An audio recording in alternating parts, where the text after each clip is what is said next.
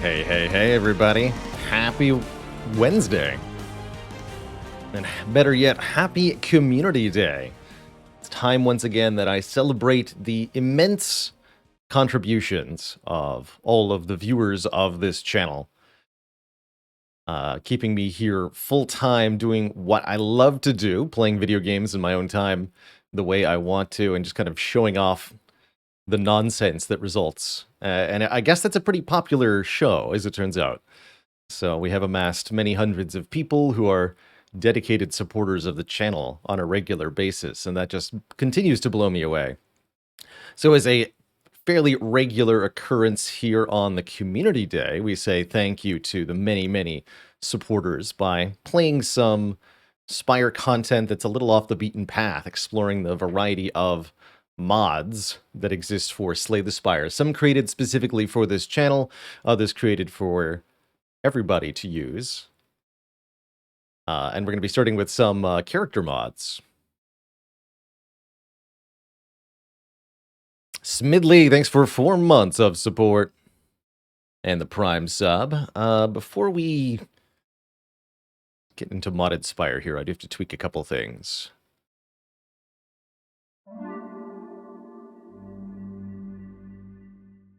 Make sure we're on the correct save file. Load up the game, switch the save file, quit the game, then boot the game up again. This will make sure that nothing breaks.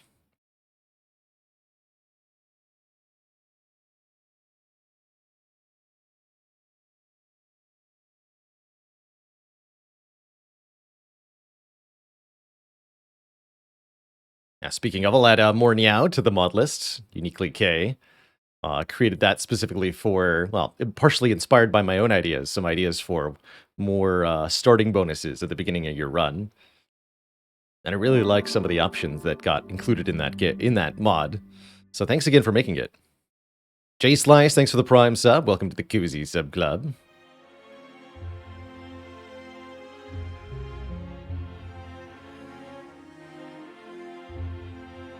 I saw the Ancient Enemies mod of Ironium on Papa's stream. I can't remember. Did you create Ancient Enemies, or was that somebody else from Papa's community? For those not aware of what I'm talking about here, the Ancient Enemies mod was recently... VM Service and Byronium made it. Okay, cool. Made by a couple of folks from Paparato's community. Ancient Enemies essentially reverts all of the different design changes that have been made to the enemies of Slay the Spire over the years. So you can play the original weird enemies that were featured in the very first early access release of Slay the Spire back in 2017. Back when the Collector had 3 minions, the Blue Slaver was in the Act 1 Easy Pool, and the Book of Stabbing didn't even stab you. It was a weird time. But it's really cool to see that preserved in some way. I've got all these locked away memories of fighting really old versions of enemies that don't exist in Spire anymore, and it's cool to see those recreated.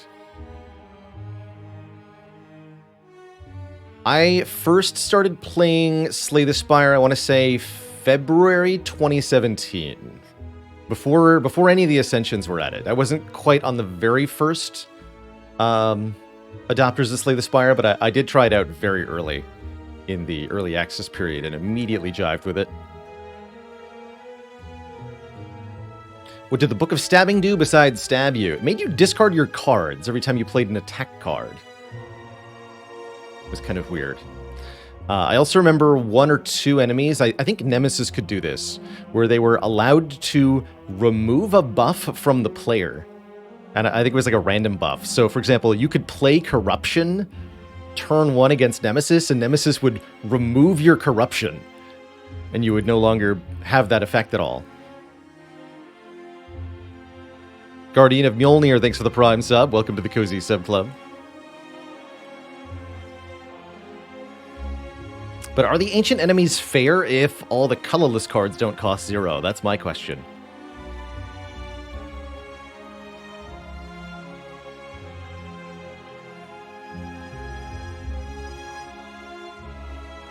Some other elites that were different. In the very first version of Slay the Spire, the only status cards were Wound and Burn. Dazed and Slime and Void didn't exist yet. So any enemy that now adds Dazed and Slime and Void added something else, usually wounds.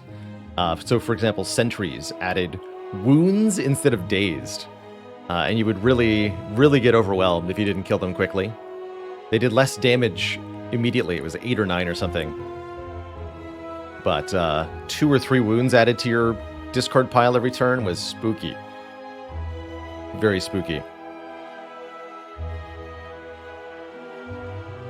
Am I saying Nemesis could remove the You Die buff from Blasphemy?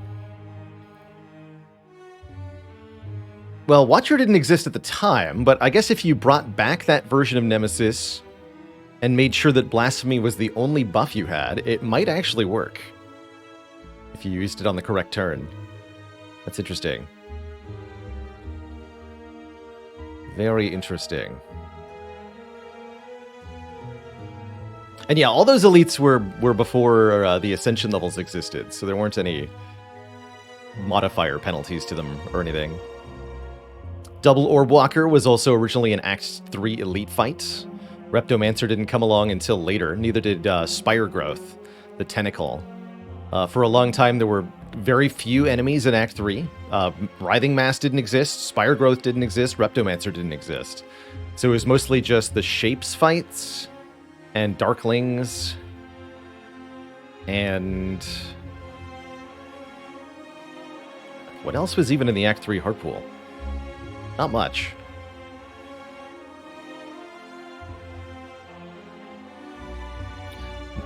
But can we experience the joy of Runic Dodecahedron? That's an important question. Whoa. Did that get unchecked? Not sure.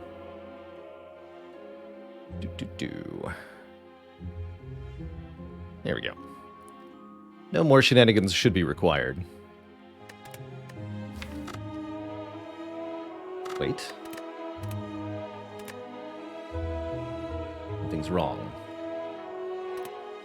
Oh, I don't think I correctly booted up with the character mods. Dang it! Alright, one more try. I see what happened here.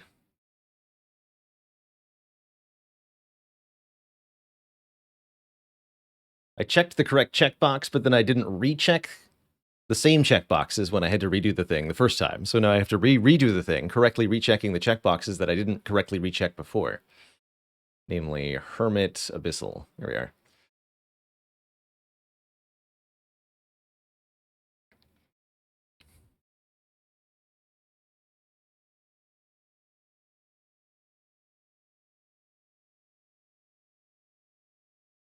Game balance has definitely come a long way since the original early access, Rhythm Prism.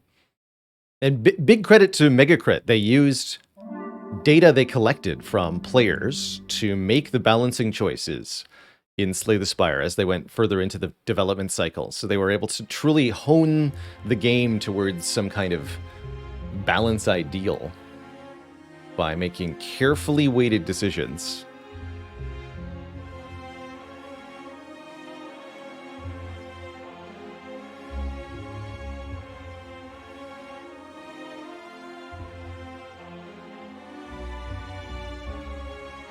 Okay, but why is the capture not working now?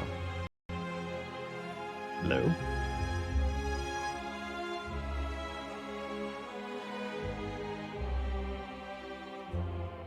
Bizarre.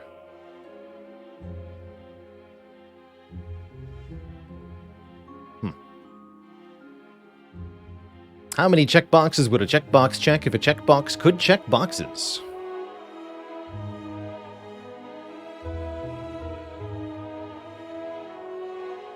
There we go. Why did that take so many attempts, OBS? That was weird. Okay, cool. I think we have everything working now. Let's just double check. We have, yes, both the Hermit and the Abyssal available. What a sound that was, dang. So we've tried the Abyssal before on Ascension 20. This is a relatively new character mod for Slay the Spire. Created by Athelion. With art by Jasparo. Adds the Abyssal, a Davy Jones-inspired squid pirate. Man. thing with the Gunsmith's Bible as a starting relic. This character is all about cannonballs and putting your cards deeper into the draw pile or something. Pretty cool character. We found the Abyssal very challenging last time we tried. Couldn't get out of Act 1. So I think we had a prediction up, or we're about to start a new one if we didn't, as to whether this run will escape the first act here on Ascension 20. Character I'm very unfamiliar with, so I don't say that I know how to play them yet. Let me just double check here if I have the which Morniao options I have enabled here. Foreign class cards. I like the filled potion slots.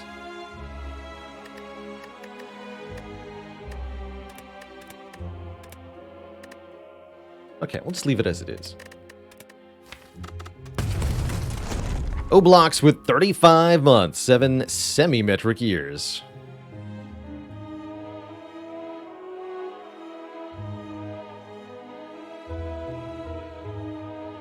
How's it going, Cat on the Oven? Watch many of the YouTube videos. Make playlists such as to categorize the runs a bit more. That's not a bad idea, actually. Kind of like tagging the runs, almost. Because if at some point you do get so many hundreds of runs that it does become hard to kind of distinguish the videos in some way. Am I going to use the relic in Act 1 this time? Yes. Yes, I am.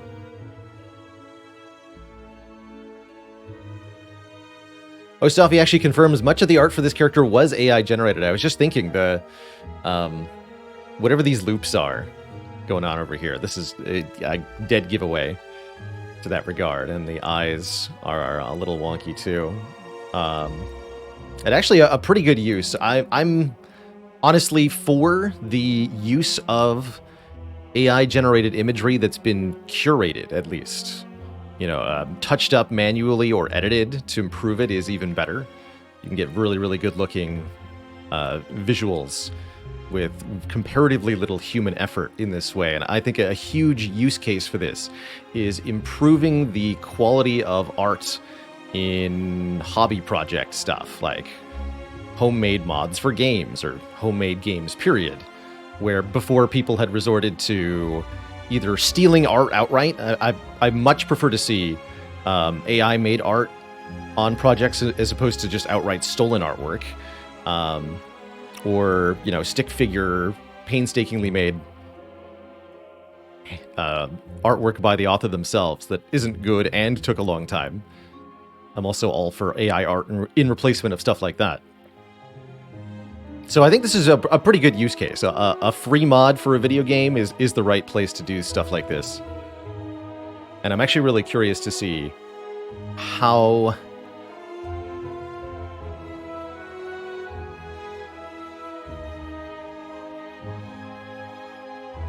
much cool new stuff we can do with it. Like how many indie projects become so much grander with the assistance of stuff like AI visuals. But it has to be curated. You can't just like pull it straight out of the AI oven and plop it on a work. You need to look for the weirdness and edit it out or refine it.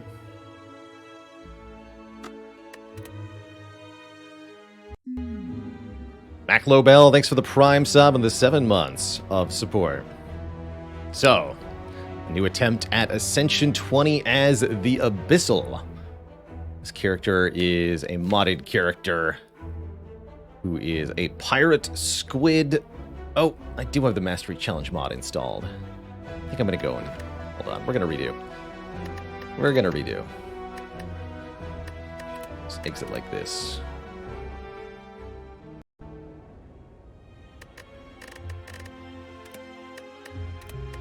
Ugh.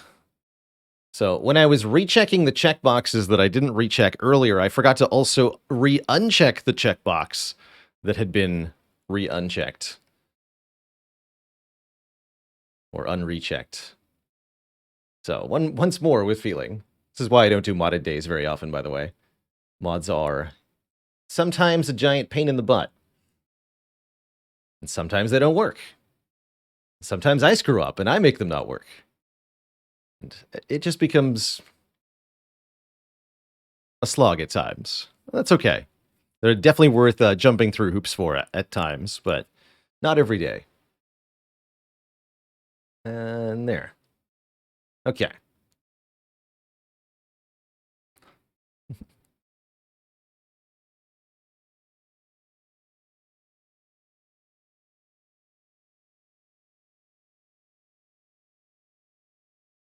How's it going, Bebek Row? To use mods in Slay the Spire, you'll need a copy of Slay the Spire on Steam. From there, you can go to the Steam Workshop and subscribe to various mods, including new character mods, which will let you try out, for example, the Abyssal yourself. Do we have an Abyssal command? Let's see. No. We don't.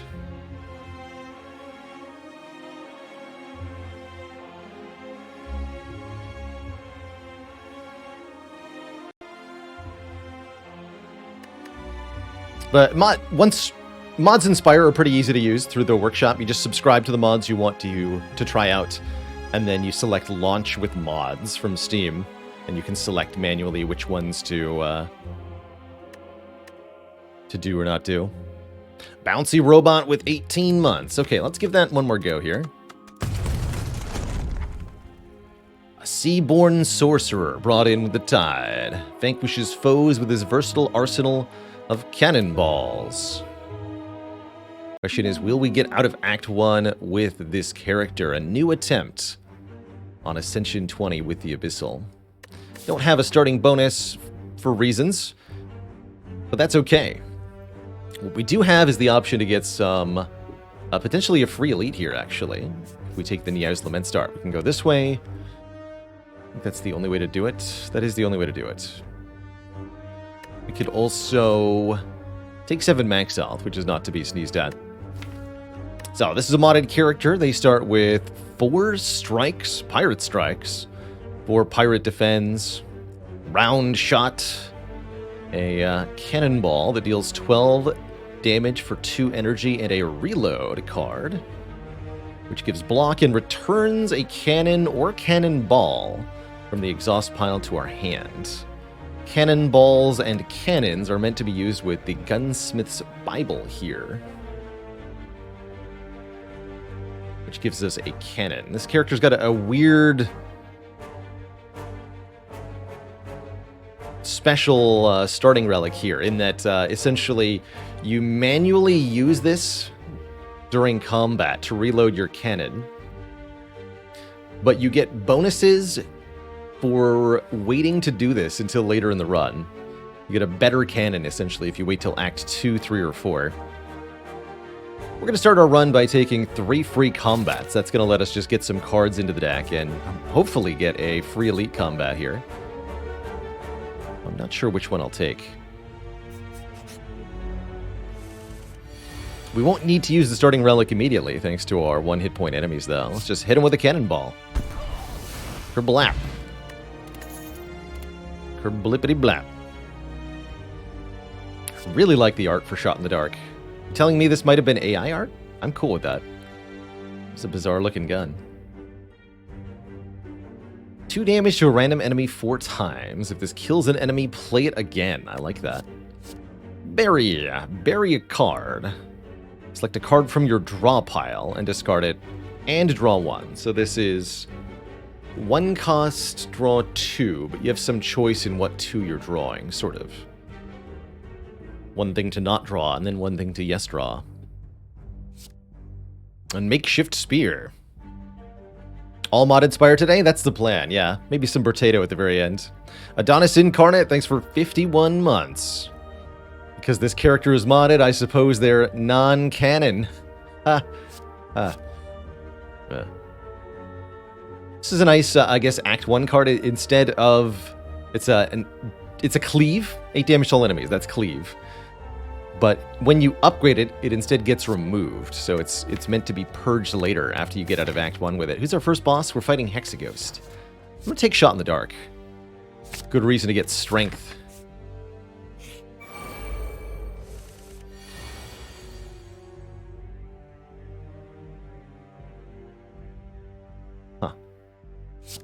I guess I block.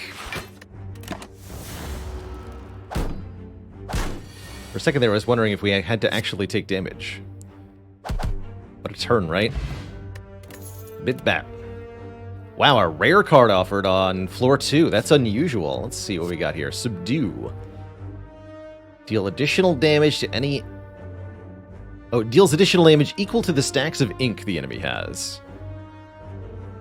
It's a damage mitigation effect we can get. Cyclone. Gain 2 block. Play a copy of this card for each previous card played on this turn. You cannot take damage while playing copies. An exhaust. So it's a 0-cost block card. It scales with the number of cards we've played. That's cool. Swab the deck. If this is the first card you played this turn, get additional block. Definitely some Magic the Gathering references in the art design and in the card design. Free block. Let's take Cyclone. It's a cool card. And let's go to the shop. These don't connect, right? Yeah, there's no connection there. What's up, merchant? Can't afford your card, but we can consider austerity. Whenever you bury a card, draw a card. That seems like Dark Embrace to me. Sounds good. Bolster Crew. The first time you play this card, lose 20 gold, but it gives you strength. Cannot be upgraded outside of combat. If you upgrade it during combat, you don't have to pay the gold. Ancient Jewel. Oh, there are cards that have effects when you bury them. Very cool, very cool. Regular Headbutt. Can't go wrong with that. Riposte is kind of neat, too. 6 damage, gain an energy back. It's like a free attack, but not quite. And card remove is here. Can you play Bolster Crew if you have less than 20 gold? That's a great question.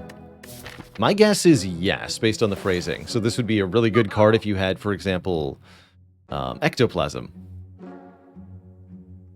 It's also only the first time that you play it, so you can play this card multiple times during a combat. And that does make shots in the dark do a ton of damage. So I'm thinking we purchase this on sale and purchase a card remove as well. Yeah, it doesn't have exhaust. So again, you pay 20 gold, then you can play it 1 time, 2 times, 3 times. That sounds like a really good way to get past Hexaghost, especially. More than happy to pay 20 gold for that. Sure. And if we can find a way to upgrade it mid-combat, we don't have to pay the 20 gold. Also note that. Let's see. Do I remove a strike or defend here? I think I'll try removing a strike. Let's see how much I regret that. Ho ho! Hello, adventurer! The most fulfilling of lives is that in which you can buy anything. Do you agree? No, stinky serpent. The most fulfilling of lives is that in which you can punch anything.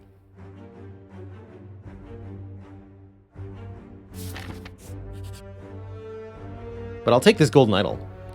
That sounds nice. Just lose 7 max, go to 64 out of 64.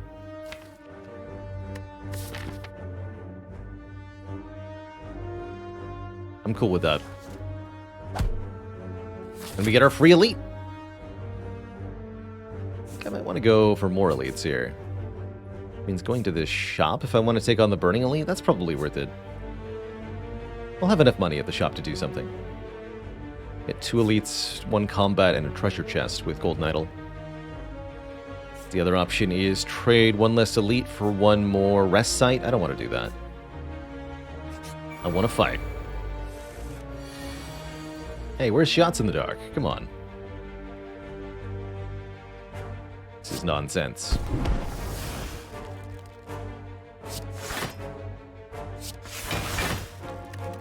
Neat.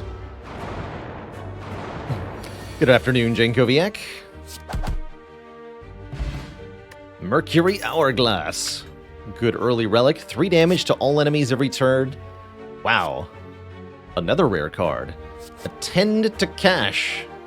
I love this guy. Bury a card and then dig.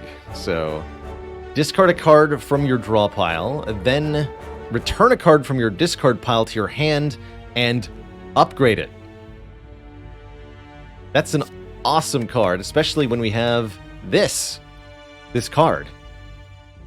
This is a great with Bolster Crew.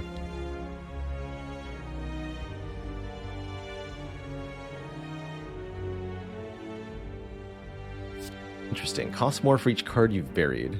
It's a good early game attack. Ghost of Blackbeard. Upgrade it permanently? No, just for the fight. Kind of like an armaments. Just for the fight.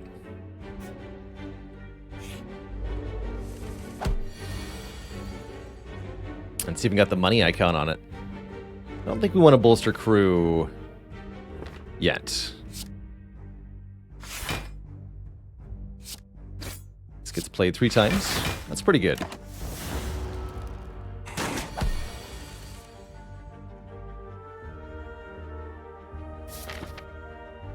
But am I going to use the Relic in Act 1?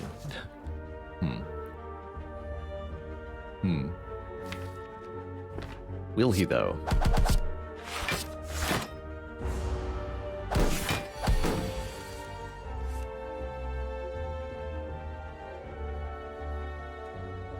Let's see here. So, bury a card, then dig. So we get Bolster Crew Plus into our hand. It gives us 3 strength. I like it. I like it a lot.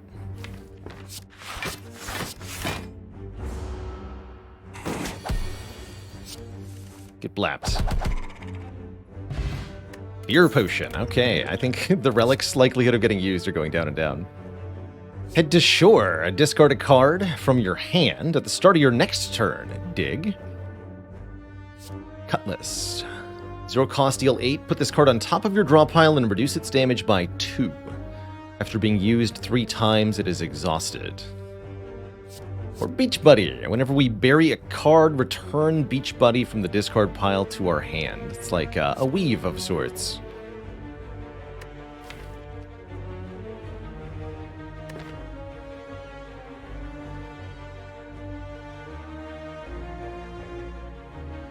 I think I want the Beach Buddy. Especially if I'm getting strength. Yeah, let's take Beach Buddy here. I want a buddy. Can you really go on an adventure without a friend? Exactly. Exactly. Oh, but it's only from the discard pile, right?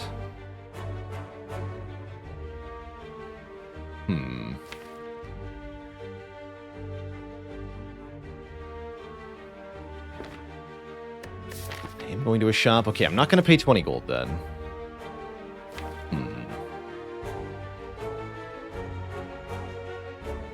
I need to, don't I? Yeah, I do need to. Shoot.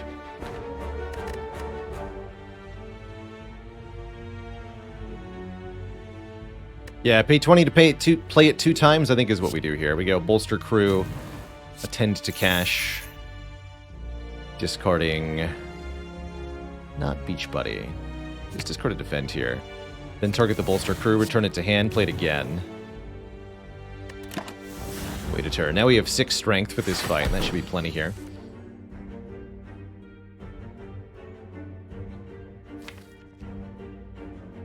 Okay, that's a pretty good turn next turn. Do I want to Fear Potion to try to kill without taking a hit here? I think we want to keep the Fear Potion. Well, we're actually relatively likely to get 2 more potions, aren't we? Alright, let's just go. Let's hammer our point home here. Observe the damage.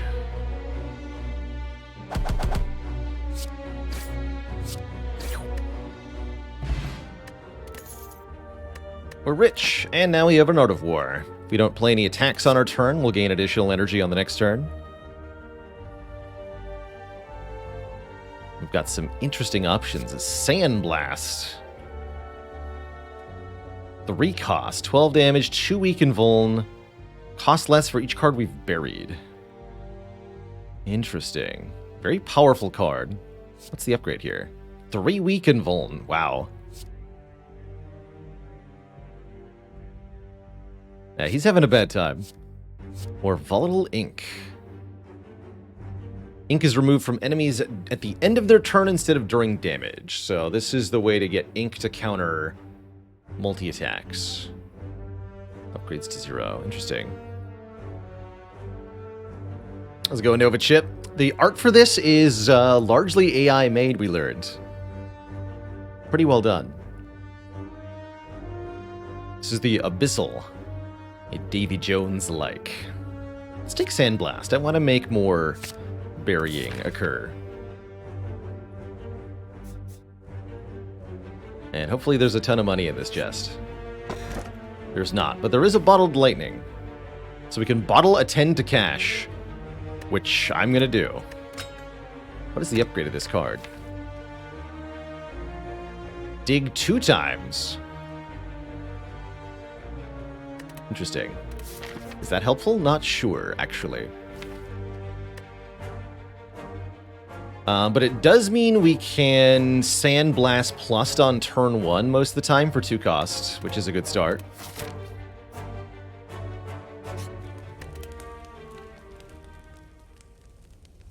He's a Davy Jones looker. Oof.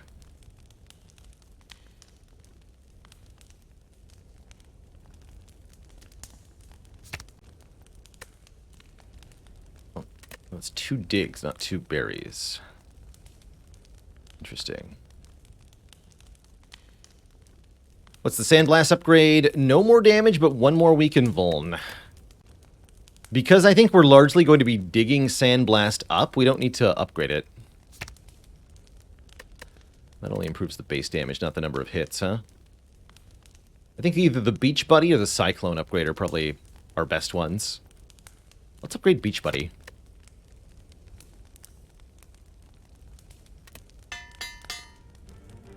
Initially. We'll upgrade the dig card pretty soon as well.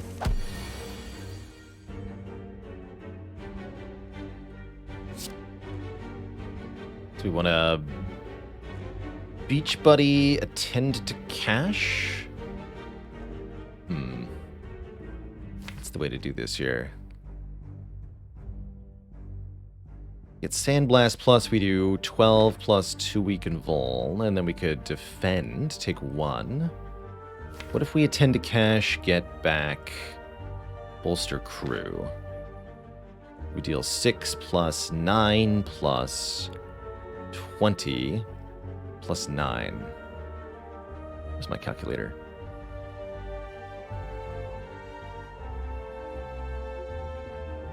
$44 damage. We're 4 short of a kill if I do that.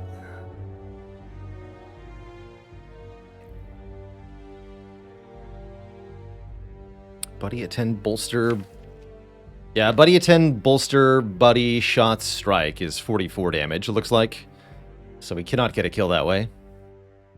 How's it going, T-Pope? This is indeed a modded character called the Abyssal. Let's see. In that case...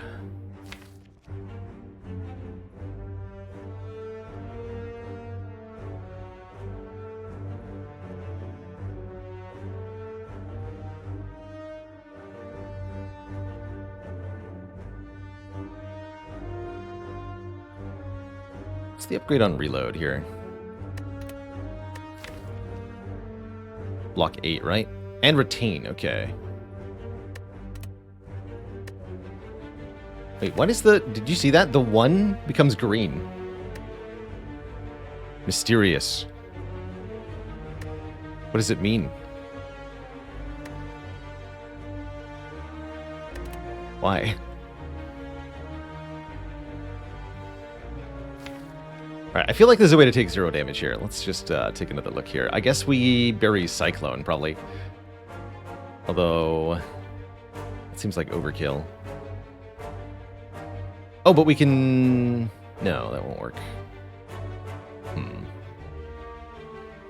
also just bury a defend. Play defend, Beach Buddy twice, shots of the Dark Strike. That's fine. Okay, let's not overthink it.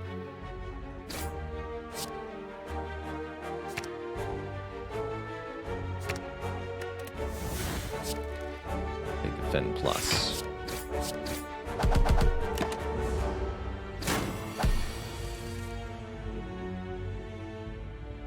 quite enough to kill, though. Not going to be playing Bolster Crew here. We might be able to get a kill with the Starting Relic. I think we can actually only deal 9x2. Leave him at 1 if I were to use the Starting Relic.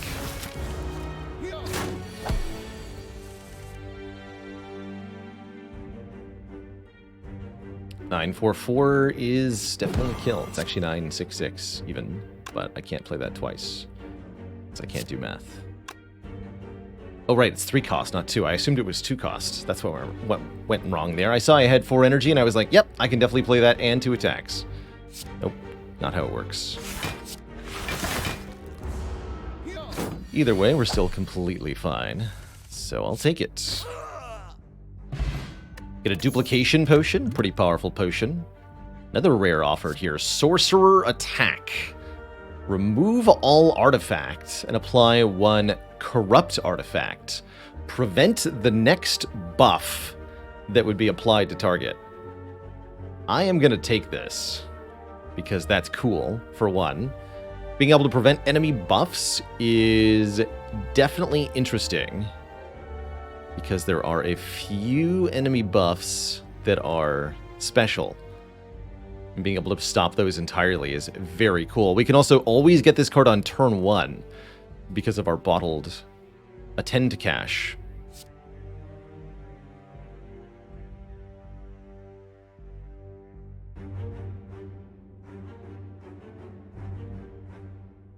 So which buff would be cool to stop? You can stop the heart from gaining artifact in the first place. If you use this on heart initially, that's what happens, is the heart fails to gain artifact the first time.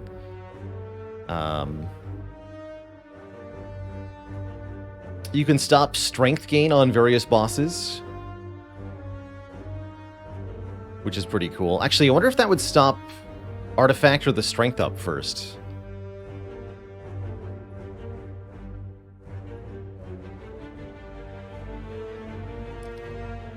Can you prevent the regaining of strength after Dark Shackles? Oh man, that sounds hilarious. We definitely have to get Dark Shackles then.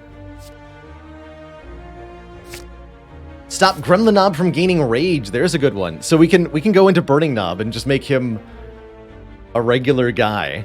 Let's do it.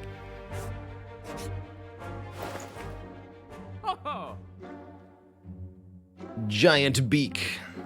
Apply vulnerable, then deal damage.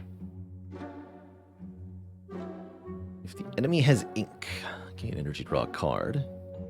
Genetic Splice. That's a really cool art. Remove ink, gain dexterity.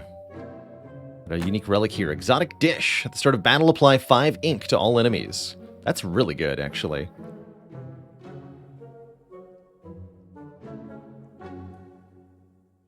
Whenever you use energy, gain 1 block for each energy spent.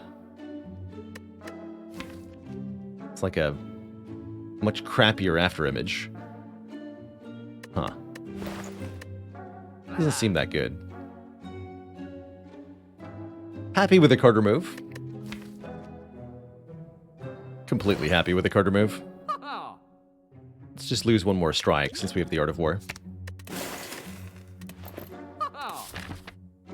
Would that be affected by dexterity? No, it should not be. Not even Gremlin Knob. Disappointing, man.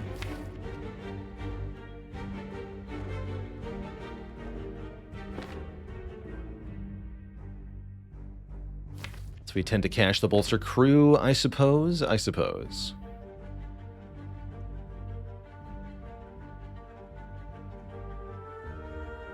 Currently have too much health, so it's fine to lose some.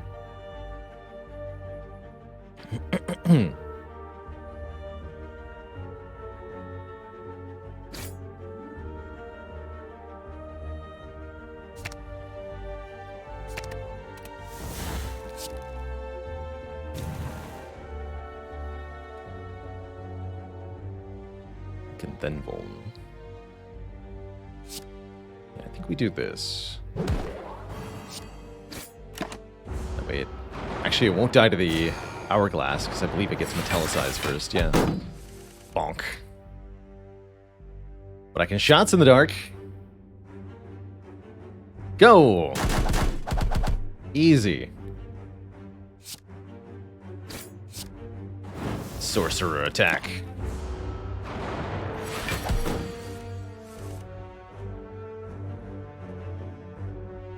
Exhaust pile.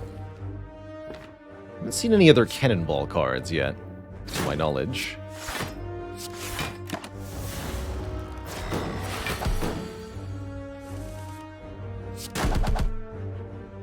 Beautiful. We get Ginger, making us immune to weaken.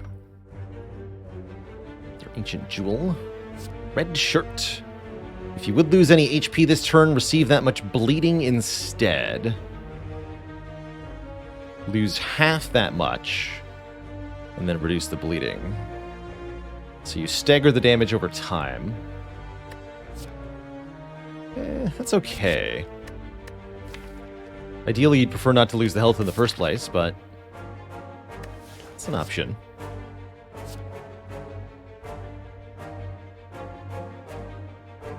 Yeah, we could bury Ancient Jewel turn 1 if we wanted to. Don't know why I would do that.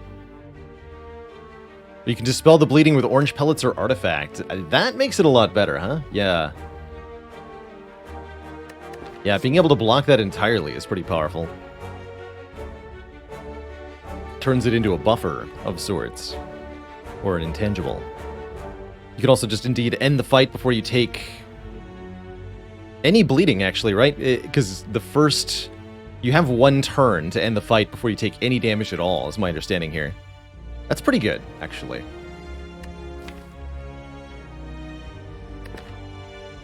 I don't know, I'm not sufficiently convinced. I want to see more berry effects. Currently, we don't have access to a lot of those. I'm going to skip all these. Pretty happy with our deck going into Hexaghost here. I said I was going to use the Relic Act one, the starting relic, and I was a dirty liar, by the way. I'm not going to do that. I've got more important things to do.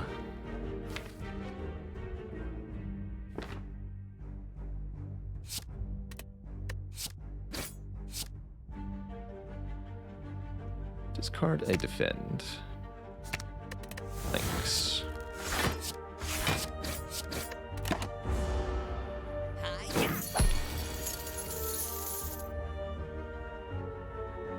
Not quite. Bummer. I could bolster crew Shots in the Dark Sorcerer attack to kill this turn. So I pay money, lose money to the looter to save health. But going into Hexaghost, I don't need more health, so I'll just take 11 here. Or actually take 8 here, even better.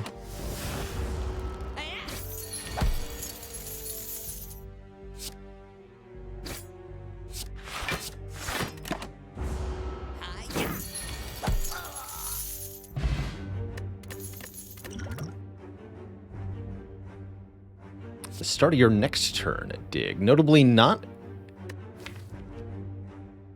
That's not Berry. That will not activate Beach Buddy. That will not make Sandblast cheaper. This is interesting. Additional damage based on the energy you've spent this turn. That's pretty cool as a concept, especially since you've got cards that refund energy. Makes them better.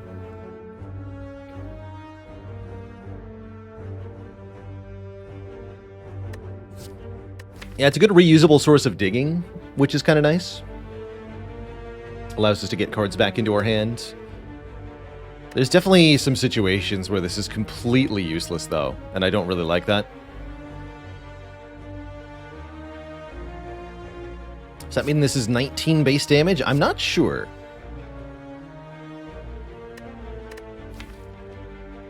If it's 19 or actually just 5.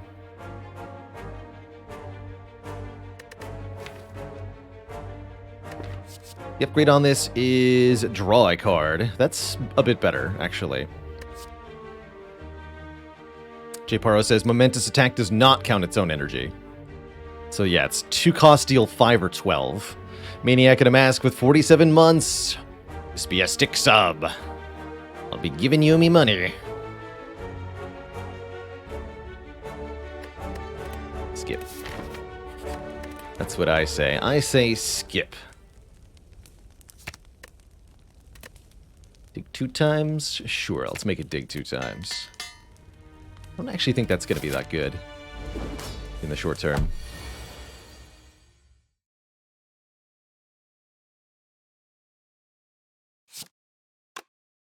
And like, what am I digging? Strike?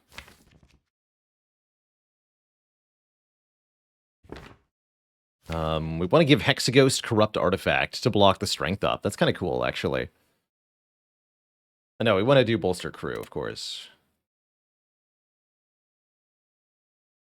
So I could do Sandblast, Bolster Crew. Cool. So we're, again, not actually benefiting from the additional dig here. Does not seem like a very good upgrade. At least not when it's bottled.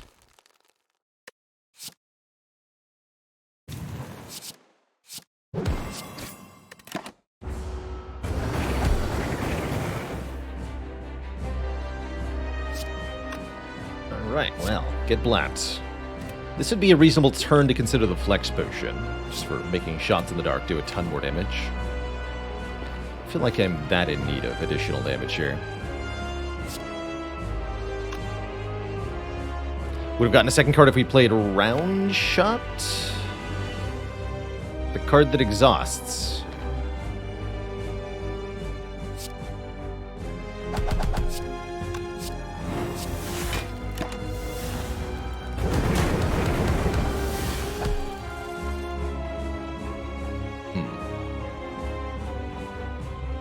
Well, Art of War is here.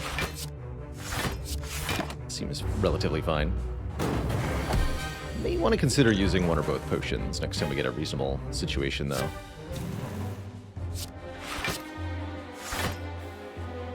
Gotta use that round shot next time we see it, perhaps. Sandblast is just bad. Maybe we dupe Sandblast. Or maybe we don't play it at all. A little unclear here. Should have used Shots in the Dark when I had a chance. That said, I think we're fine. I think I use just the dupe pot on Sandblast next turn. Sounds good. We do tons of damage, tons of weaken vuln, and I can block with Cyclone. We're not even getting attacked next turn, are we? I don't think so. Okay, this is fine then.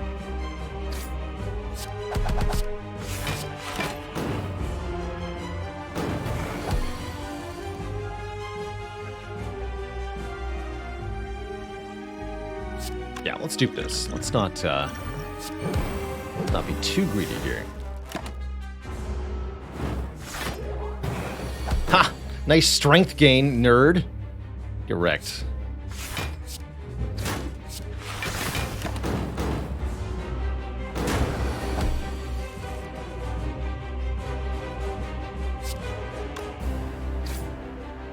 This does 27. This also does 27. Let's go round shot reload. Which brings back the round shot from the exhaust pile. Kerblam. The Hexaghost is down. We've made it out of Act 1. And I do get a better Gunsmith's Bible. I'll be doing that shortly. Retaliation. If the enemy intends to attack, deal damage equal to the intended damage from that enemy. That's pretty good. Generally, enemies do a lot of damage in this game, so you can hit them pretty hard with Retaliation. Upgrades to 1 cost.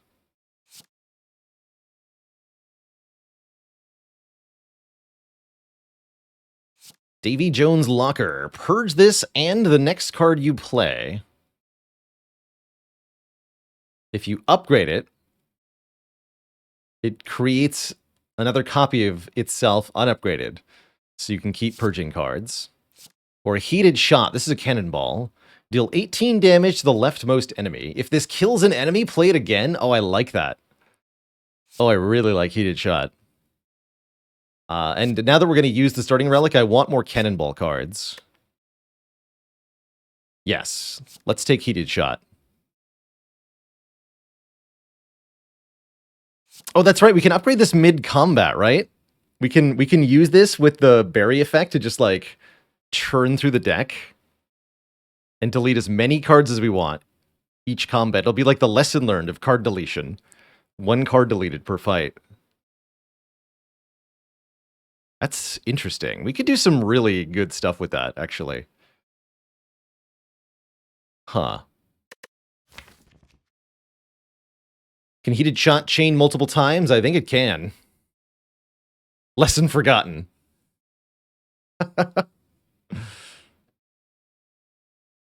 There's not that many removes that we want, but it would be nice to just delete this stuff. Although if we draw it in the opening hand, it doesn't work that way, right? It's actually not that consistent. I'm going to take the heated shot. And yes, you can't play curses, so you can't purge curse cards in this way. Ooh, Snecko Eye, Busted Crown, Black Star, huh? Interesting. Sandblast and Heated Shot like the Snecko Eye. Most of the rest of the deck does not. Busted Crown makes it hard to find other cards. I really don't like that. Blue Candle should allow it to work, although note, I think Ascender's Bane's special text will probably still apply, so you wouldn't be able to remove Ascender's Bane in this way. I think we take the Black Star. We've got really good potions for Act 2, and I'm planning on absolutely donking things with Heated Shot. I think the elites of Act 2 are going to get obliterated by this, and the Book of Stabbing gets obliterated by this. Cool. Let's take Black Star. That way we can amass more relics, as a pirate should. Hoard treasure. Alright, can I... Yeah, there we go. Silver Cannon Trinket. So this says, at the start of combat, add a cannon to your hand. Cannon card says, your next cannonball card is free, and all enemies are vulnerable this turn. So we make Heated Shot 0 cost, and we make all enemies vulnerable, which means this will absolutely just kill everything.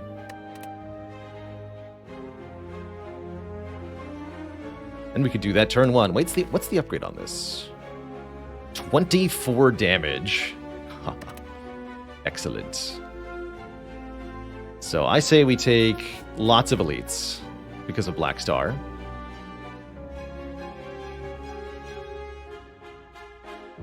Early shop for, I guess, another card remove? Sure, why not? Momokusing with 2 months. Hi. Yes, the starting manual, because it was such a weird way to do it, where you have this book that then turns into a different relic, and then that relic gives you the information you need. Bizarre, really. Let's start this way, I think.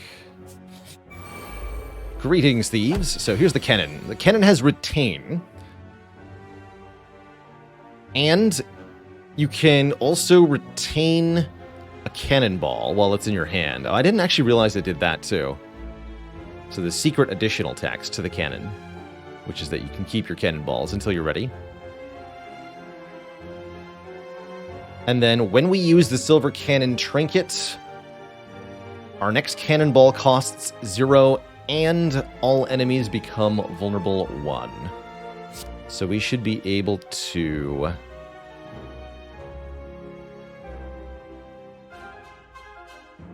do the following, quite frankly. Actually, wait, will this work?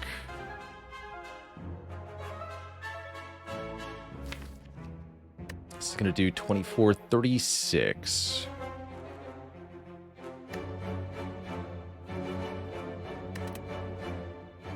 Will not be enough on its own.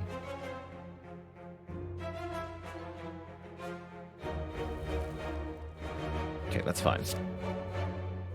Very heated shot. Dig Heated Shot. So now we have a Heated Shot plus in our hands.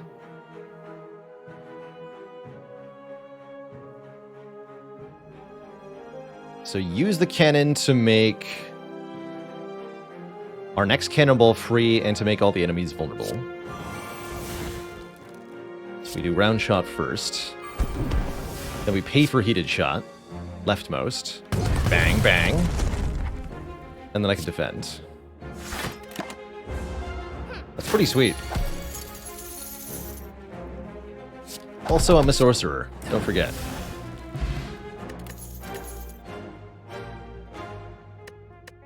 Distilled chaos. Dig! I'm here to dig. What is this? Ah, curious. This could be fun, too.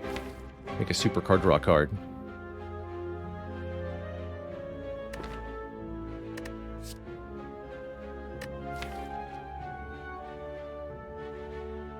No, it's berry that we want, though, not dig.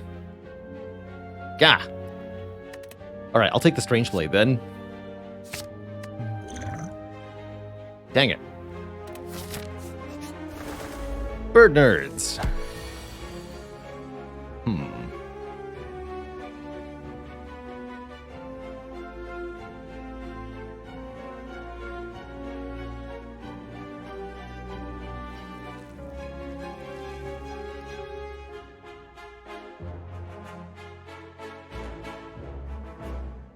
I think we do something similar to the last fight where we get Heated Shot into our hand again and make them all vulnerable.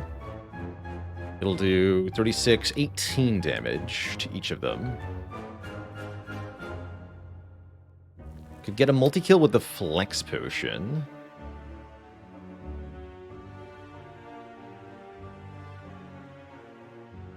Do Strike Round Shot Cannon. Take 6. Is there a better line than taking 6?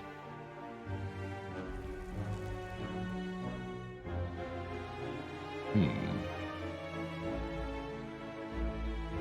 guess just defending twice is... Take 5.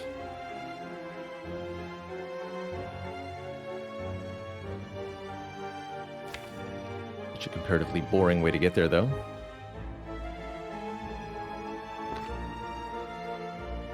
Try doing Shot in the Dark, too.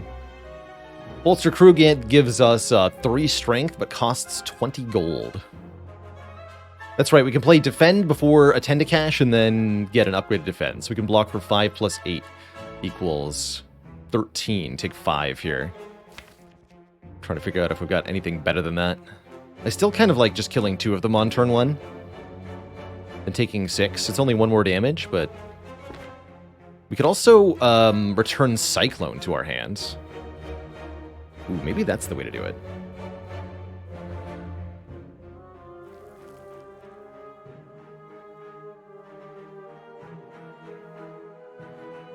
Yeah, actually, we can full block pretty easily now that I think about it. Cool.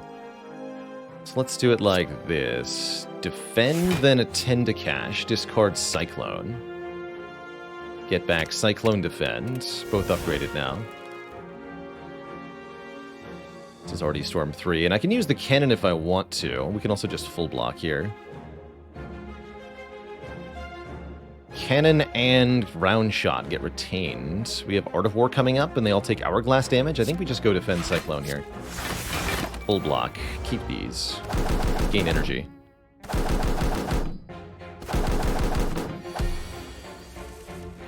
Perfect. Now we're talking. Okay, make them all vulnerable.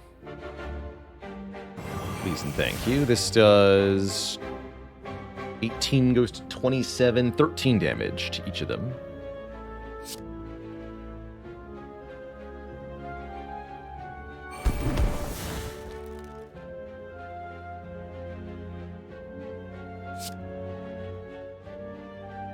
I want to get all 3 of them.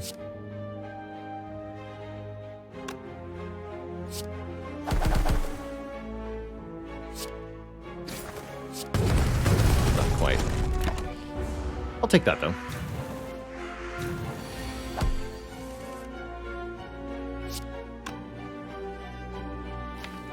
Bit of a bummer turn. Taking 7 here? Oh well. Nothing I can do now. Only previous turns could have changed this outcome. So it goes. Pretty happy to get through the fight without using any potions. 6, yes, okay. Another beach buddy is here. Momentous attack and riposte. Still don't have very many berry effects, so no. Let's continue onward. There's a berry effect. Bury a card, draw a card. I will probably purchase that. Although, will I, when I can buy a toolbox to give us a colorless card on turn 1 of every combat? There's also a new potion here. What is this? Island potion. Bury and then dig. That's a really nice effect to have in a potion. Good potion. Yeah, toolbox, my beloved. You know what, toolbox? You can come.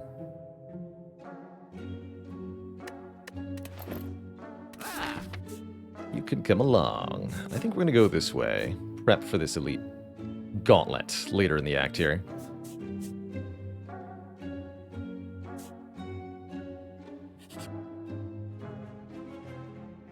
Anyone for a ritual dagger? Ritual dagger with a 10 to cash. Pretty strong, actually. That seems pretty good.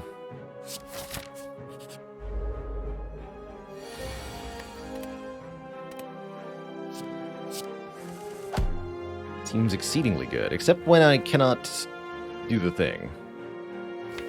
Huh. Guess that's why we need the discard a card from your hand thing, huh? Bummer.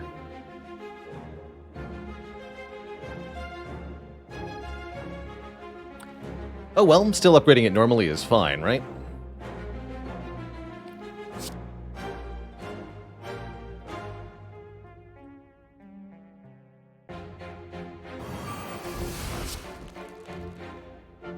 Might go for the Mystic kill here. Shots in the dark, what do you say? Actually, wait, no. We're not using shots in the dark. We're using cannonball, cannonball. Swift strike. Swift strike. Ritual dagger. Let's do a 10 to cash, heated shot. Return heated shot, swift strike, both upgraded. Play swift strike plus. Play heated shot plus. Reload the heated shot plus back into our hand. This is going to do what? 22 plus 36 equals 58. So yeah, let's heated shot. Blap, blap. Wait, I don't have energy. I'm a fool. Alright, I'll be back. Thought I had one more energy in my hand somehow. Not how it works. Yeah, we'll be back.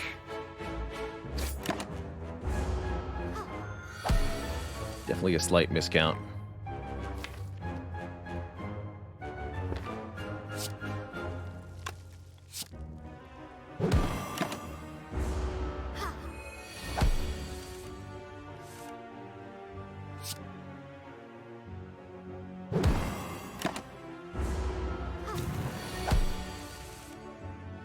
Mystic is no threat on her own, thankfully.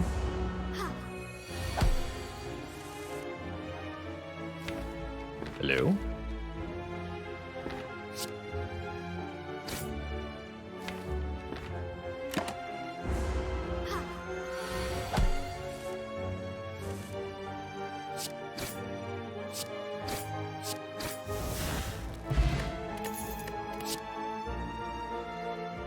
Mercenaries. First time you play this, lose 15 gold. Upgrades to 26 for 1. Gotta pay for it, though. Lower defenses. While this card is in your deck, its associated Predator card will always spawn in non-boss card rewards that have at least one rare. What? When the corresponding Predator card is added to your deck, remove this from your deck. So the idea is we're luring a specific rare card to the deck. Electric Eel. Draw a card and gain an energy. When you bury this card, play it. Interesting.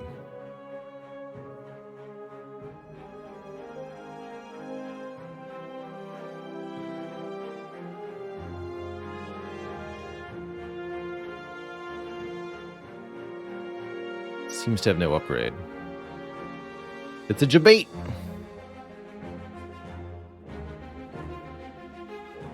Electric Eel seems good with what we're going to do. Let's try this. Just got to make sure we actually take the eel when it's offered. I'm still okay with the current potions going into the elite fight, too. We are going to get 2 relics. I might need to rest. Any upgrades that really, really matter? I mean, Ritual Dagger's okay, but we can mostly use the Attend to Cash to get it, right?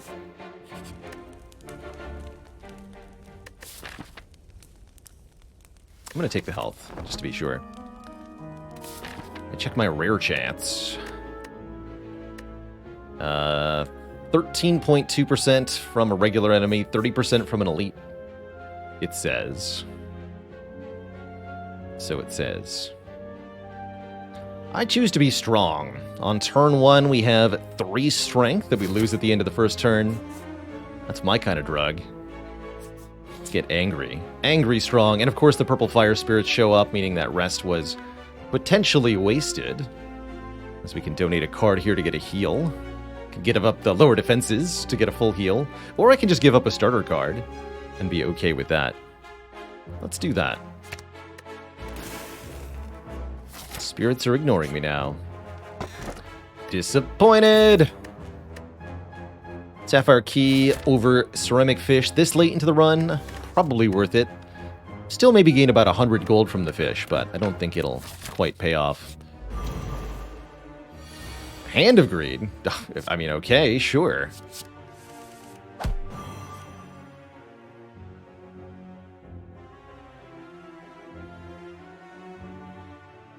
How could I say no? I mean, really.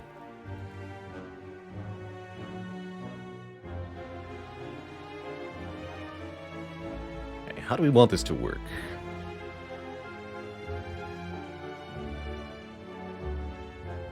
Yeah, both Hand of Greed and Ritual Dagger. That's right. And Heated Shot, which also wants to kill an enemy. It's quite a turn, that's for sure. So we can use the cannon to make them all vulnerable, which I'm very glad I waited to Act 2 for. Here's where it really pays off that we did that. I could play Heated Shot, then return it to my hand and make it 0 cost with reload. I could do some hot nonsense for sure. For sure. I'd also like to Attend to Cash to get Ritual Dagger upgraded into my hand, though. I think that's what I'm going to do here. Any other card I need to play before we do that?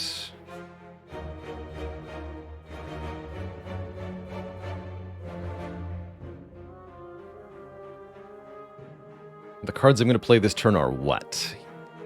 Heated Shot, Hand of Greed, Ritual Dagger. That's 3 energy. Okay.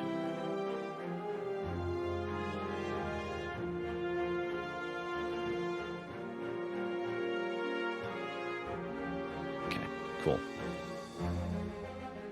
So I think we're not going to get the kill with Hand of Greed. What I'm going to do is kill this slaver with... hit him with Hand of Greed, then Heated Shot to do both of these, and then kill the Taskmaster with the Ritual Dagger. I think that's what we want to do. Since Heated Shot always hits the leftmost enemy, I can't get the red guy in the back. But we can kill the other 2 on turn 1. That's pretty good.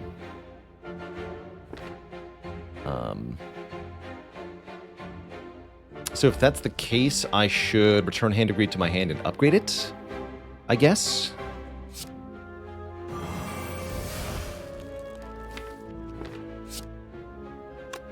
It's 34. This does 31. The dagger is going to do 27. Actually, more than that. 30. 31. So yeah, we definitely kill the middle guy. No problem. We'll take 14. Sounds good. Okay, yeah, let's do that.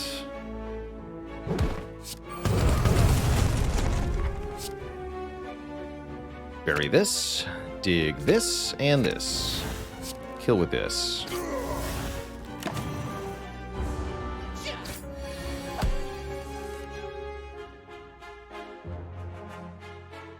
You don't have any buffs, to my knowledge. You do a lot of damage to you, though.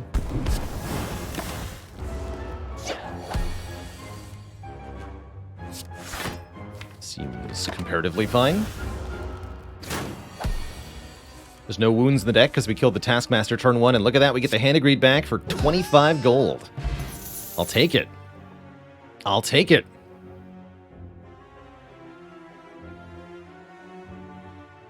Minus 50 tier item. That's amazing, Hiriaz. Glad to hear you've been enjoying Slice and Dice.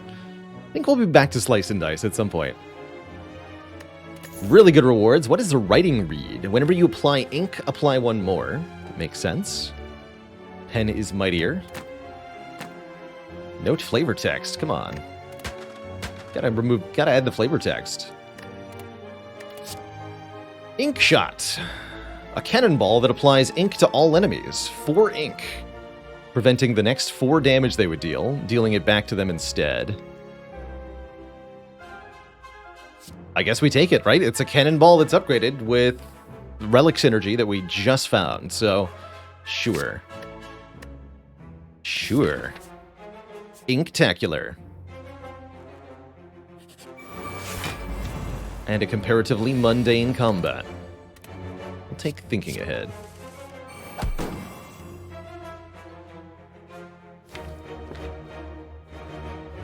Thinking Ahead is cool, actually, because it could let us discard things more correctly here. Don't have to dig 2 cards, that's nice.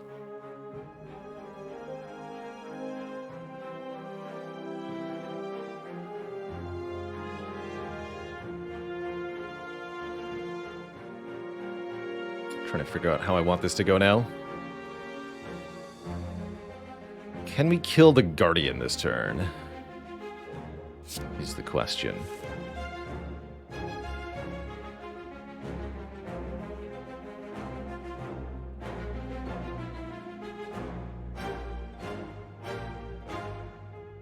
We can do 15, 13, 26, 14. Wait.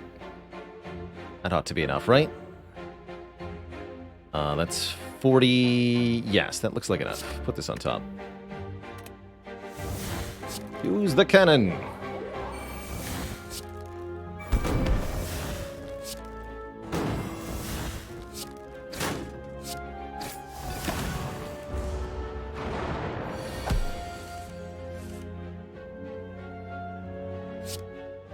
Blah.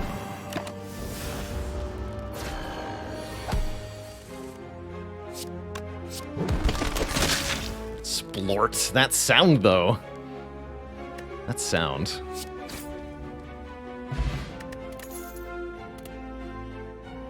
Can have more splort. Extra splort. There we go, full mod. Let's turn down the effects volume a little bit here for this character. Go down to 15.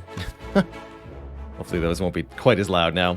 Kisak Tab, thanks for 15 months and the Prime sub.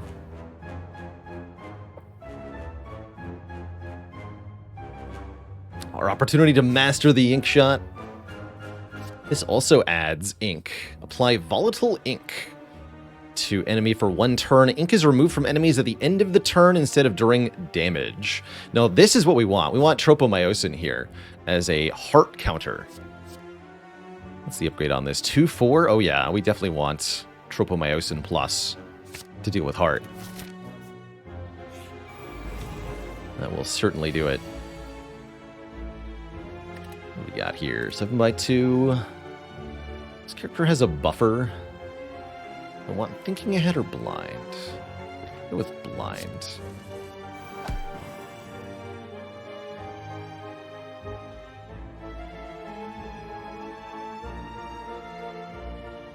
We don't want to attend to cash the Ritual Dagger this time? I guess not.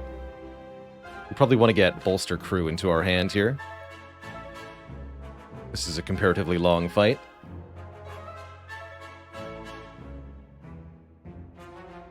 Kalahard with the 5 months. Thank you for the support. Glad you like this character. And Bazinga with 9 months. Twitch baby get.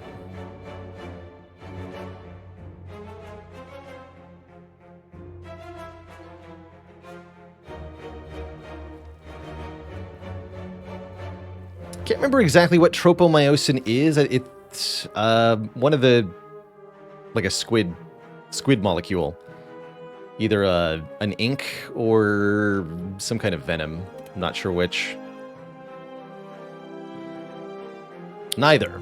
Osprey says it's a protein involved in the contraction of muscle and non-muscle cells.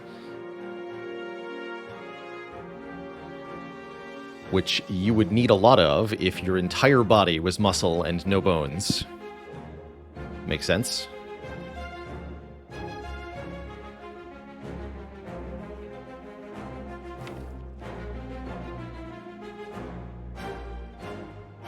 So maybe we just get Tropomaios in turn 1. Yeah, that's what we do. We make the book stab itself. Excellent. And we might as well Strange Blade to get that upgraded too. Am I going to cannon this turn? Yes.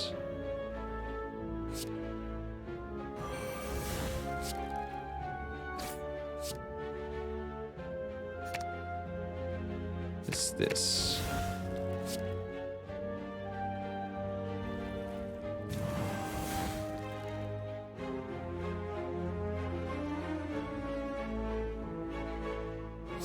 So we can draw 3. Or I can sorcerously attack it. Splort. Curious whether Buffer or the ink kicks in first. I'm guessing Buffer will be lost. Actually, no, it says we're taking 0 and dealing 6 back, actually. So it sounds like the Buffer will get kept. I like that icon is there. I guess go Sorcerer attack. That's right, poke yourself in the face. Easy. Cool. Oh, I can get Cannon back. Oh. Oh, I see. That is a good relic. I thought I could only get cannonballs back. No, I can get cannon. Very strong.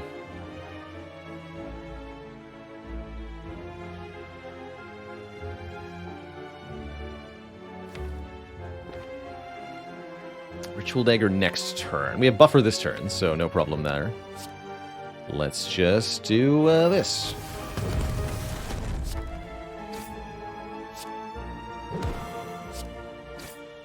Kill you next turn with the dagger.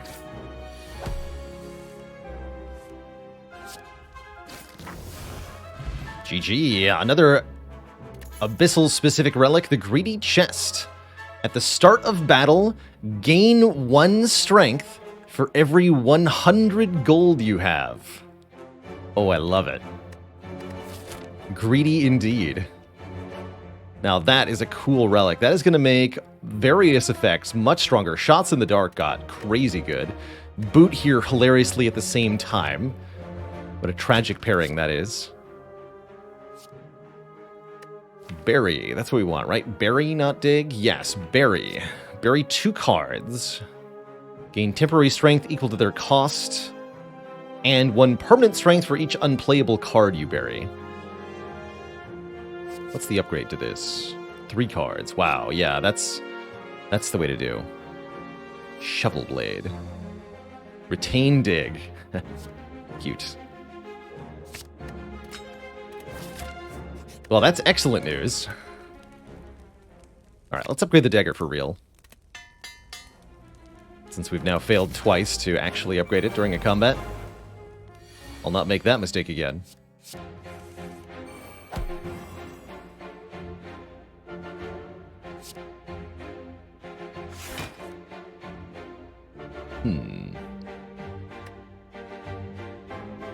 Well, it's time for you to get inked, I'm afraid.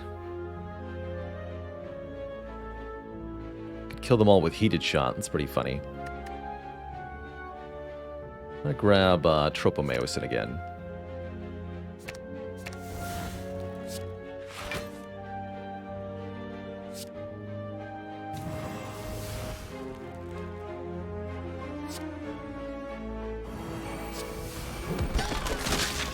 Splort.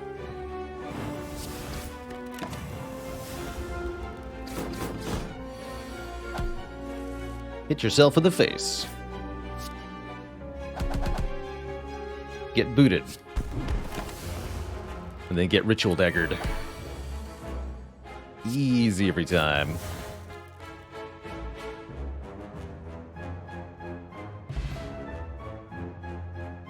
Shuriken will get us even more strength if we play 3 attacks in one turn. Frozen Egg will upgrade any powers we should find, like Volatile Ink. Next turn, dig X times. That's great.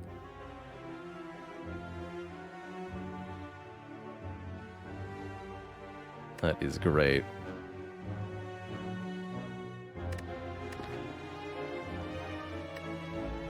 Let's take Volatile Ink plus. Gotta grab more ink effects. And I think we just want to upgrade this normal-like? Probably. Have we won with Abyssal yet? No, this is our best attempt so far with this character. Looks like we're going to do pretty well.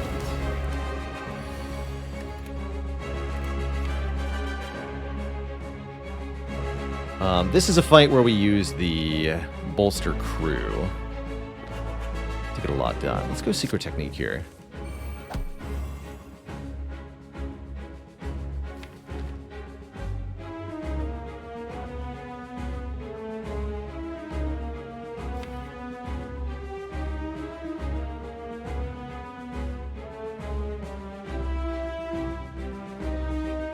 Secret Technique for Jettison.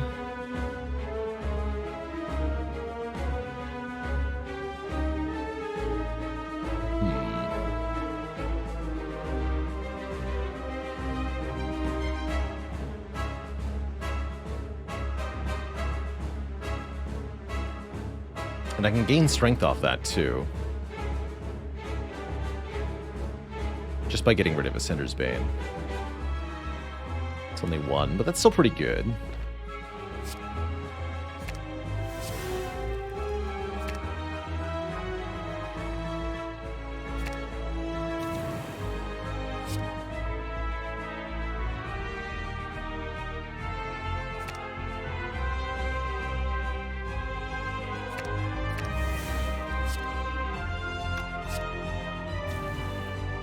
Now, super good. We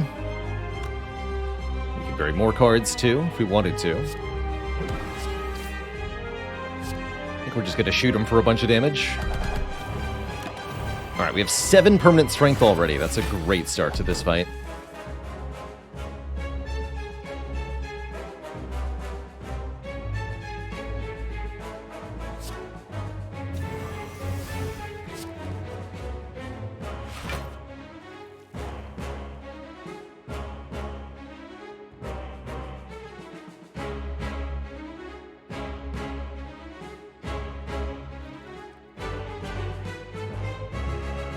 Got 5 ink.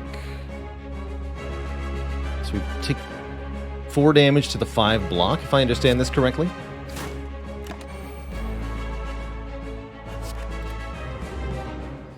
Yes.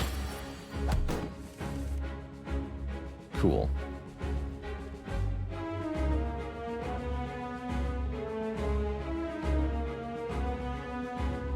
So this will prevent Champ from gaining Metallicize. It's rather interesting.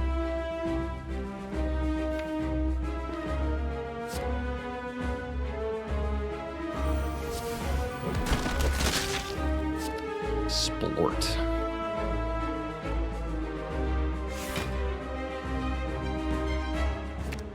Let's return that.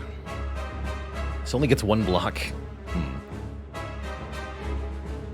Guess we're gonna lose the buffer here. That's fine.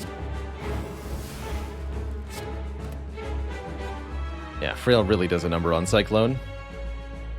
Might as well do this then.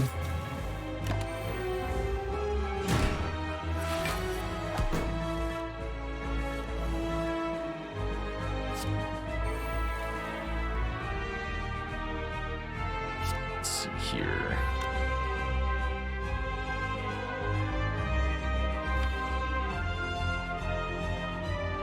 We may wish to wait a little bit here. Got pretty good offense in my hand, but we can't really follow it up with a whole lot. Gonna wait.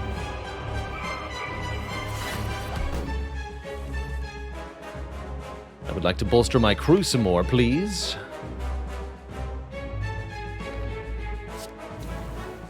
Although we are going to take some pretty serious damage from Champ doing this. Don't like that part very much.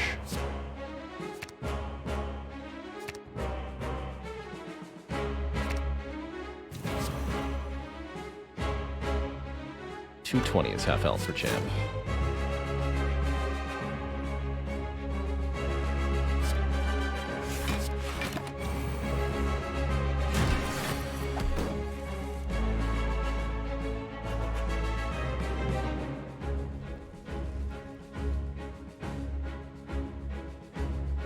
This is a pretty good time to go.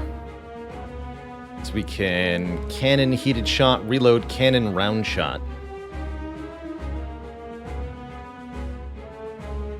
Although I can't play Sandblast if I do that.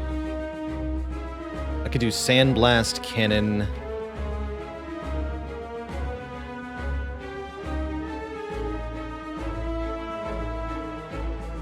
And heated shot, I suppose. Definitely need to kill the champ soon here. Am I correct that he's not going to gain any strength? Because of our corrupt artifact? That's interesting. Also just Vuln Pod here. Doesn't feel like it helps much.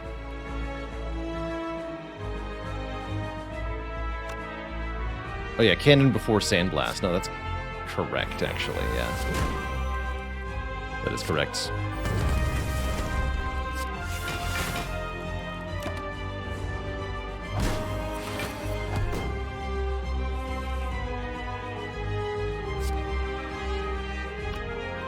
This does 21 by 4. We might just want to use the Flex Potion to kill. I do have Ritual Dagger coming up. We could absolutely die if we brick, though. Although I'd love to land Ritual Dagger here. I don't think we should risk it.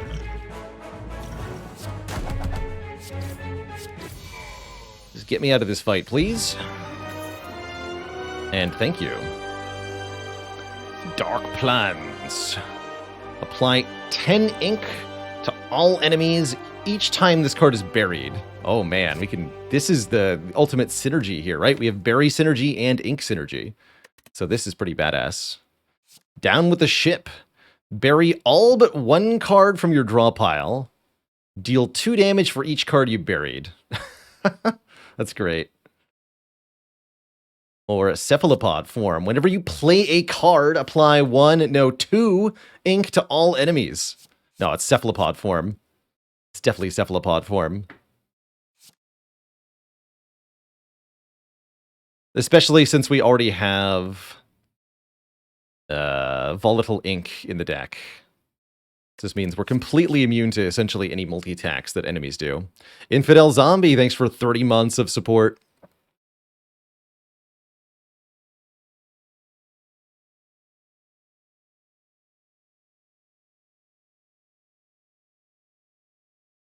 This is pretty expensive, though. That's true. The Dark Plans might have a similar effect with a much cheaper... What's the upgrade of this? Oh, the upgrade can be played manually. Oh, I see. So it actually... I don't think it happens when you bury it. I think what happens is you have to upgrade it mid-combat. Then you can play it. Ugh. Let's take Cephalopod form. Runic Pyramid form.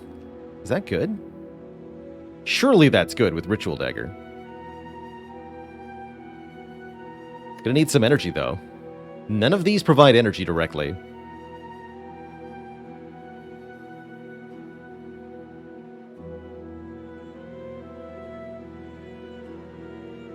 But we do have Art of War, and that counts for quite a lot.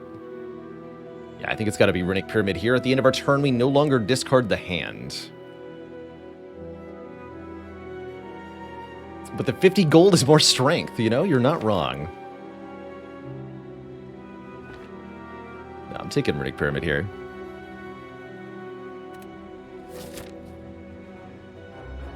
I can bury Dark Plans 5 times and watch as Heart kills itself. Yeah, or I can play Defend 2 times and watch as the Heart kills itself with Cephalopod form.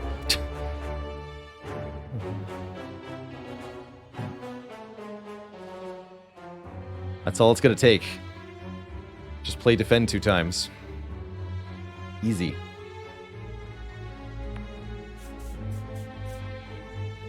Guess we do something like this. 2 elite path here. I may or may not go to a shop because of the greedy chest. 1 strength for 100 gold is a really good deal. Like, buying a strength relic is a loss, for example, if we have this.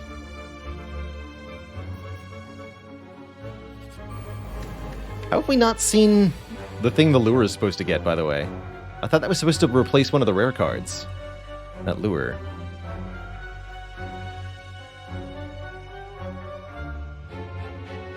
Non-boss card rewards that have at least 1 rare. Okay, so we still haven't seen a non-boss card reward that contain a rare. I see, that's what happened. I understand.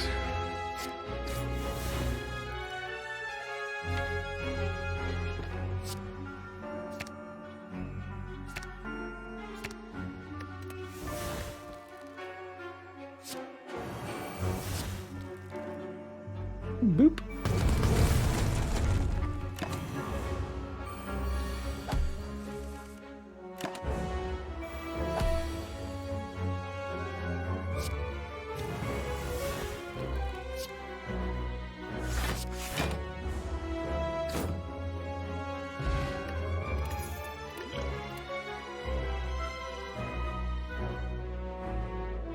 And a dad joke for Scavito.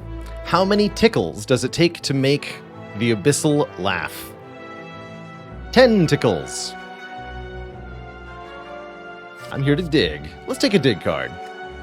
Get something out of the discard pile and upgrade it. Definitely some use for that.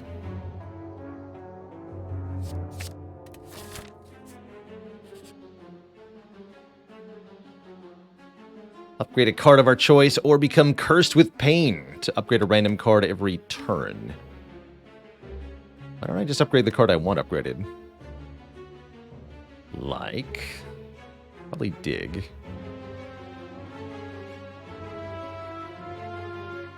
Upgrades to retain. 16. Jettison's also a pretty good upgrade.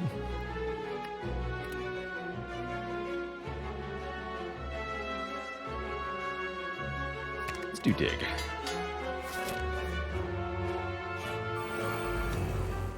Dorklings. Attacking for quite a lot turn 1.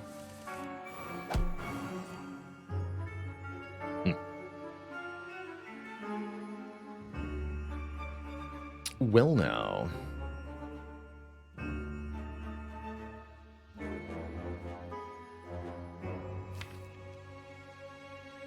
45 per. So I could kill them all with a heated shot. That's not what I want to do, though.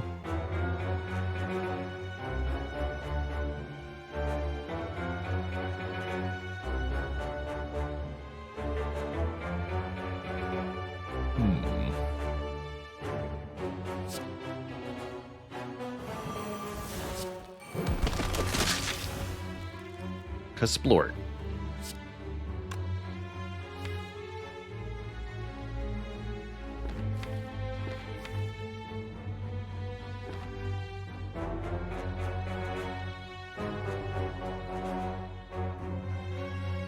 Not sure how I want to do this. I guess let's get Strange Blade into my hands.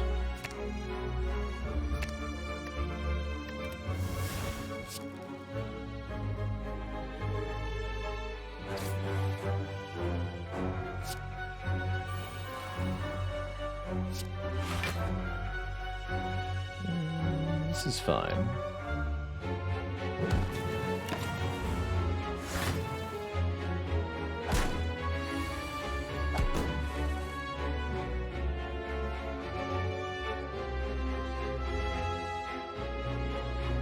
Just 45. So we just round shot, Ritual Dagger. Nice and simple. Bury! Bury a card and draw 2.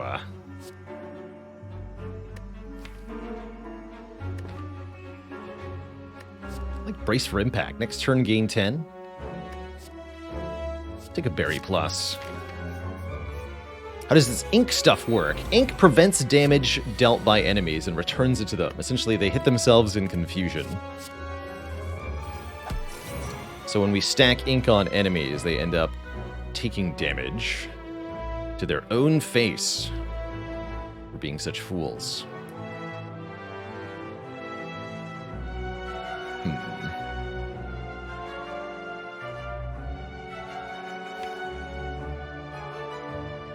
What would I like to bury? We can bury Beach Buddy. Welcome to my hand, Beach Buddy.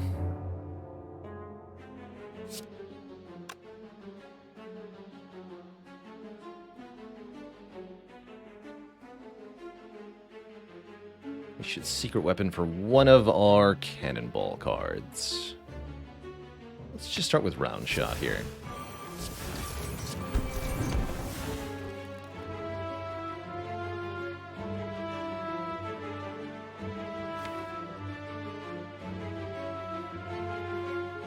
Let's get Bolster Crew in play.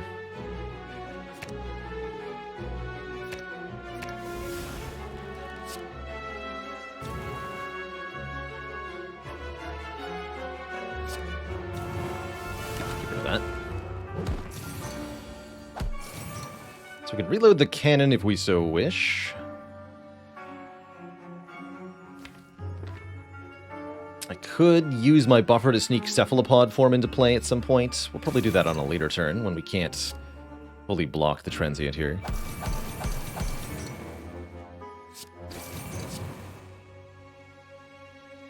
We'll take that back, actually.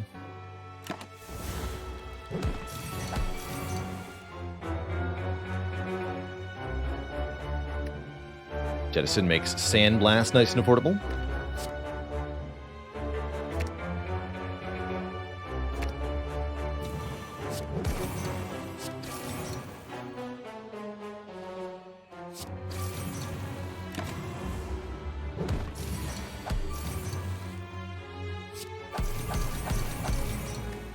Good. Definitely wish we had just a little bit more energy to work with most turns. Such as Runic Pyramid Life.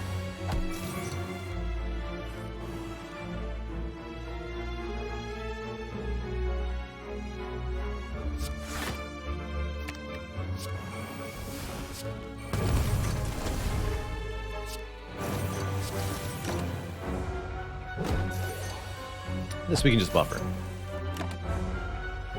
Alright, good fight. Ancient Potion definitely has some use. Retreat to Shore. Gain 6 block, bury 2 cards. How is this the first time we've seen this coming?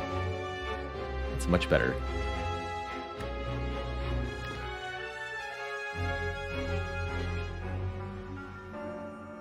I noticed that the transient didn't get the strength back. Oh, I didn't. Because of the corrupted artifact. I totally missed that. Okay, we definitely need a real Dark Shackles then to make the super disarm. That's strong. That's very strong.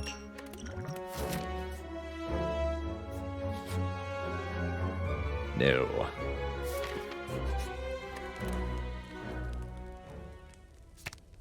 Nine bury 2 still, okay.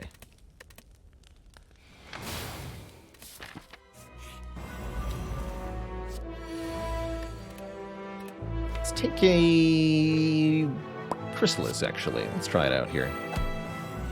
I like that with the Tend to Cash, actually.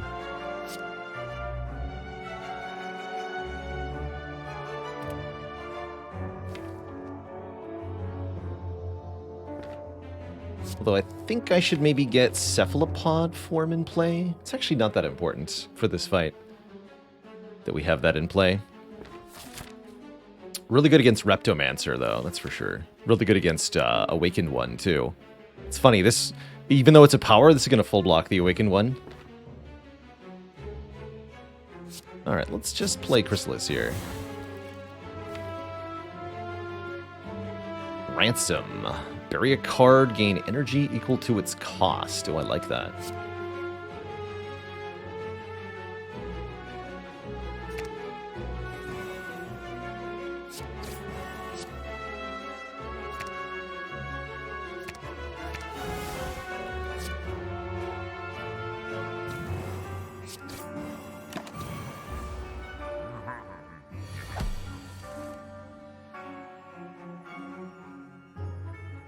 Go bolster crew. Dig the free bolster crew. Zero cost cards seem like they're pretty good on this character. Just from looking.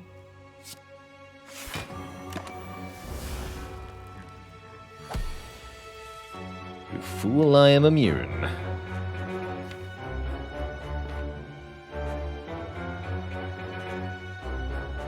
Got a cannon this turn. Simply has to happen. Explored it on. Are you going to gain slow for each Cyclone that I play? That's an important question.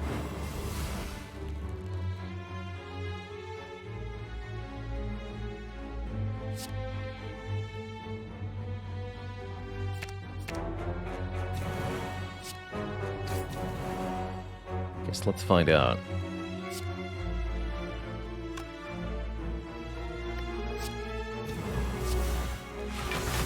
Yes, you are. Amazing.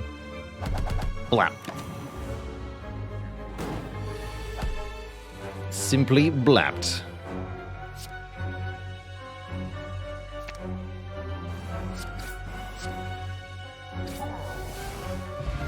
Money bag. Oh man, money bag, greedy chest. What does this do? When you spend gold at shops, add it here. When you lose gold, lose it from here first instead. Interesting. Prevents me from losing... Oh, because we have those cards that lose gold. Okay, so what it means is when we spend money at shops, we can charge up a buffer, so to speak, that allows us to use money-spending cards as well. It's for cards like Mercenaries and such. So not useful here, actually. There's Electric Eel. Draw a card and gain 1 energy. When you bury this, play it. And yes, the upgrade gains 2 energy. And actually increases the base cost, but it's meant to be buried. So we lose the lower defenses now. Replace it with that Electric Eel. Permanently.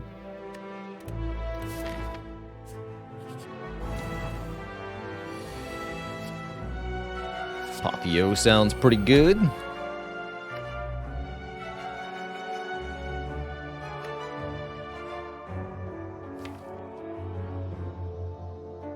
Bury a card, then dig.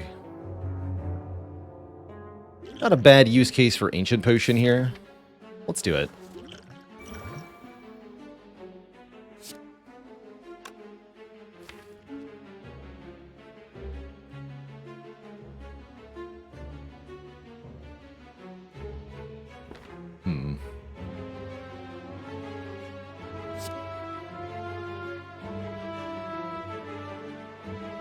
Guess we just play that. Since we can't get it out of our hand without playing it. Oh, we're actually going to block the strength down, though. Whoops. Not the constrict. Noted. That's not quite right.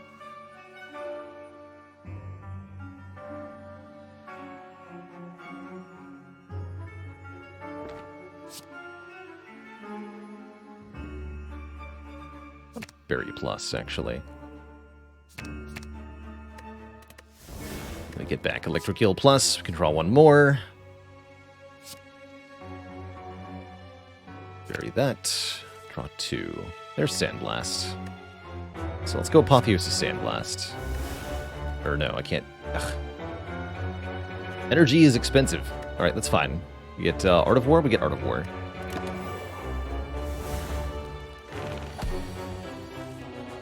Why is life so complicated? No, it's fine. Get cannoned, you nerd.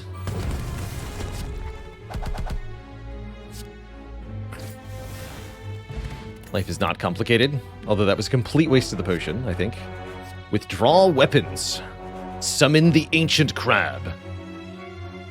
When buried, return this to your hand and then dig.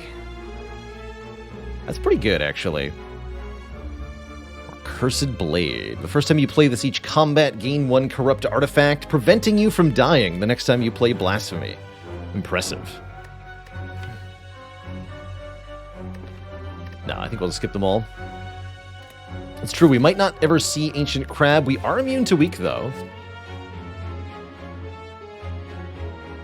So I guess there's no downside? There's no downside. Sure. Pocket Watch. We draw 3 or... Yeah, if we play 3 or fewer cards, we'll get extra draw on the next turn. That can be good. But it might not.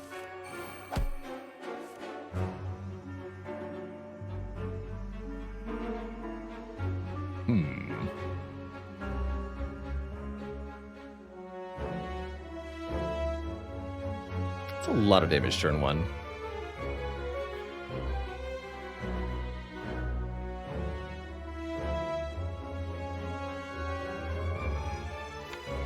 Sadistic nature works with ink. You know, that's true, actually. I hadn't thought about that, but you're absolutely correct.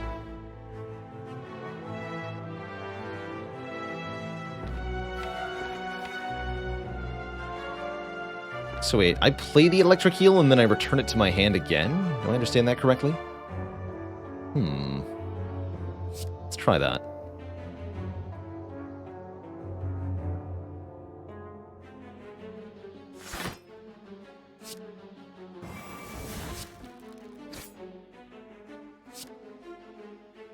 So bury the eel. Eel gets played. Oh, no, it's not in the discard yet. Okay, fair enough. So I gotta return the withdraw weapons. Now it's in the discard pile. Fair enough, fair enough. Not what I thought would happen, but here we are.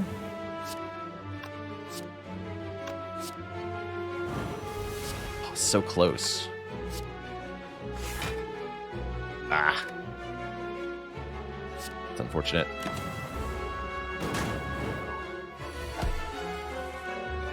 Truly, that is unfortunate.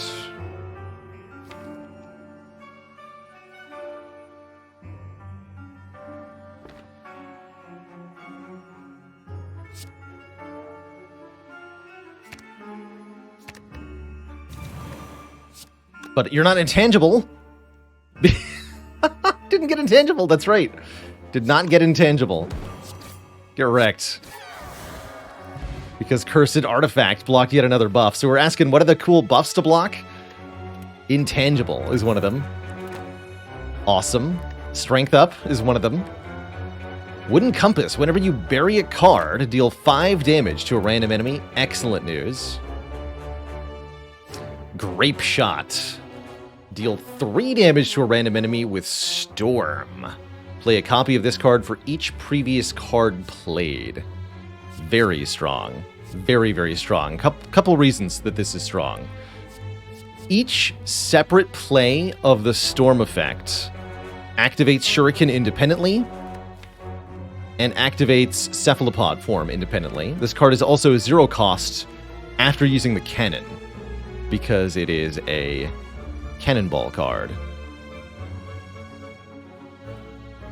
I don't know if the copies themselves will add to Storm stacks. I guess we'll get to try that out. Do I even go to a shop, or do we just go full greed? I think we go full greed here.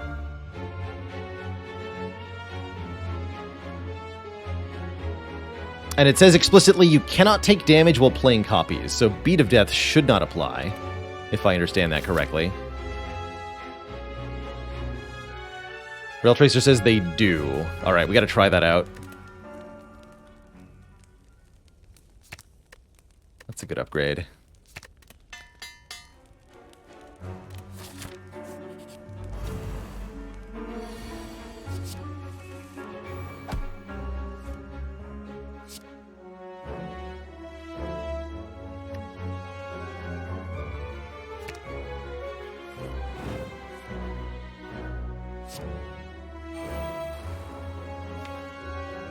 Discard piles a bunch of stuff. So bury another card.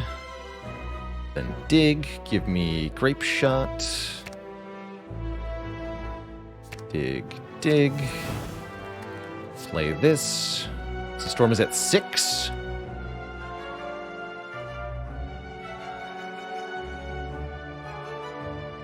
We go. Cannon. I guess we can Heated Shot.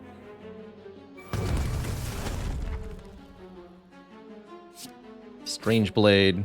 So Cyclone blocks 9 times. 18 times.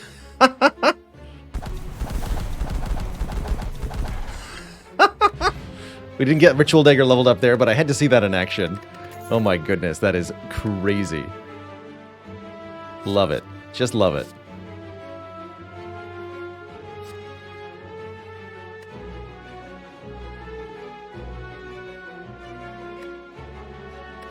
Who even needs Ritual Dagger when you have that?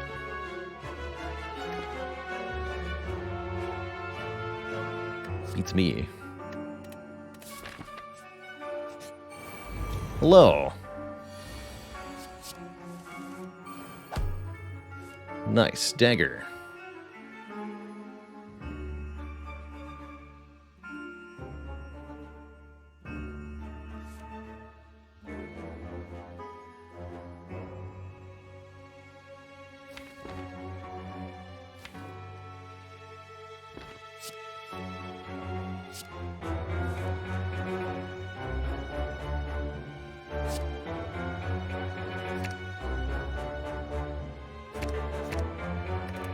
Pretty strong, actually.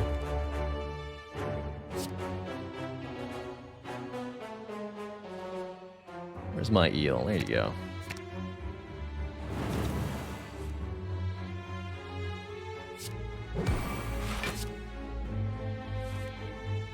There's Grape Shot. 21 times 9. It's too much damage. That's too much damage.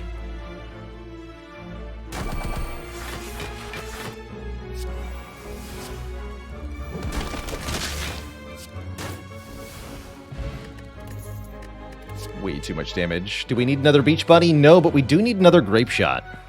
Ka-ching. Thank you.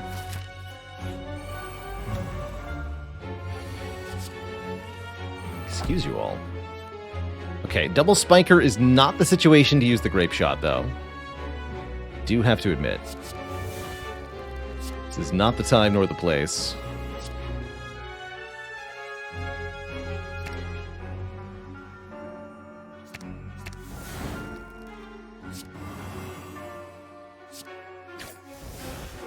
Gremlin Horn.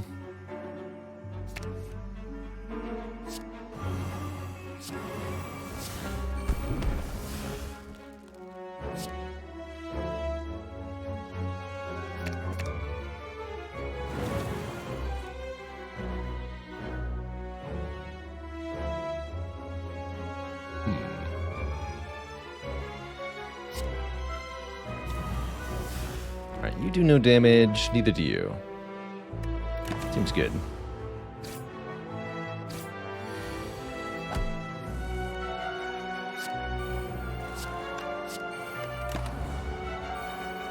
I believe that is the first time we've played Cephalopod form. Don't worry, it won't be the last.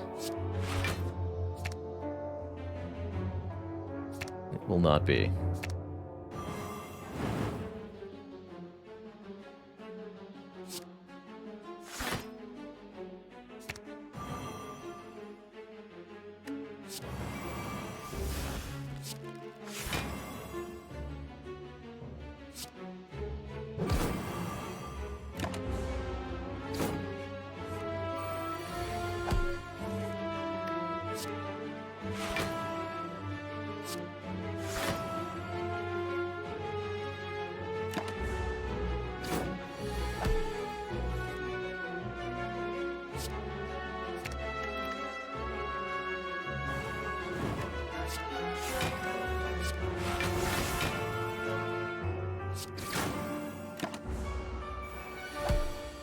Good enough. Bury all non-attack cards in the draw pile. All of them. Do 5 damage per card you bury. Sprakius with 8 months, thank you for the Prime sub. Was the Spiker getting hit by its own thorns? I don't think so. Just its own attack. And then the Hourglass for 3 more.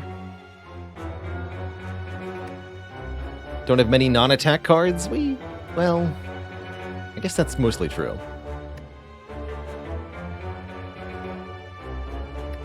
Nah.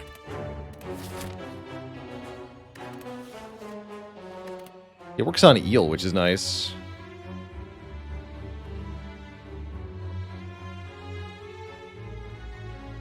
Oh, this is the block version. Gain 6 block, gain an energy.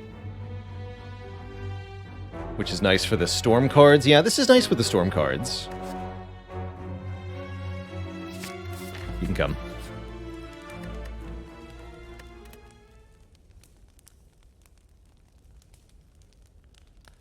Blocking is the thing we're going to struggle with in the late game. I'm worried about the Heart's singular attacks, actually. The multi-hits should be no problem. But the singular attack, we've got buffer for one of them, but after that... And I'm not even sure we can convincingly use the buffer. Because what if we don't draw a block on turn 1? Beat of Death will get us. So that part's a bit worrisome.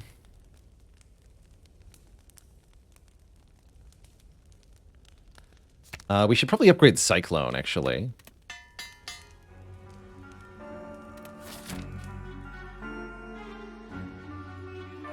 We could actually just Storm to block the single attack? That's pretty funny. Just build up so much ink.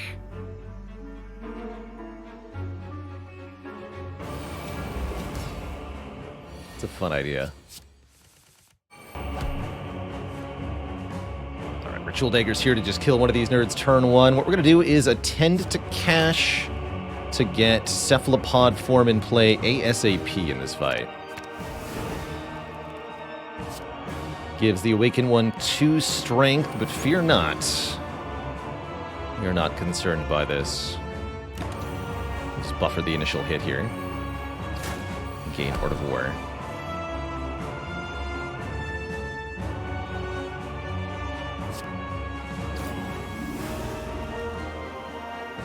Heated Shot is a pretty good time for that.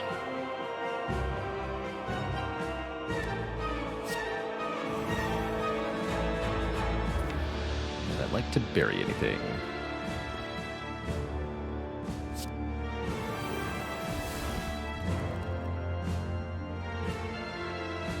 This will do Ink Shot, Heated Shot.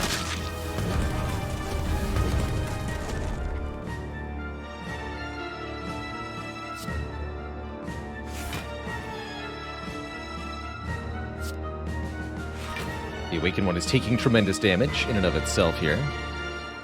And what we want to do is keep digging towards our power here. Let's bury the Volatile Ink. Grape Shot. We can dig them up next turn. Take 24 damage to the face. 10 times 4 is what the enemy hits us for. If we can get Volatile Ink in play, that means ink is removed from enemies at the end of turn instead of during damage. So each hit of the multi-attack will suffer retaliatory damage here. And I guess we can Tropomayosin right now, too.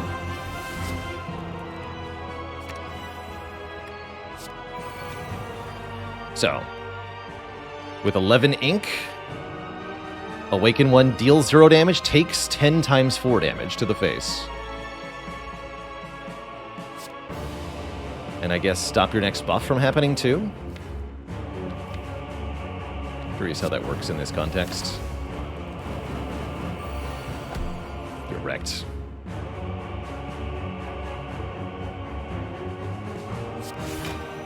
That's right, it's 2 ink per card.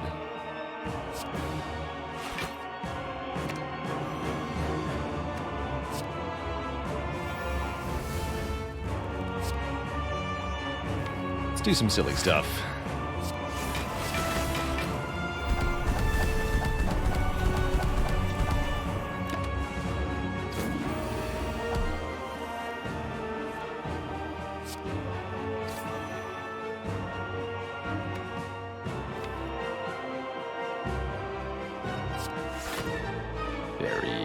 this and this. Oh, I killed it with the compass. Fair enough.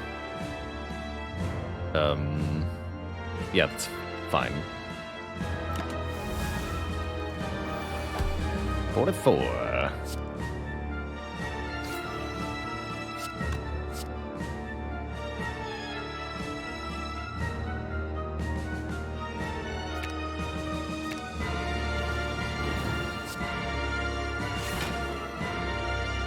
Dig is here.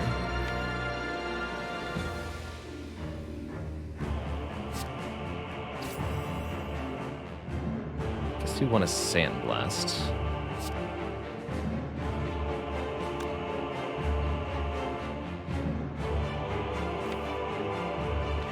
Should dig first, though. Dig the finesse. Yes, there's reload. Perfect. Okay, so go finesse. Reload. Get back the cannon. Use the cannon. Fire the grape shot. Bang. Take 34 damage back to the face. Get inked. Inktacular. GG. Okay, so that was the Awaken 1 fight. We did pretty well there. Still not sure we can block Heart very effectively, but Time Eater I think we can shut down. Got a good feeling here. Not a great turn 1. Suppose that's fine still. We do the Attend to Cash, put, let's see, bury a card, then dig 2 times.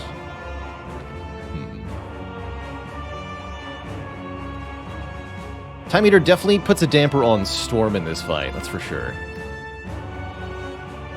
I think we just want to put Cephalopod Orm in play, huh?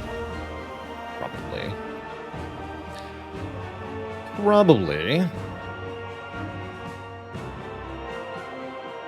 Or we could Attend to Cash the Eel, but then we have a different problem.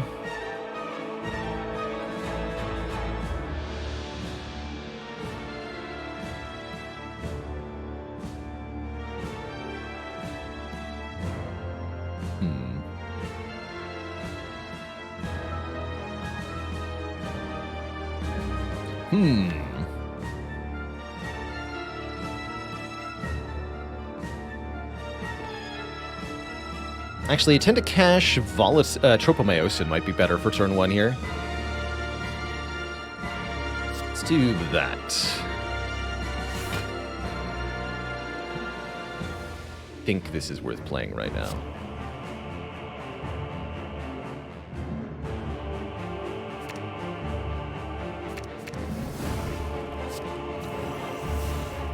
So deals 3, takes 15, okay. So we're already full blocking. I guess we just... I think I'll bolster crew in this fight, actually. We have to pay 20 gold for it, but I'm okay with that. Need some additional strength here.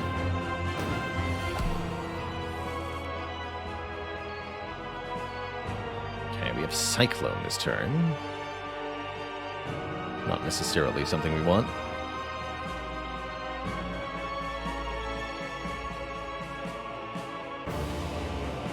More or less have to use this to block, though.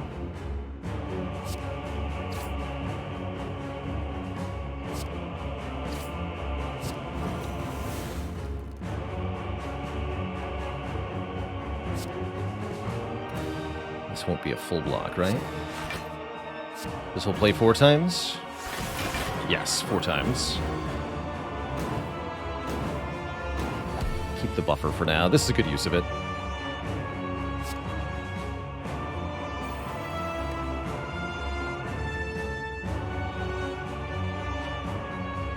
Bury, but we don't have a lot of digging, huh?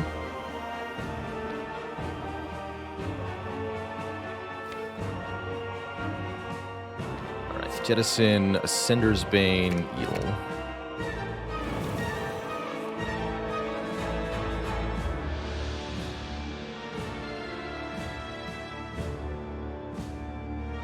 We're buffering this hit, so we should focus just on doing as much damage as possible. This is a great turn for Grape Shot.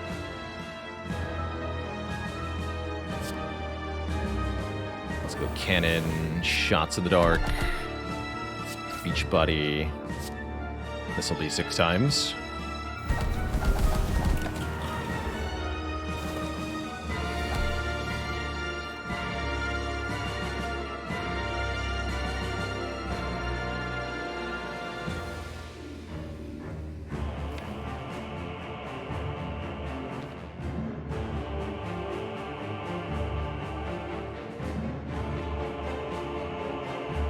Can I kill you?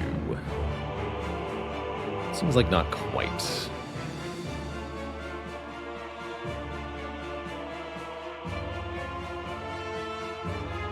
Do storm copies count towards Time Eater's card limit? Yes. Could use the vulnerable potion to kill here. Feels unnecessary. Feels unnecessary. We could, what? Bury, reload, and then dig. Oh yeah, we can bury, reload, and then dig. Which would let me Grape Shot.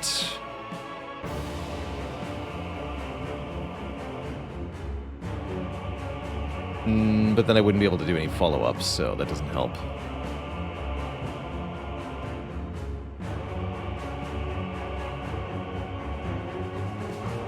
Yeah, we can't do that. Only 3 energy. Bury, reload, dig is 3 energy. We can't play the dagger afterwards.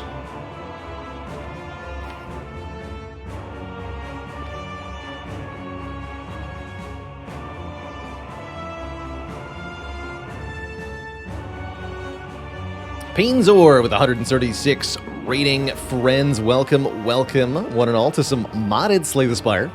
Today we're playing with the Abyssal. Basically, Davy Jones tackles the Spire.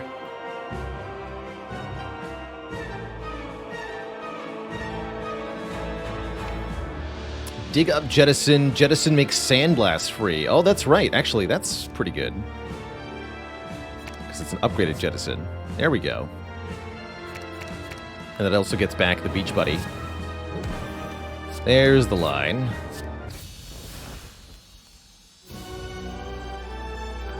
Two thump, two thump, two thump. A deep pulsing dread can be felt throughout the room. Is this the heart of the Spire, the source of these resounding cannon shots? You sink the heart, dealing 24-34 damage. Have I been here before?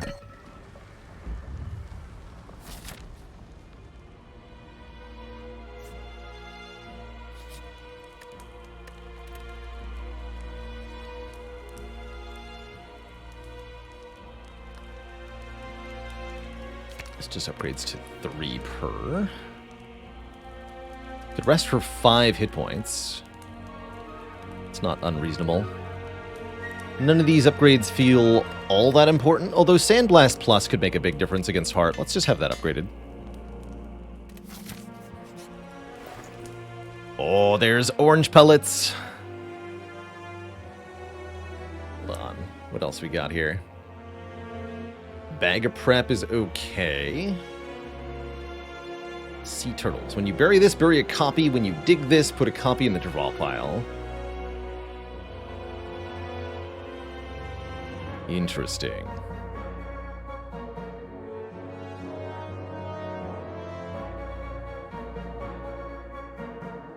But we'll lose strength, but we'll also gain strength. Don't forget, we can use orange pellets on turn 1 to gain 3 strength permanently, in addition to other nonsense. So I like the pellets a ton here. Plus the flex potion, right?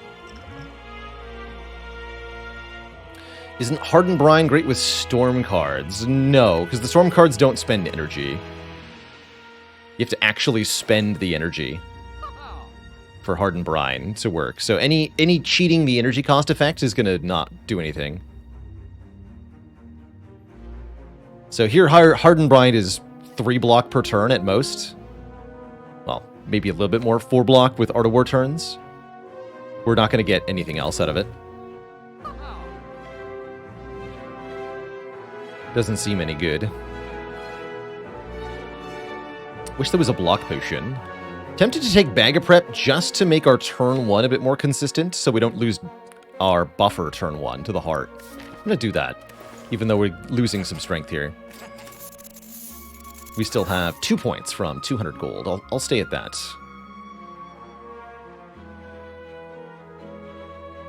It seems fine.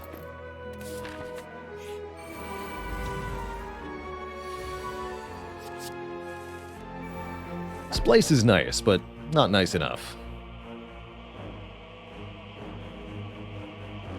Let's see here.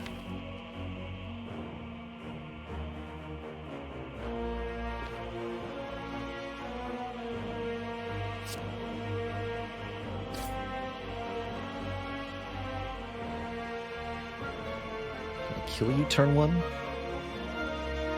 Sure would be nice if I could.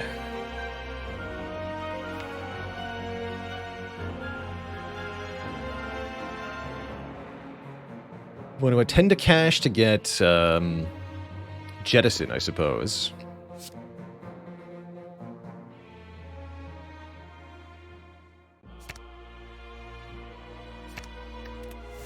Turn Jettison to my hand. Play Beach Buddy, Jettison.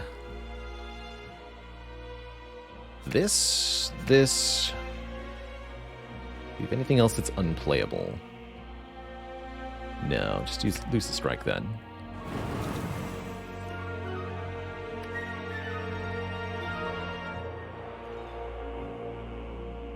In that case, take your artifact off and punch you. Sweet. We can play Bolster Crew in this fight if we want to. We're going to gain money back. We also get to spend it from the bag. Might as well. Alright, easy elite fight. That's good.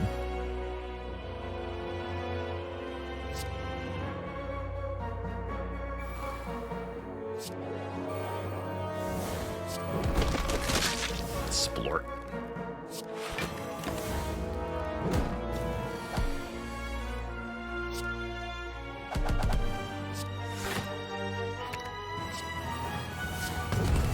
Bang. Pen Nib doubles the damage of every 10th attack card. Tavy Jones Locker, you're too late, but Ancient Crab is here. When buried, return this to your hand and then dig. I'll take it. And we'll upgrade the Grape Shot. Acceptable. Alright, here's turn 1 versus the Heart. We're offered Madness and Apotheosis. Ooh, Madness.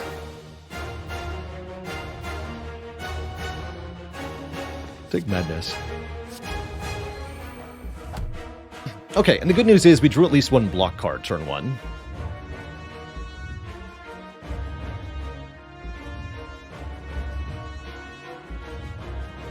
So that we don't lose our buffer immediately here.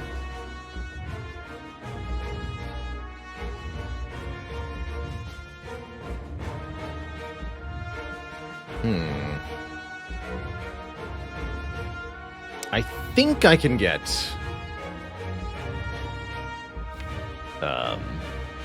Cephalopod form in play this turn.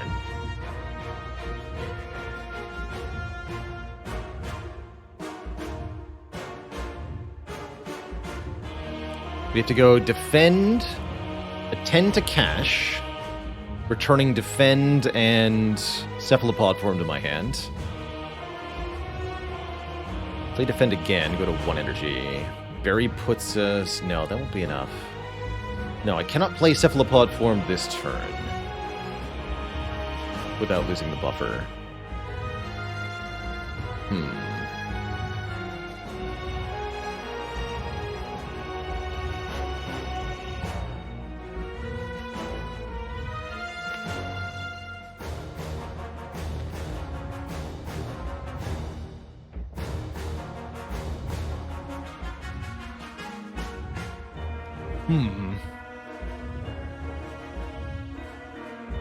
Yeah, maybe we bury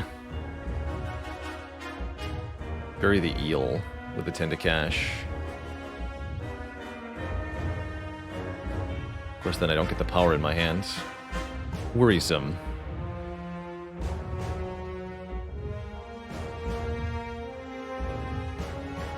Other option would be to get Tropomyosin so that I can always survive next turn.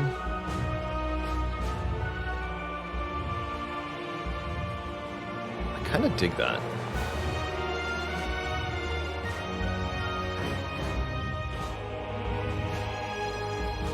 The Beat of Death is a real problem here, that's for dang sure.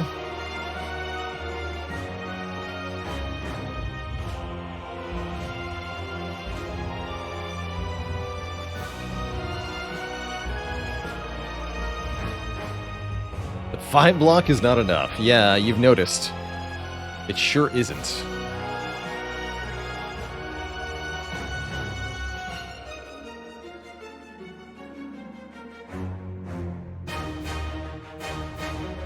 Guess the other option is that we get volatile ink into our hands.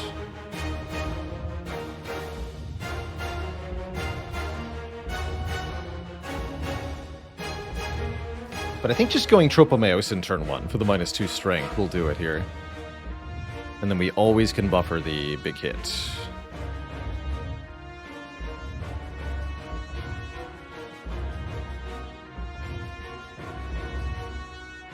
So I think that's what we do. We do this.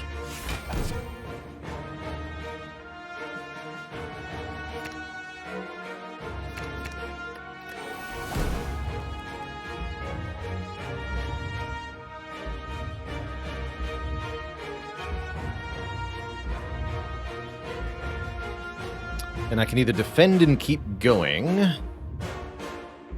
or I can actually just stop the turn here for the guarantee.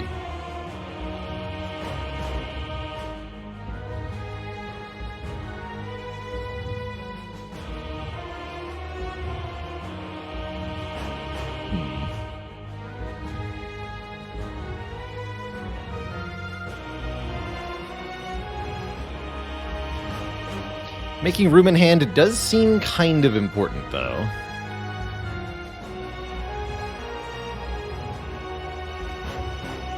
Definitely agree.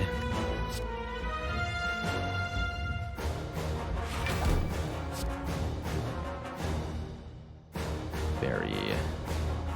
You and you. One more card play.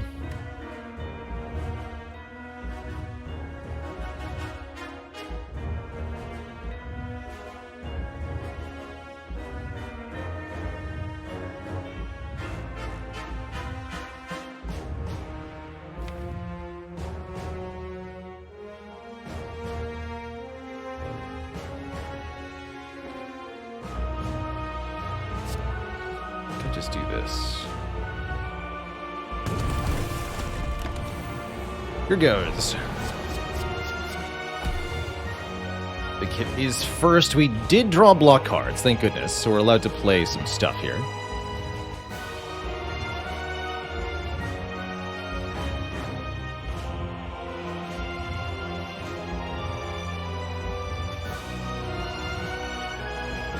I can play reload and one other card. And defend if I want to. So I guess we can do defend, reload, bury, for example. Bury the void so I don't draw it. Seems like a good idea. Fortunately, we get back heated shot, which I don't want, but I have no choice in the matter.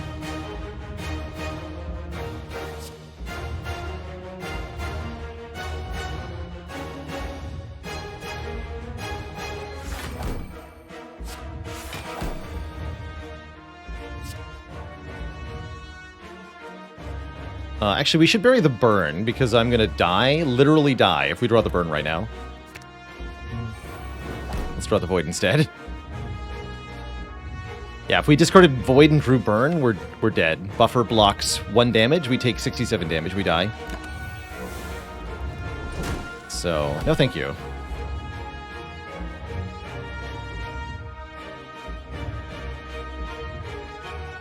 Need to use volatile ink to survive this turn. Is that correct? Sure seems correct. Here's where Beat of Death starts to kick in.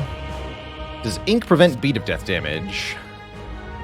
I don't believe it does. No.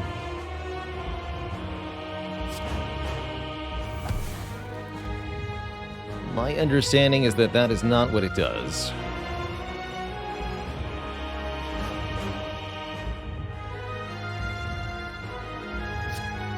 So we're going to take a bit of damage here.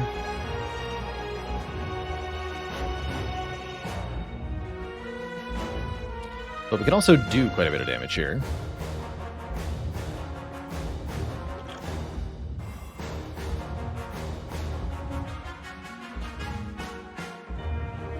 We want to do Sorcerer Attack, Ancient Crab, Cannon, Heated Shot, finish with a Grape Shot.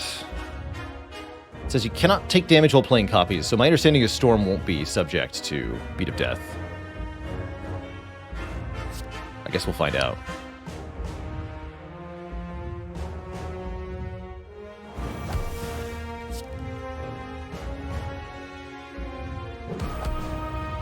Also double Grape Shot if I wanted to.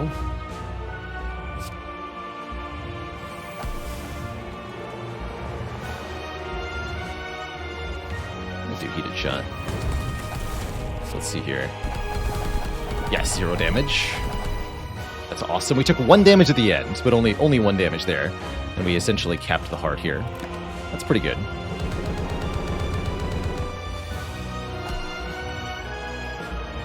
There's Volatile Ink. Not getting Cephalopod form in time is really, really bad, though.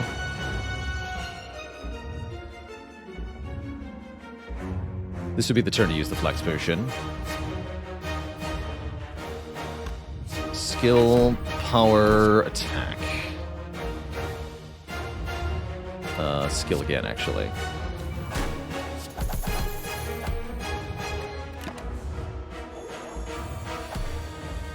So the strength down was... Yeah, the strength up was negated. In fact, not only did we negate the strength up, but in fact negated both the strength down purge and the strength up. So instead of going to 2 strength, it stayed at -2 from that corrupted artifact. That's pretty dang strong. That buys us time to get Cephalopod form in play, although I'm still worried about next turn. How do we survive next turn?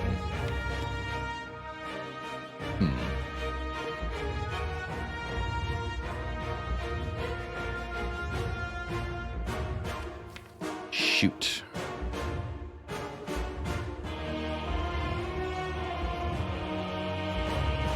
Oh boy.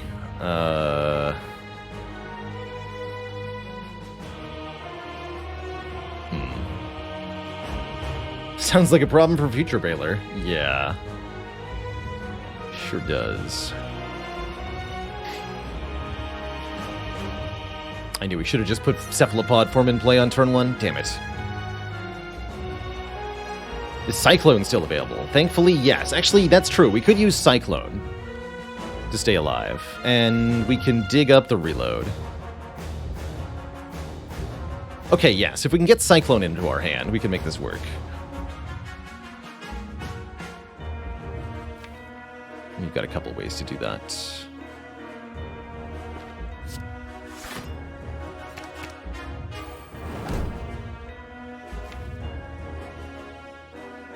I could have also buried it and then dug it up. That might have been smart. Didn't do that.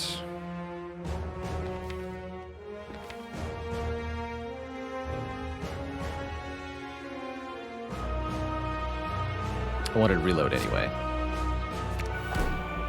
There's Sandblast. Take off that artifact. We're not going to have Bury effects next turn. We're not going to have room in hand, though. We might not actually get the Cyclone. Because I'm a fool here. That's entirely on me, though. Oh, good, we got it. Okay. It's like, I think we might lose because I'm a fool. Thankfully, that did not occur. Alright, good talk. So, how do we want this turn to go? I think we have it here. We want to go something like Beach Buddy, reload the cannon, defend, use the cannon, play Grape Shot a bunch of times, play Cyclone even more times.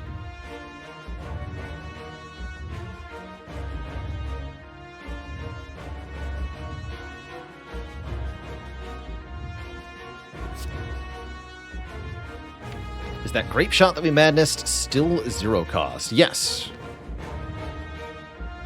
Yes, so we can actually just directly return the 0 cost Grape Shot. Although I still think it's better to return the cannon and then use their cannon to make this Grape Shot free, because that's another card play.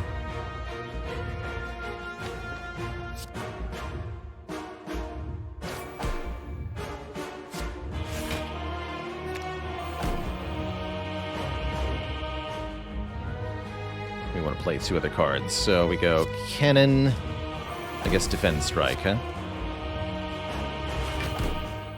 And this is 6, and this will be 12 or so. Is that enough damage? Yeah, that'll be plenty.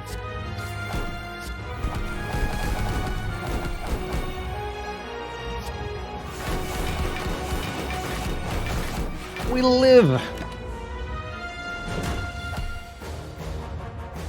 I guess we don't even use Cephalopod form, because we just go for the kill now.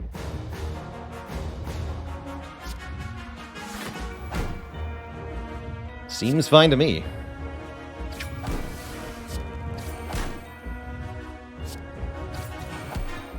Send him home, Mercury Hourglass. GG. GG. Cannonball fired.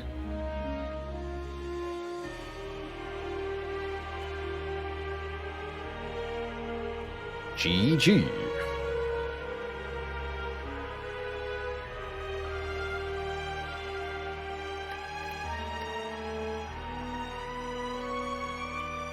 And not a bad score either. Excellent. Excellent. We made it to the very end and prevailed by not using the trinket. Gotta say, that really paid off, too. The free vulnerable on the trinket was very nice, so I'm glad we held off in Act 1. Well, I think that might be one for the YouTube, although I have to say this video is going to be rated R. JPRO, thank you so much for the 10 gifted subs. Welcome to the Cozy Sub Club, everybody. And Detonator, thanks for the 3 months in the Prime sub. Appreciate you keeping it cozy. Chat's reaction to that joke is ARG.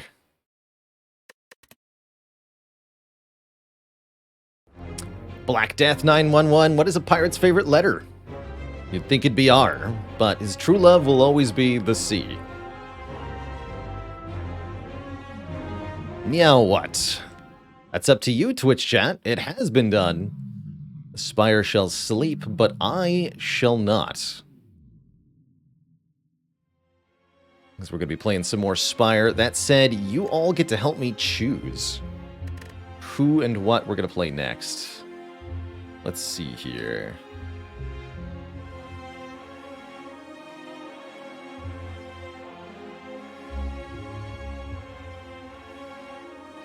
/poll. Now I'll make it who we doing next. Or what are we doing next? What we... The Packmaster. The Hermit.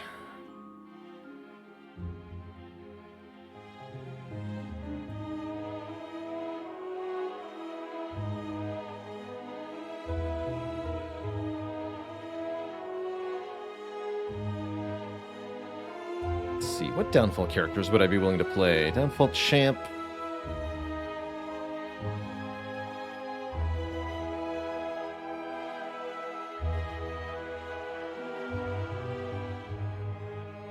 Downfall Slime Boss, and of course, play the streamer. Alright, I'll give you 5 minutes, Twitch chat. Here are your content options for the next one. Some of these are mods we haven't seen in a little while. Some of them are mods that are frequent appearances on the channel. So your base options are the Packmaster, who assembles their card pool from different little booster packs each run. The Hermit, who is a very well done sort of gunslinger modded character for this game here. I think if we play Slay the Streamer, we'll probably do Hermit. Champ and Slime Boss are from Downfall, both different boss characters to play. And lastly, Slay the Streamer is a game mode where Twitch chat tries to build a deck that kills me, while I try to stay alive using the worst cards that they can give me. It's a fun little game mode we invented just for the channel. I'll let you all sort that out through the voting interface over the next few minutes while I grab a quick break here, refill the legs, stretch the water, back in a few minutes, and upon my return, we'll have some more community nonsense. BRB, everybody. Don't go nowhere.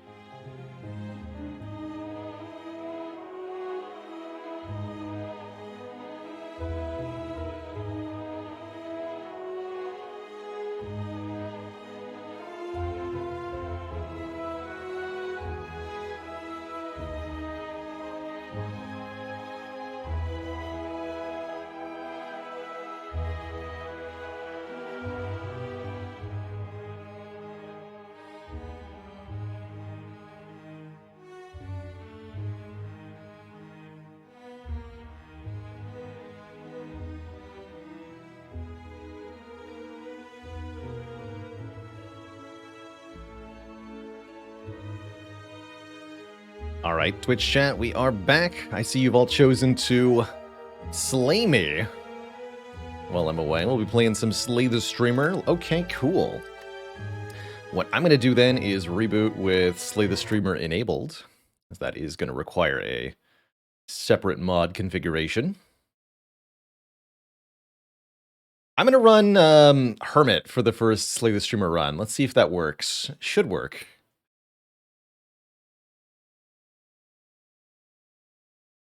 That's my choice. And if there's another run, we can pull for it, I guess. But let's try Hermit Slay the Streamer. Sounds like a fun time.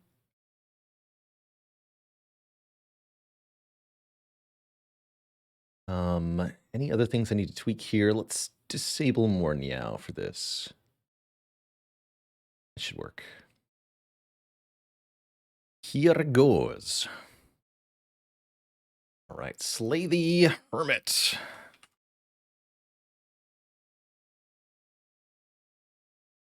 Chat chooses cards to try to kill me.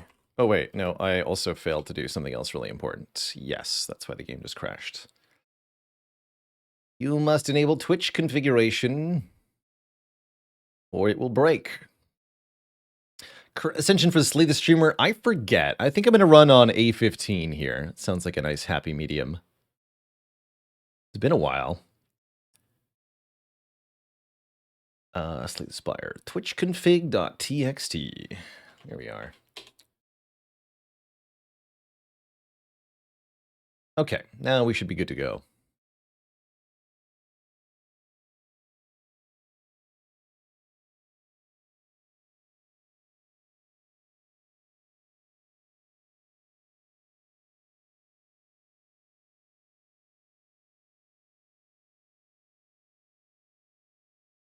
Combat the content creator. Bonk the Baylor.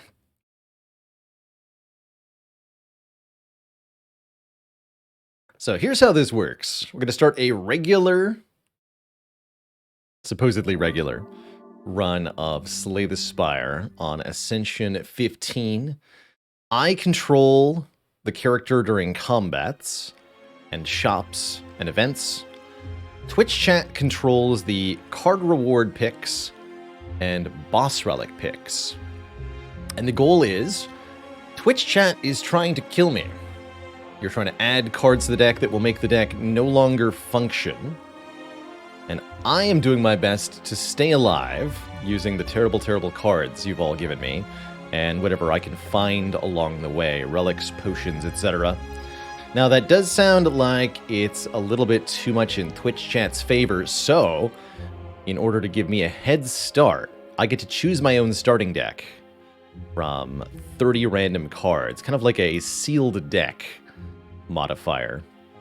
So I build a deck of 10 cards out of 30, and then from there, Twitch chat controls all the additions and the boss relic picks.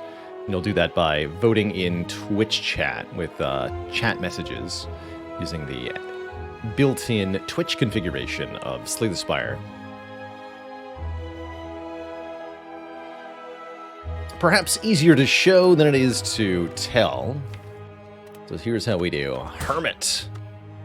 Lower the difficulty down to Ascension 15 here. So I think that's a nice happy medium for this. Let's see how it goes. Oh yeah, and Twitch chat also chooses my starting bonus before any other choices are made. Let's take a quick look at the map here. Some nice early elites, lots of fires, and a big mystery for a boss. Interesting. So Twitch chat, you must vote. In the chat room, you'll type hashtag 0, 1, 2, or 3 to correspond to these 4 options here. Voting begins now. Do you choose a card? Do I get 3 random potions? Do I take 18 damage and remove 2 of the cards I started with? Or do I give up the old locket and start with a random boss relic? These are your choices. Whatever happens, I won't have to do it until after the new starting deck has been created.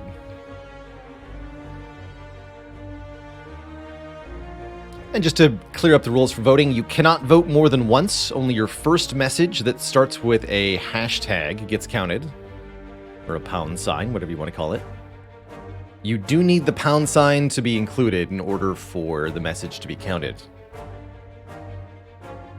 Alright, here is a set of random cards. I get to choose 10 of these to make a deck from. Deal damage equal to your missing health, huh? Gestalt is good. Horror is interesting.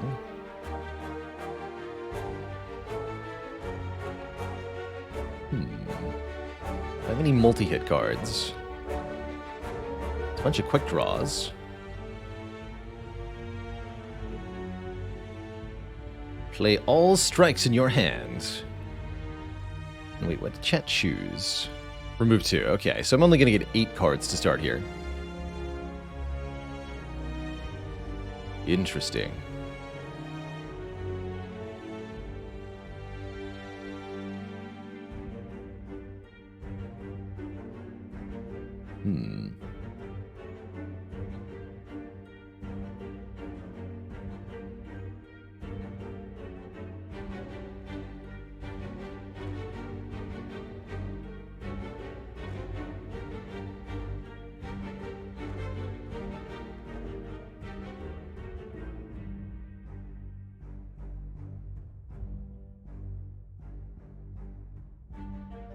Guess we go 1, 2, 3, 4, 5.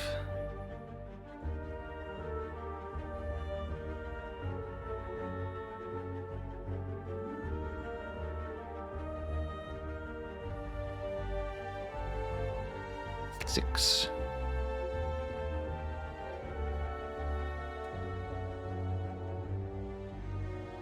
7, 8, 9, 10.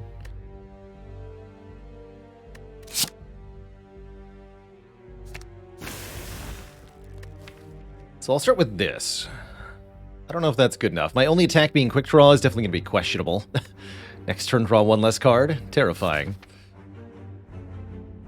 So here in Slay the Streamer, normally you want to get a bunch of card rewards at the start of your run. In Slay the Streamer, that's really not the case, because combats are card rewards equal chat gets to add garbage to my deck.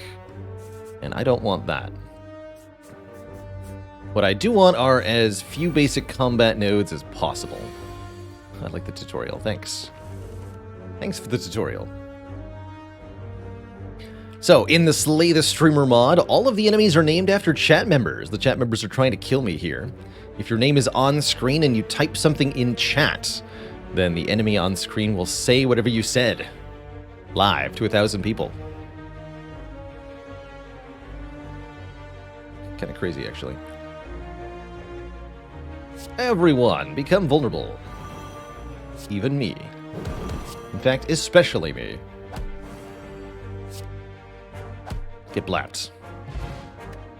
A tonic. Gains 1 rugged, reducing the next instance of damage down to 2.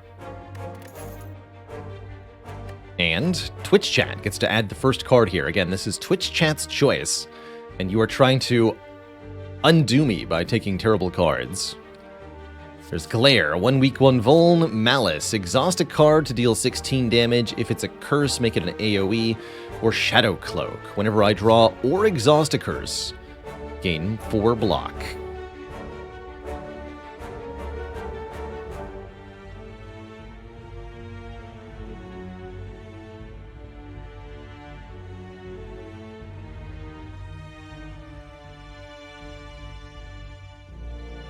So Bruise is a status effect that increases the damage we deal to enemies.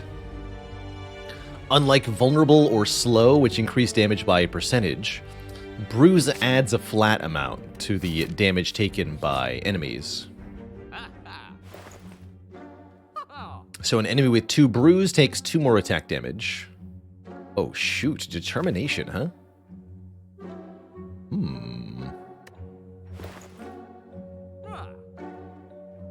Upgrades to be an 8. Tempting.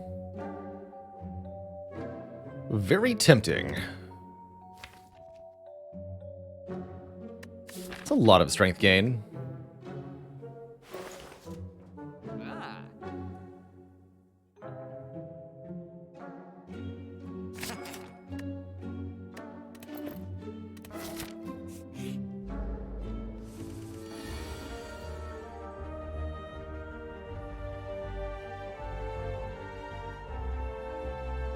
No way. Yes way, it's you. Double Bob lol.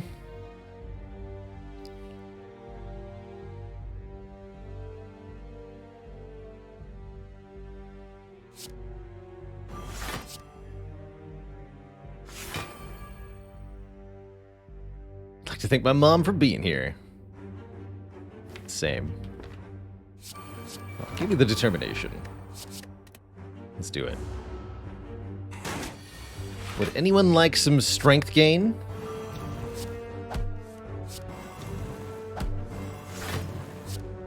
The power. Get blapped, Jawworm. Alright, Twitch chat, here's a new card reward for you called Shot.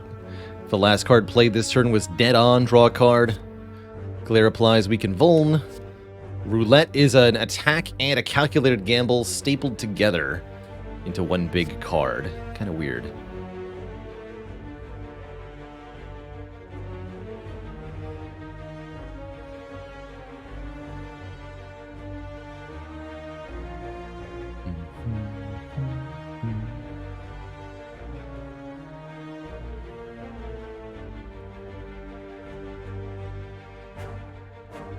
Bum, bum, bum.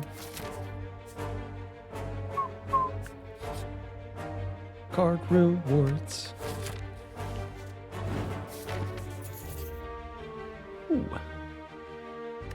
I'll be taking that. Excellent. Elite fights do give me card rewards, but they also give me money and relics, which has got to be worth it, surely.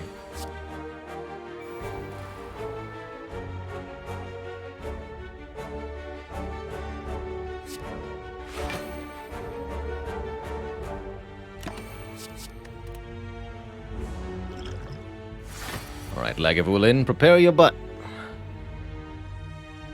Although, do I play Brawl here? I can go Brawl Coalescence again. That's gotta be worth it. Delay your butt.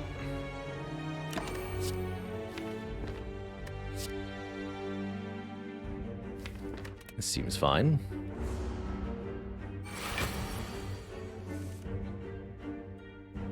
Perfect. So Bruise won't wear off this turn, meaning the 6 Bruise will be applied to the Lagavulin next turn as well. Apply 1 Vuln to everybody, which gives me a strength.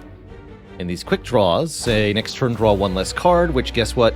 Gives me a strength.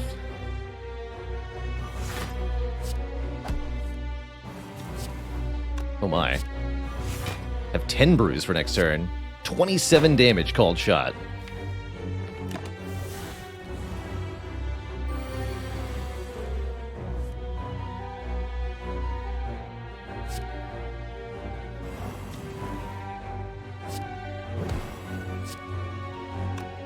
So for quick draw, we take our 13 damage, we add 16 to it. That makes 29, and then that gets multiplied by 1.5 to get 43. Bang. Pick up a meal ticket. Good. And Twitch chat's reward. These cards. Another called Shot. Misfire. 11 damage for 1 energy. Shuffle a Clumsy into the draw pile. Or another Determination.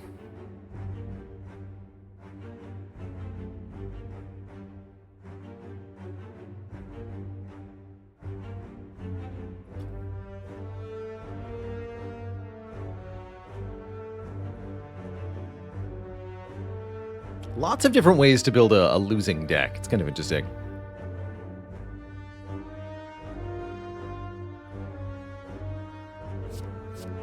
Clumsy is a curse.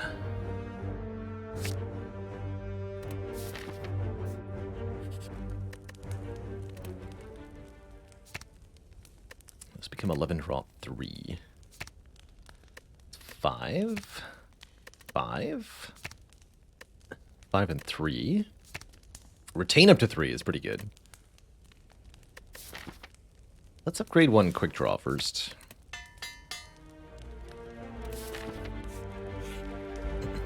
Sorino the Whistleblower Gremlin Knob.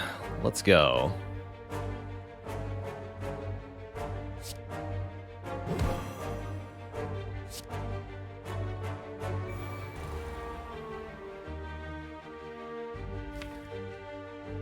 Tempted to just Distilled Chaos here.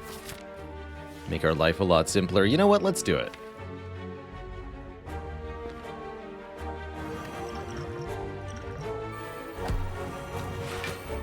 Perfect.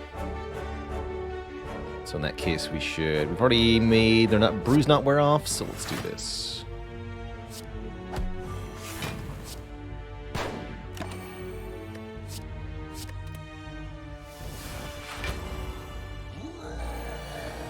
Rorg, indeed. Bang. Omamori blocks the next curses this deck would get. I suppose that's a good thing.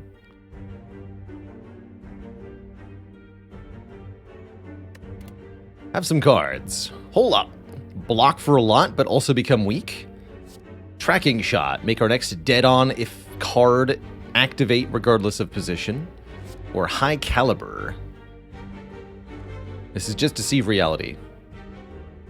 Except the Carve doesn't retain. Or Exhaust. Secretly Deceive Reality. Or Carve Reality.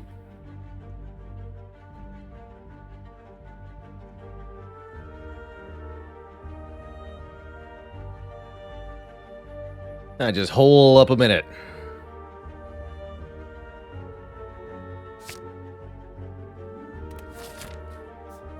What's the upgrade on that? 16. It's pretty good.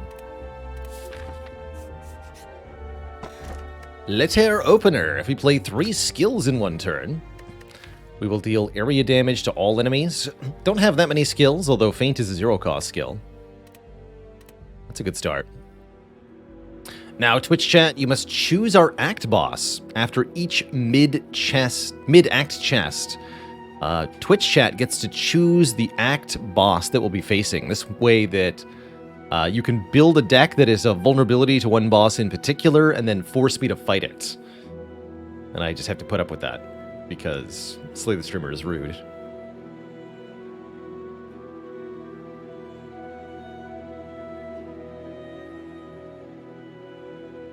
Hexy's Mexy. Seems to be the contender.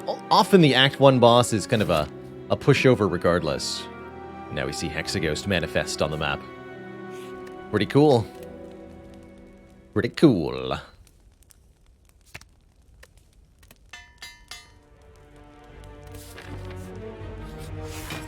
Obadiah the Slim, the underappreciated Underslim.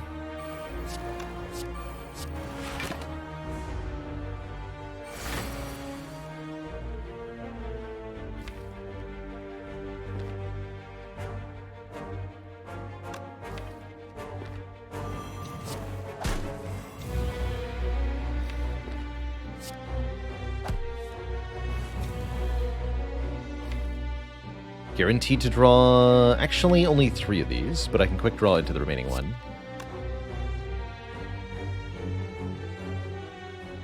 Horror is pretty good also here. Let's just go Horror Cult Shot. Keep that bruise.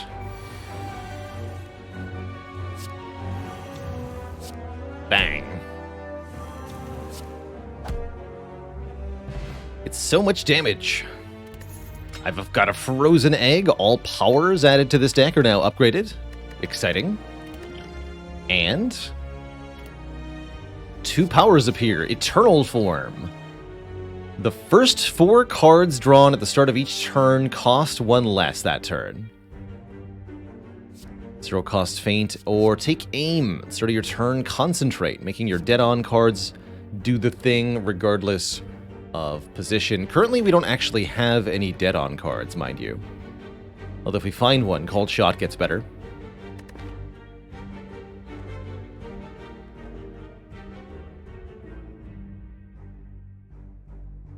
But yes, take aim is pretty bad right now.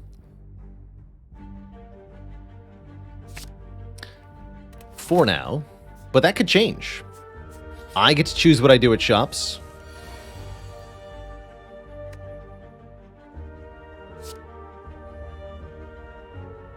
Not my balls.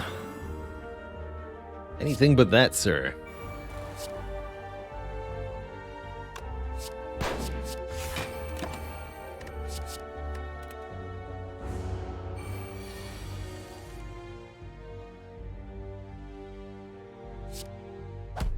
Should have painted first.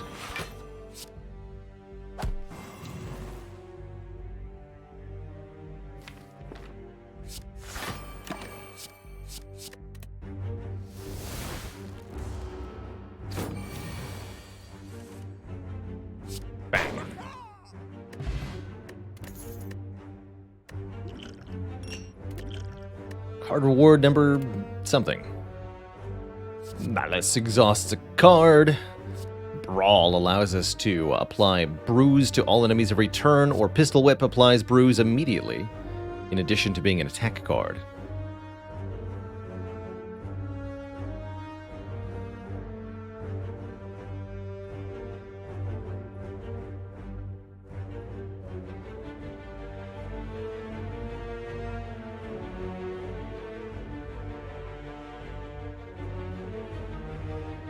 They're brawling.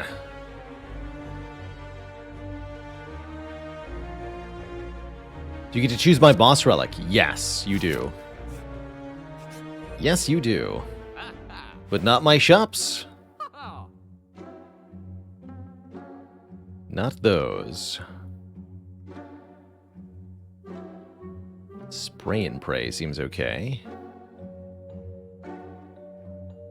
Pet Ghost. The first time you would die each combat. Survive with 1 HP instead. It seems very good. I could do Pet Ghost, Spray and Pray, card remove. I like that. Unethical. Illegal confinement of a ghost.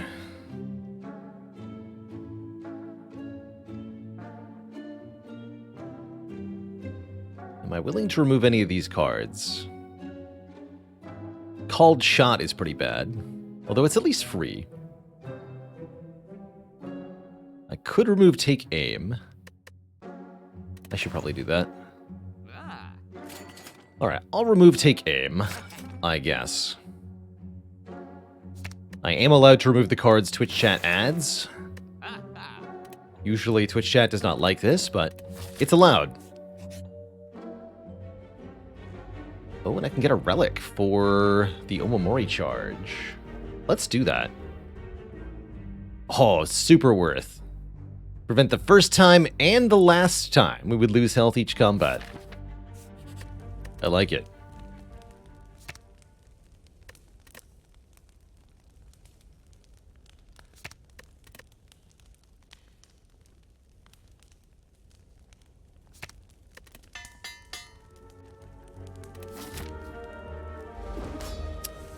Craft Chaff Serenes, the Dreamless, faces us down as the boss today.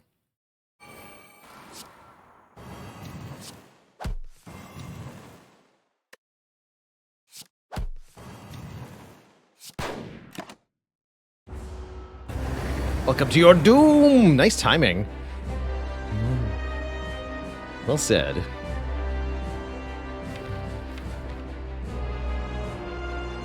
Guess we just put this in play.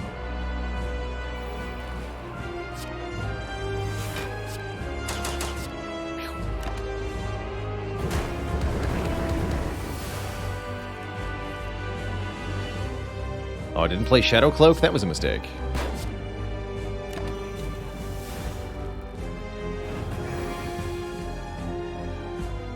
That was definitely a mistake.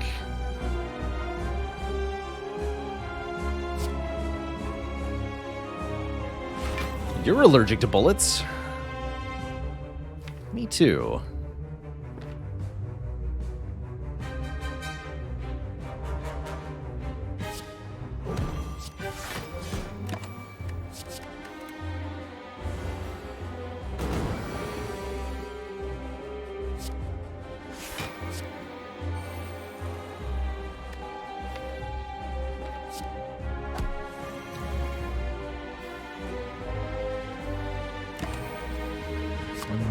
2, 3. Yeah, should have played Cold Shot then.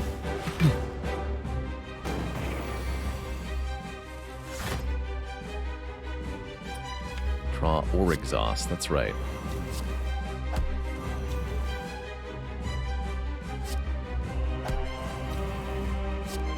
$22 times 3. Actually, no. 25 times 3. GG. To the ghost. Guess I'll take Fire Pot over Strength Pot. And Twitch chat gets to choose a rare if they want one. From Beyond. A random enemy loses 5 health for each card in the exhaust pile. Heroic Bravado. Gain 1 rugged. Essentially 1 buffer. Increase the cost of this card by 2. Or Purgatory, and deal 24 to all enemies for 3 cost.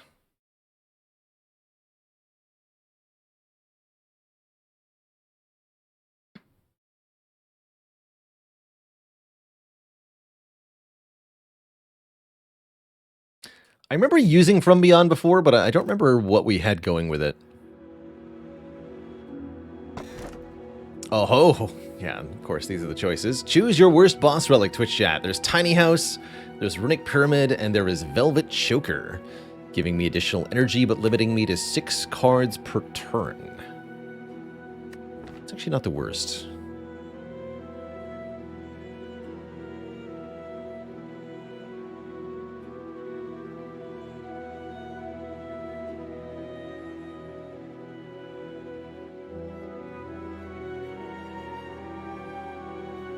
Chat has never failed to take a choker when offered in this game mode.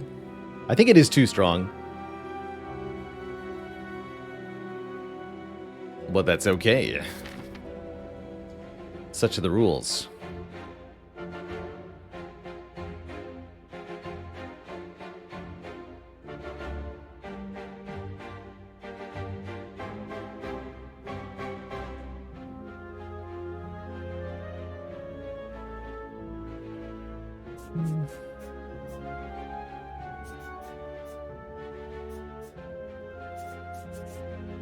One, 2, 3.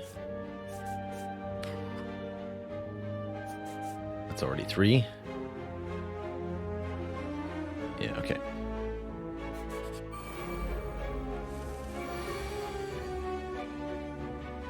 At least we've got buffer.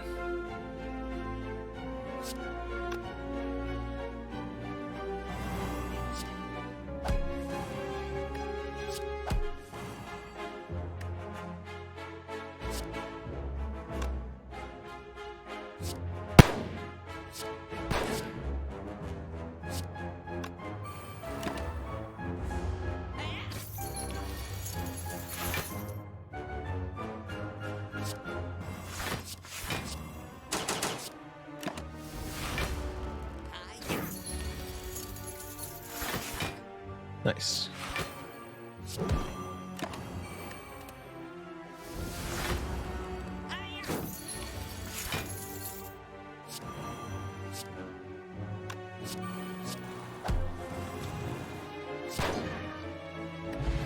Not bad. Take a power pot, I guess.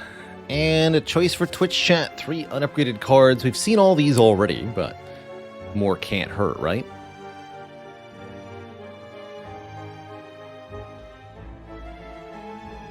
I imagine it feels good to get revenge on the Velvet Choker. You've all suffered at its hands enough. Or its velvety embrace.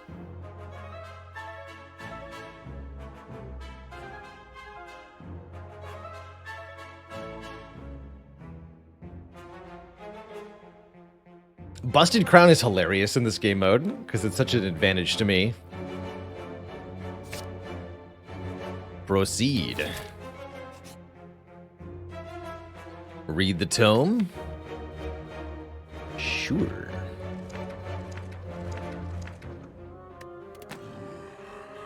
Easy.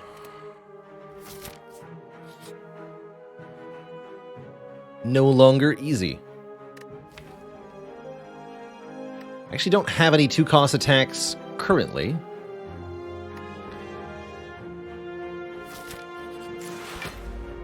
My dog Ben! Not attacking for a big amount on turn 1. Not how it works.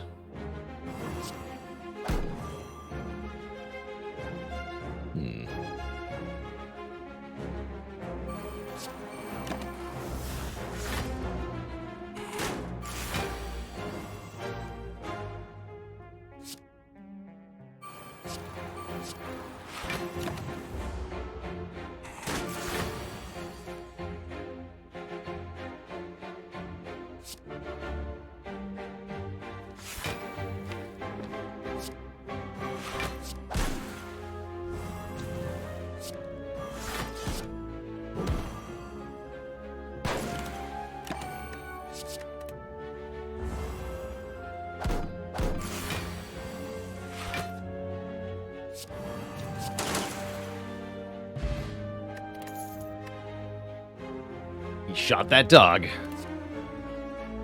Cheat! Play one of the 3 cards in your...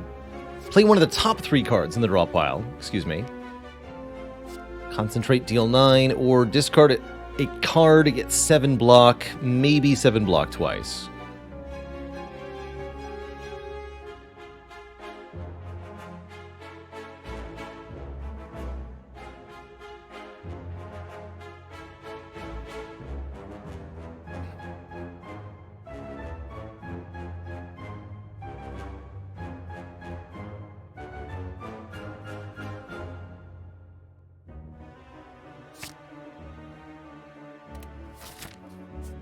Onwards and upwards.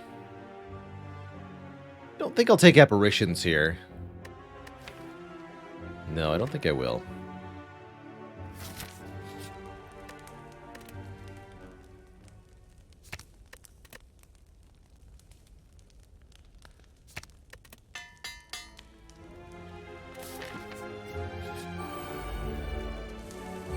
Arcus, along with a Rantin Lad and Tubsass, stand in our way here.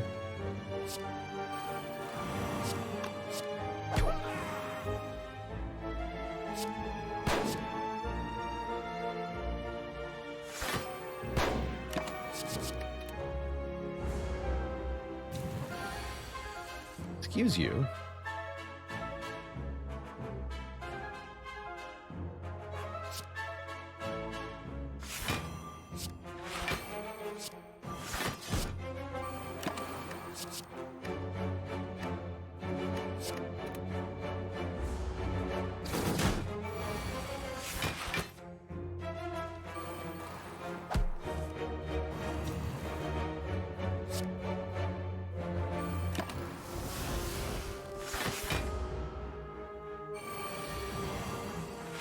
Excuse you again.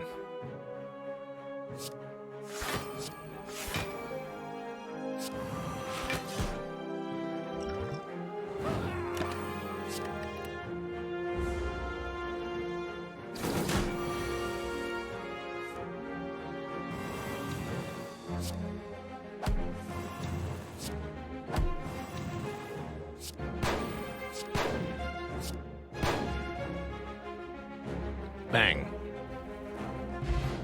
Get a Shuriken for 3 attacks played in the same turn, 1 strength gained. More of the same here, card-wise. Be nice if the voting could be standardized. I don't have any control over that. Mike Slay Spire, that was created by the devs themselves. The way they coded the voting. I have no control over it. Blame Casey and Anthony for that one.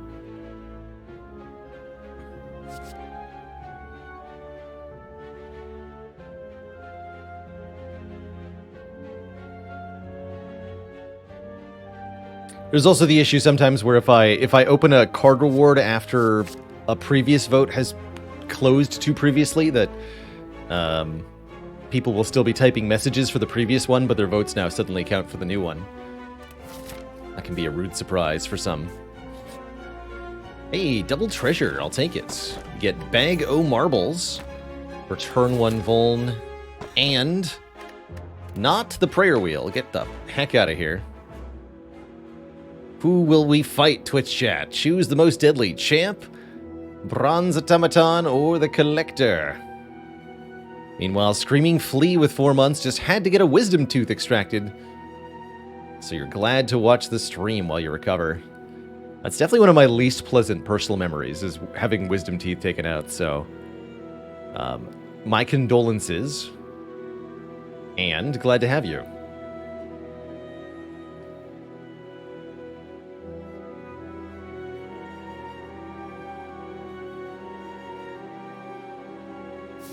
The Collector it is. You got it, Twitch chat. Schmemmerin. The Magnetic.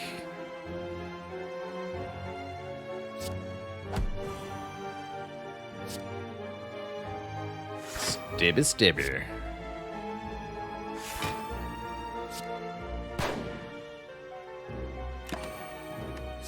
Choose 5 cards to retain, huh?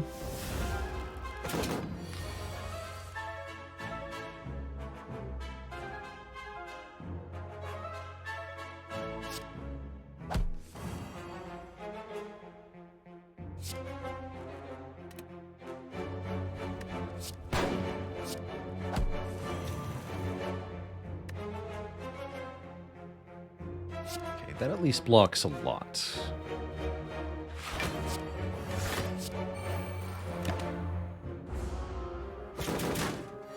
Losing buffer before this turn is bad, though.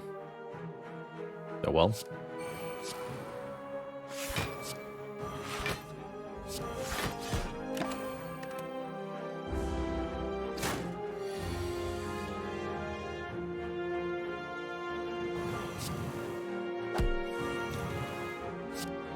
Sure hope this is enough damage.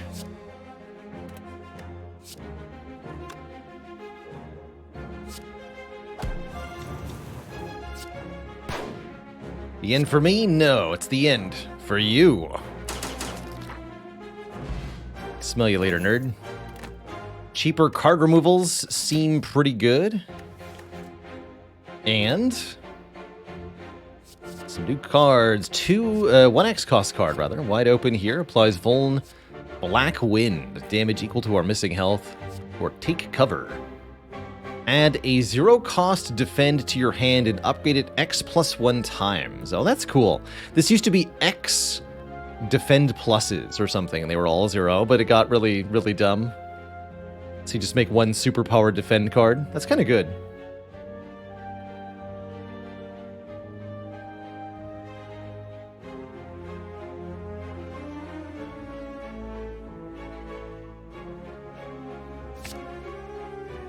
They give me the common attack, as they should. Orrery. Put the first 2 dead-on cards that we trigger each turn back to our hand. I wish, but Velvet Choker says, no thank you. I'm gonna lose one of these called shots. Pen nib? Sure.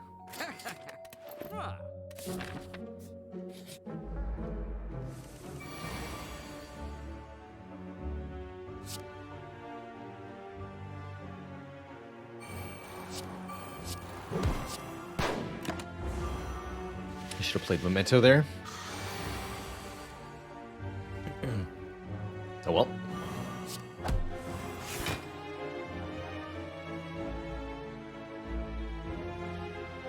Not the eyes. Anything but the Snecko eyes.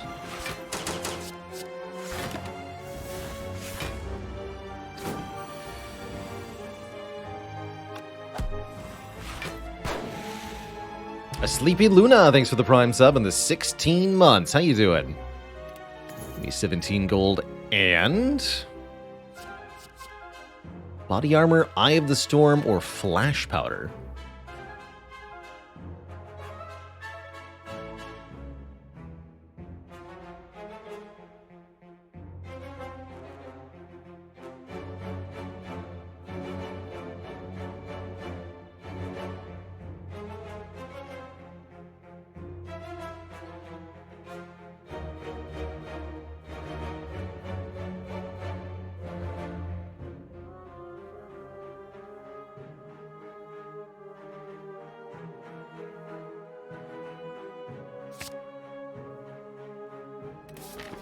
Eye of the Storm. What does that do exactly? Gain energy up to the maximum. Refill our energy.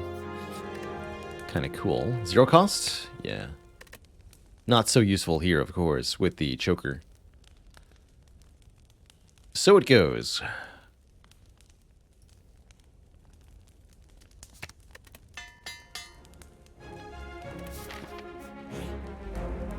Moist Copy. And Doodlebob Lol Jr. Junior.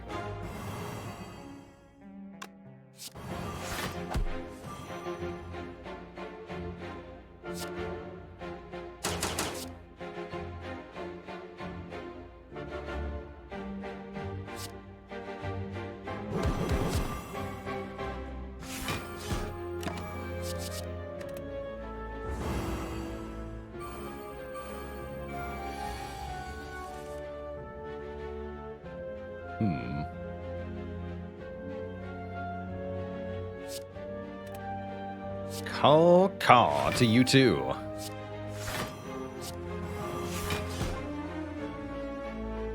Three more cards. Hey look, I get to use the Eye of the Storm for something. Shadow Cloak, Eye of the Storm, Brawl. Good work.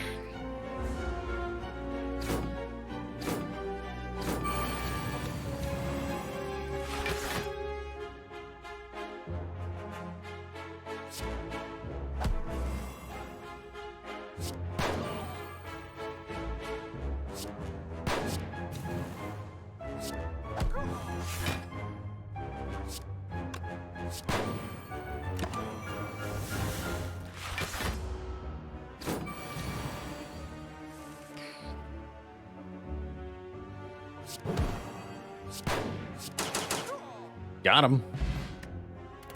Distilled Chaos, not so useful with the choker either. Your card reward options are Manifest Plus, a Hole Up, or a Flash Powder.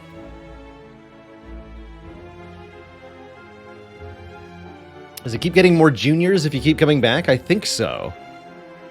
Yeah, I think you get a subtitle each time you're reincarnated. Something like that.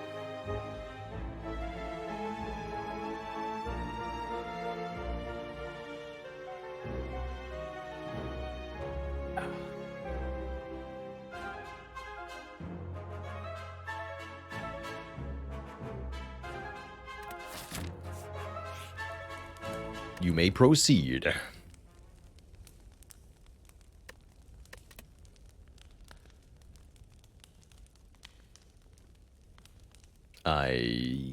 Yeah, let's upgrade this, actually.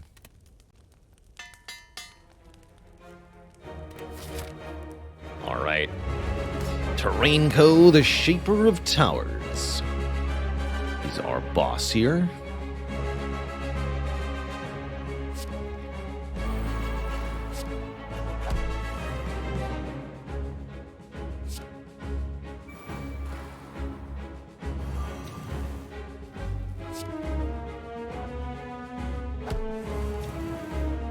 That's my hat.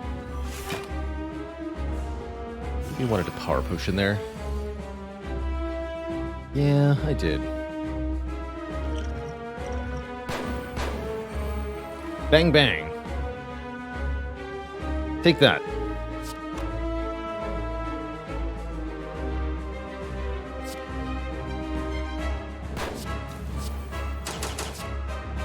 Ow. But my face, though.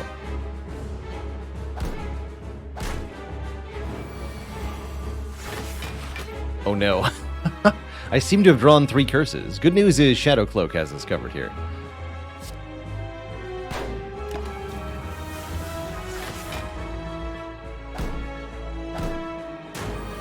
Let's maybe another turn for the power potion. Maybe. Prepare your second buffer. Oh. What if I don't have that?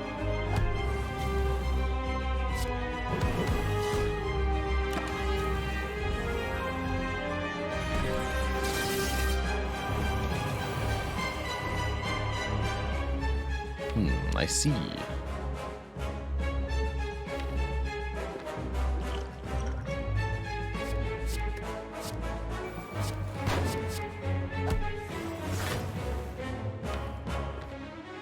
Easy.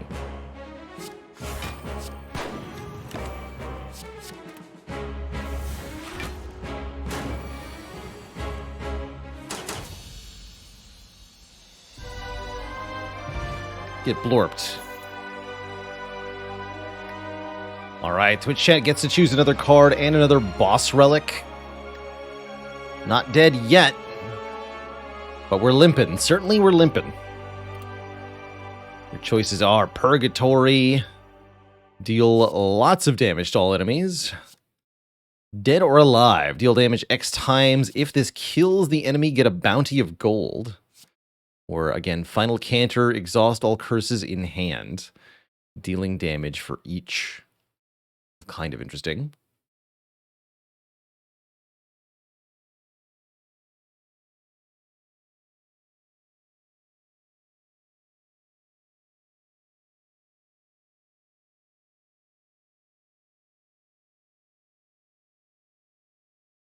Looks like a big old skip. But what about the boss relic? You are not allowed to skip the boss relic. You have to choose one of the three here. With the choices being Calling Bell, give me 3 relics and a curse right now. Runic Dome, give me additional energy but prevent me from seeing what the enemies are doing. Or Cursed Key, give me additional energy but give me a curse upon opening a non-boss chest. All perfectly valid options.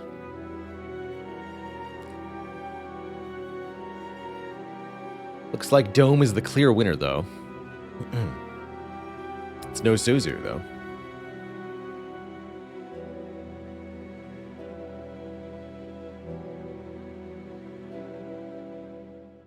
Before we jump into the next act, I am going to take a really quick break here. Got to refill the legs and stretch the water and all that jazz before we continue this run. So, I guess I'll take us to the very beginning of Act 3 here. Leave you on the map and take a short break. BRB, everybody. Please, don't go nowhere. You gotta kill me after all.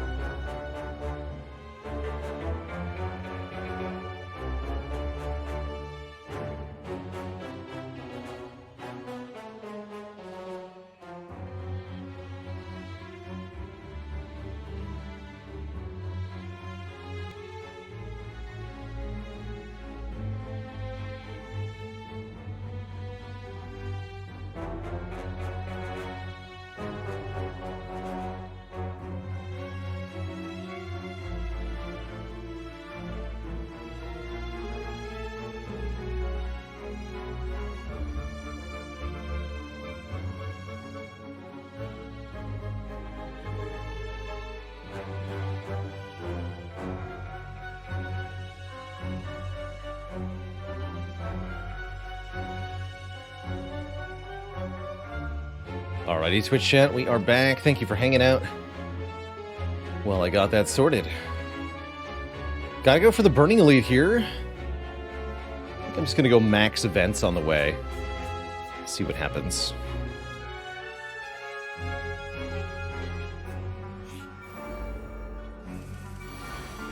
Get him. Got buffer. So there is no consequence whatsoever here. Surely. He's back.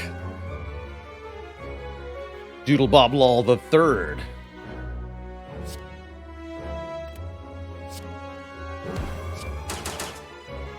And he's gone. Scavenge. Gain 5 plated armor. With Dead On, also get gold. Enervate has Dead On for an energy and a card, or the Golden Bullet. Permanently gets cheaper when it kills something. Kind of a fun card.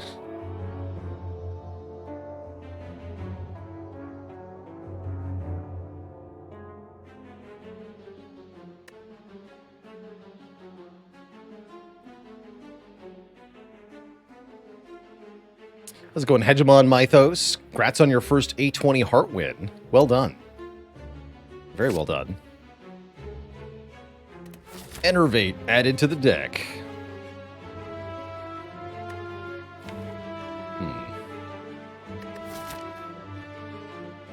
Two normalities, you say? I guess I'll fight a boss, but I won't like it. Nope, I definitely won't like it.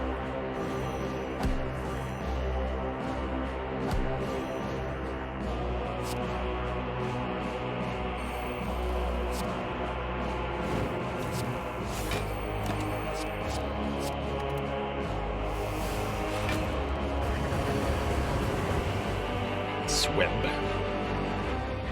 55 health should be 5 times 6.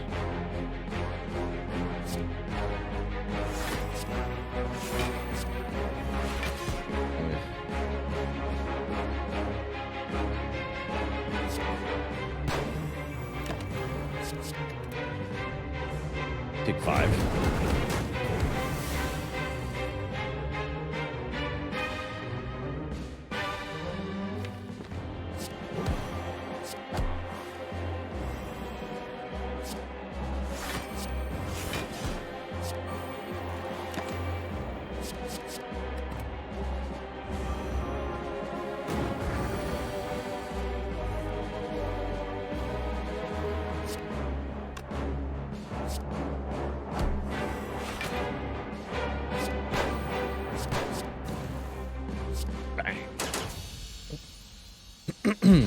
Tungsten Rod. Whenever we lose HP, lose 1 less. Okay, okay. I can see that being alright. And 3 more unupgraded cards. Body Armor, Short Fuse, Tracking Shot.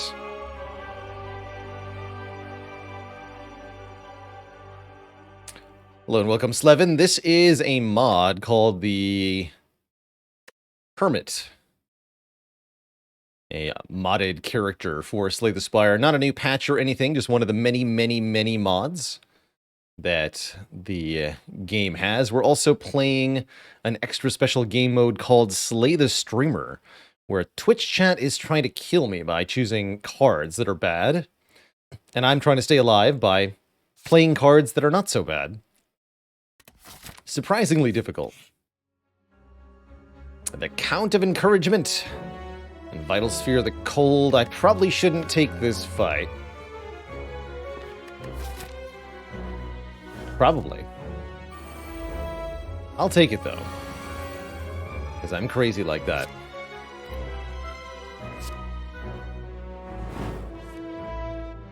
Ooh, not so good.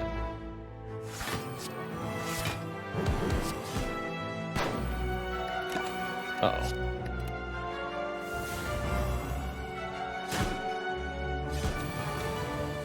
Already it's going badly.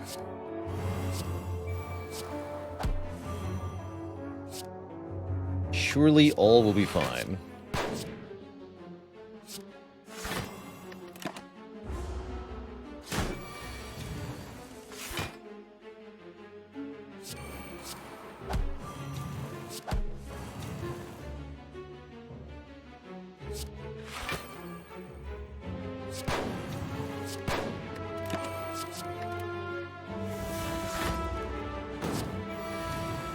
Bullets, my only weakness.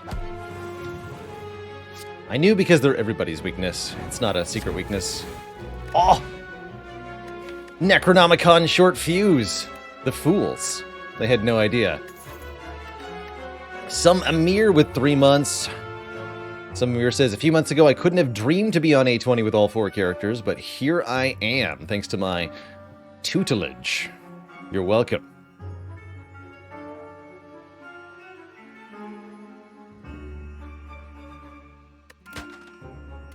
Good old stone calendar, and your pick of cards.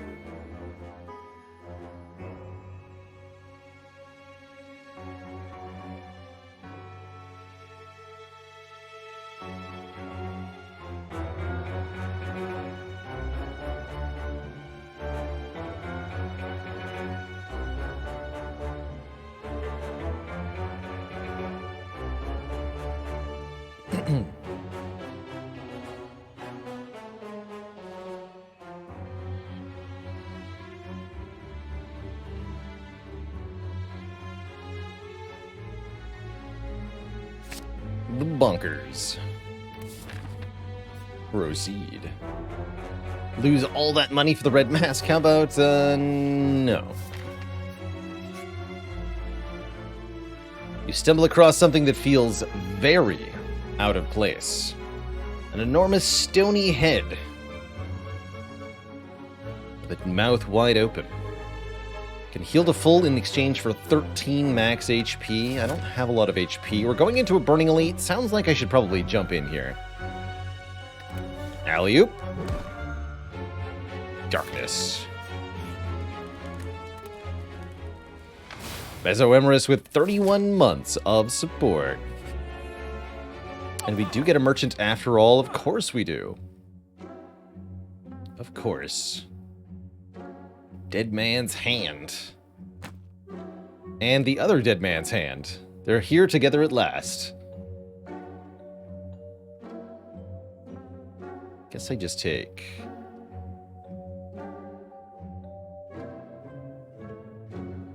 this out.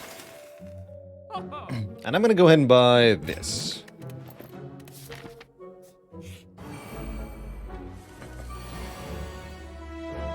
Would I say they're hand in hand? Ah. Very funny.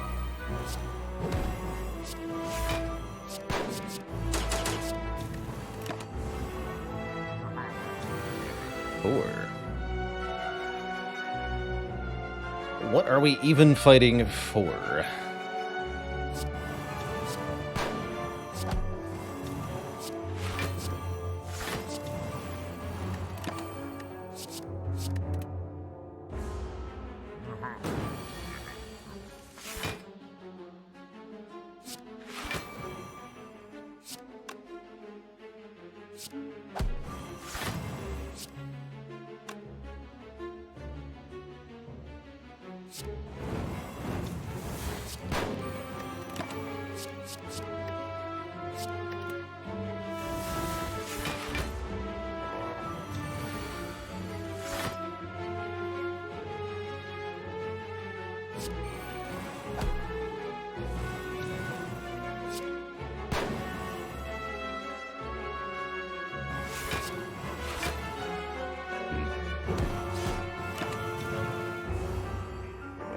Good. This might just work out after all. Might. It did. Score a Regal Pillow, which is useless. And one of these, if we want one. Chat trying to stop me today? They sure are, Evil Muffins. They sure are.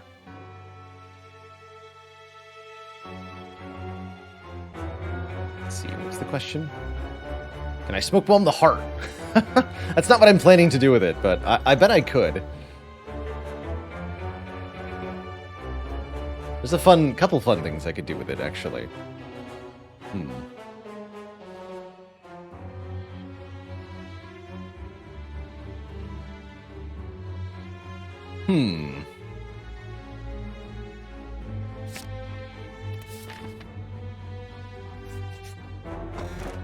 Boot thingy. Excellent. Alright, Twitch chat, who's the final boss of the run? Will it be the Wibbly Wobbly Time Eater, the Delicious Donut, or the Nerd Awakened Bird?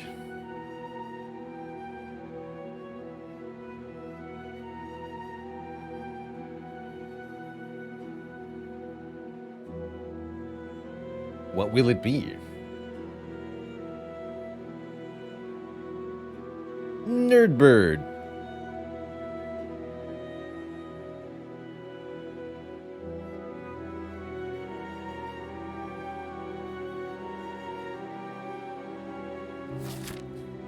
Nerdbird it is.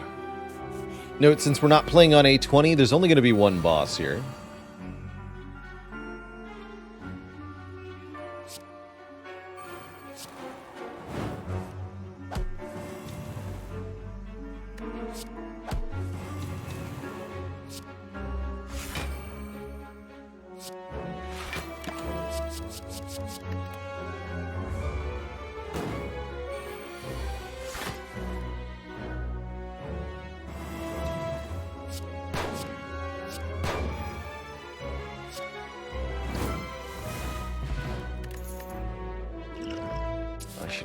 Earlier. That's fine. Another smoking barrel. If I was voting, what would I have picked? Not the Velvet Choker, that's for sure. Everything else gets distorted past that point.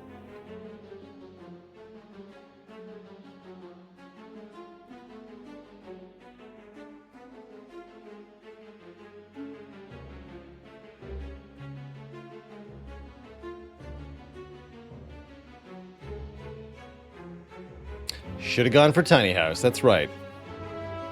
Coulda, shoulda, didn't. Alright, I'm out of here. Bye! Let's try Amber Autumn Fae Brook. Try saying that 20 times fast. Welcome to die.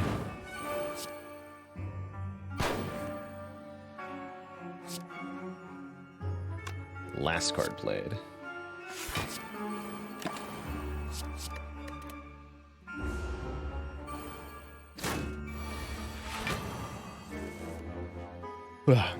Thankfully only one dagger, otherwise I don't know what I'd be doing here.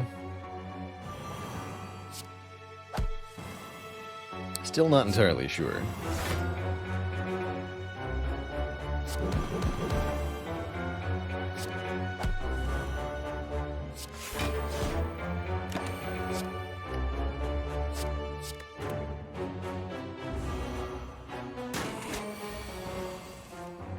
Fair enough.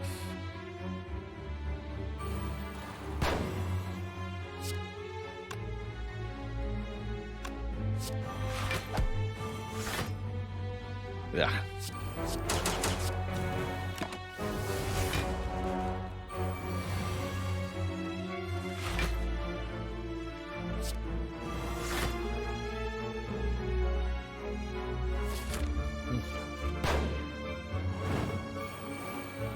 Bang. Easy peasy Reptomancer.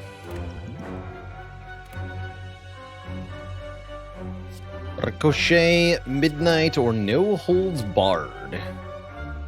Apply damage and AoE to all enemies, but get less energy next turn. Weird card. Midnight's a fun one. Add an impending doom to your hand. If at the end of your turn, this card is dead on, deal 13 damage to everybody, self included. It's a weird card.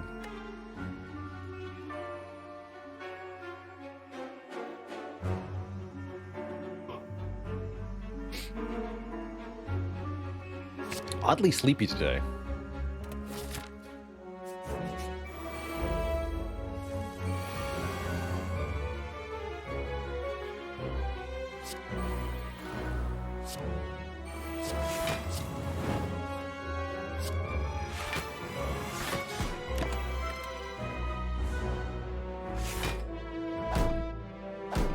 Good.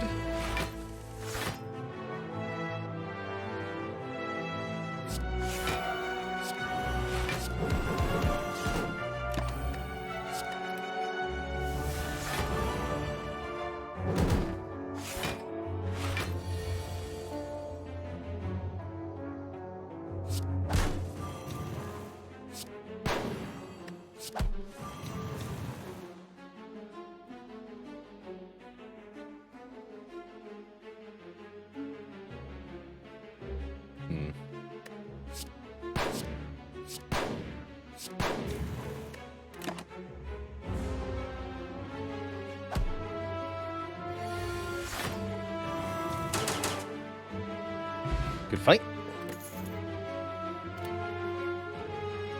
Dive. Plated armor with dead on. Cursed weapon. Lose 2 health, deal 10 damage. Cursed weapons permanently deal 1 more. I feel like this got a revamp. Interesting. It's a meta-scaling card. Or another coalescence.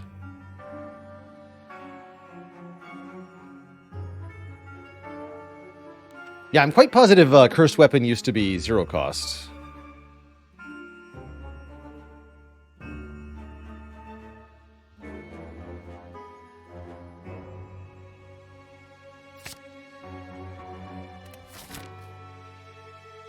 Take an event here. Surprise, it's Krogzar.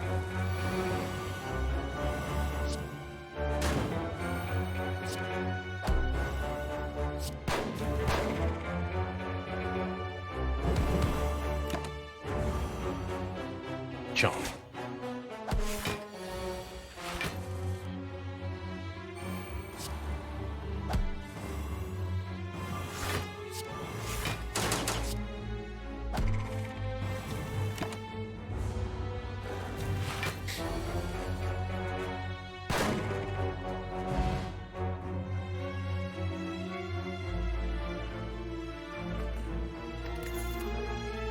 Last card before the bosses, Twitch chat.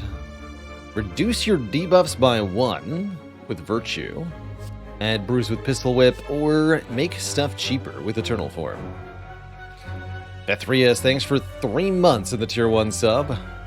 Appreciate you keeping it cozy. They're feeling eternal.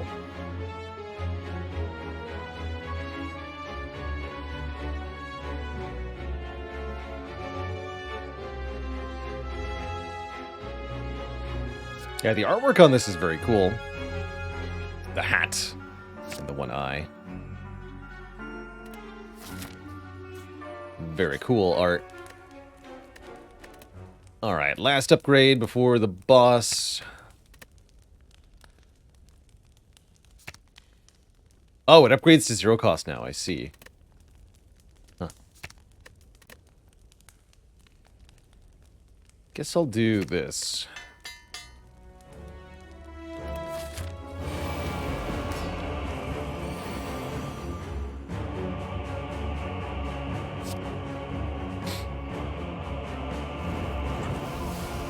Bang.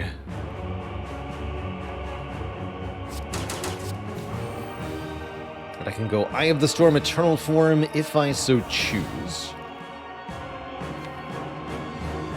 Do so choose.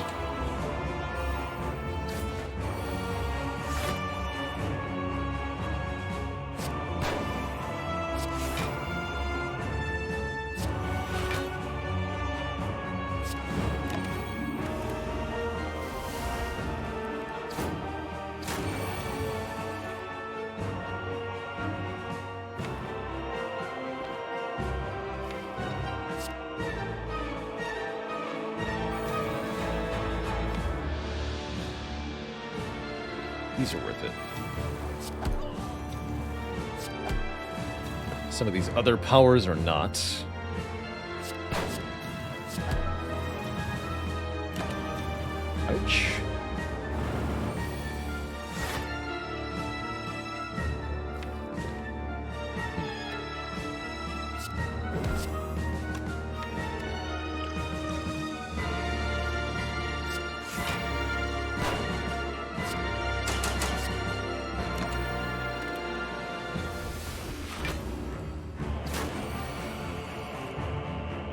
Pete's gonna get me. Dang it, Pete.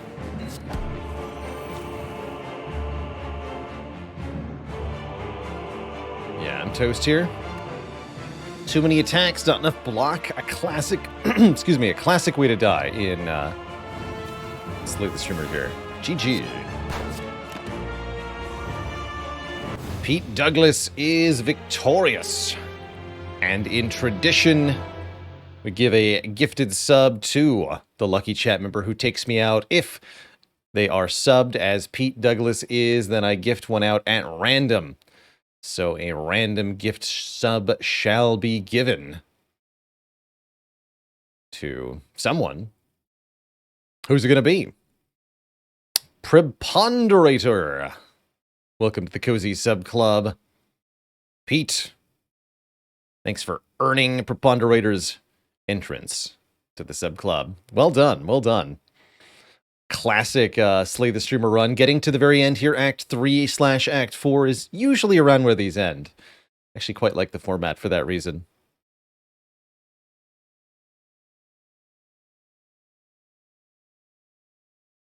But yeah, the ghost didn't do anything, huh? Rip. Didn't do anything. GG. GG. Well, that was a good time. Let's see. I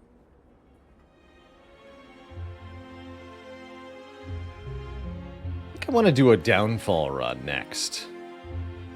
Play another modded character here. Not going to leave it up to a poll. I'm going to make an executive choice.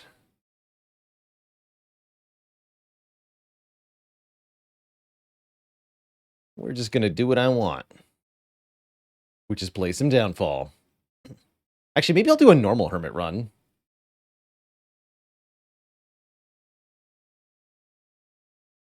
It's not a bad idea. Now, let's do Slime Boss. I haven't done Slime Boss in a long time. We'll do Slime Boss.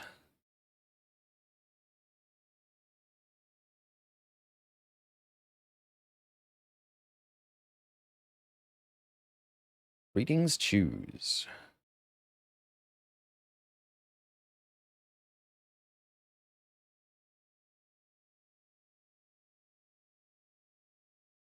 So no Slay the Streamer.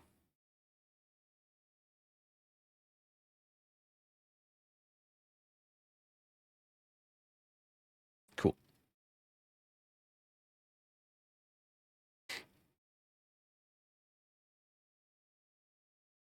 All righty.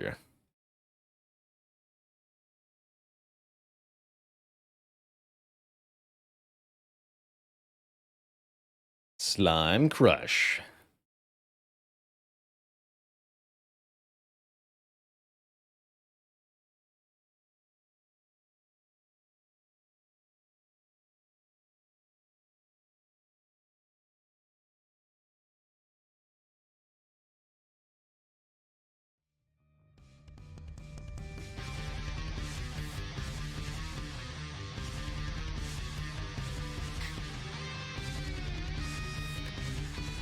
So welcome one and all to Slay the Spire Downfall, comprehensive community-made mod for Slay the Spire that features a new mode called Downfall, where you play as the bosses of the Spire, and there are 7 different choices.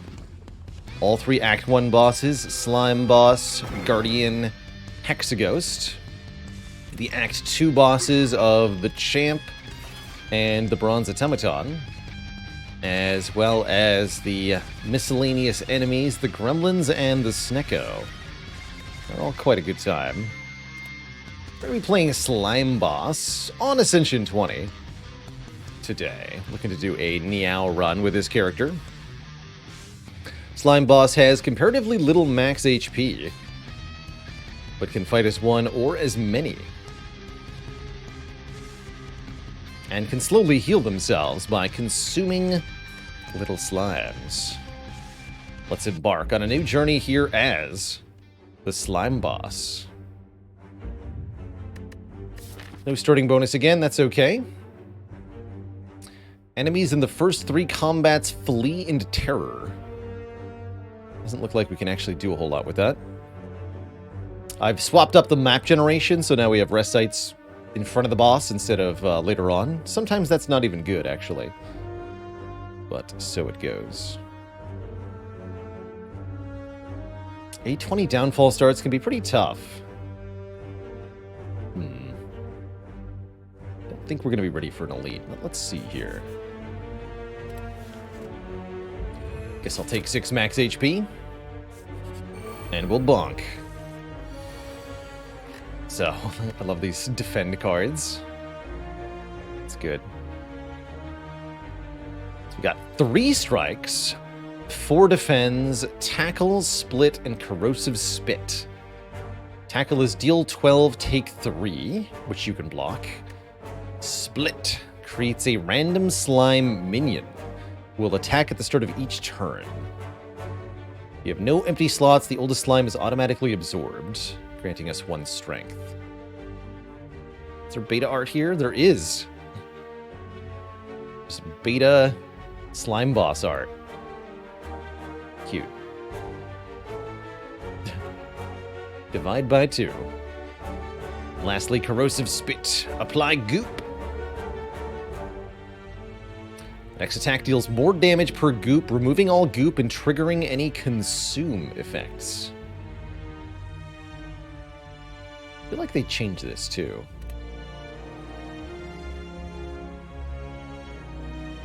Didn't this used to be a random minion or something?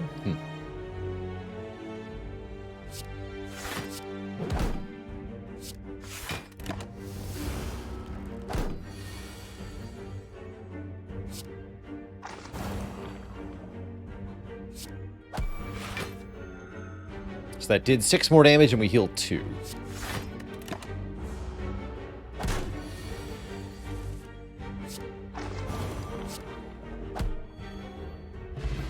So we can get a little bit of healing each fight that way. Apply 4 goop to attackers this turn. It's flame barrier. That's great. Roll through. Deal damage to all enemies. You do not take damage from your next 2 tackle cards. Or slime spikes. Temporary thorns. Thorns for 1 turn. Let's try Living Wall. I like the goop. Feeling goopy.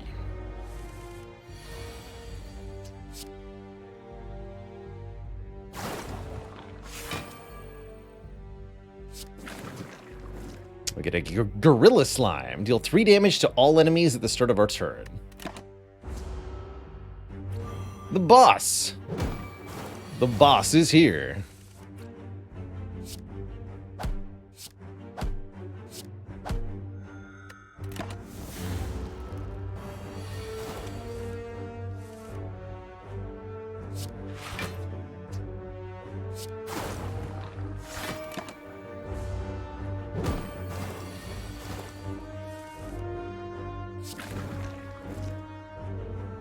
Bruiser Slime.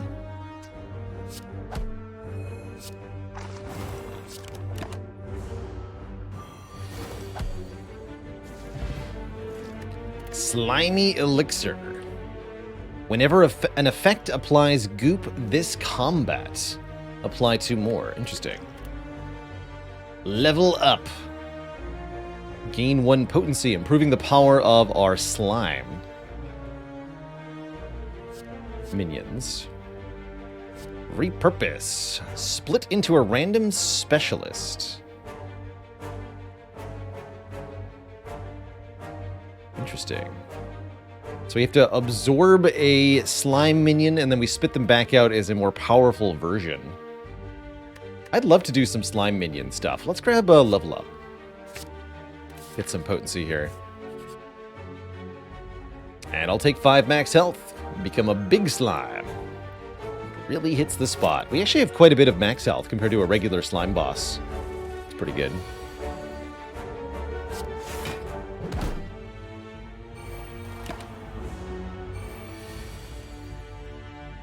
Become gooped.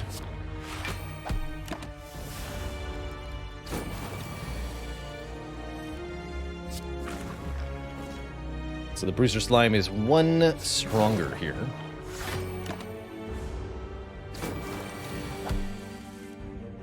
Doesn't work with the goop, though.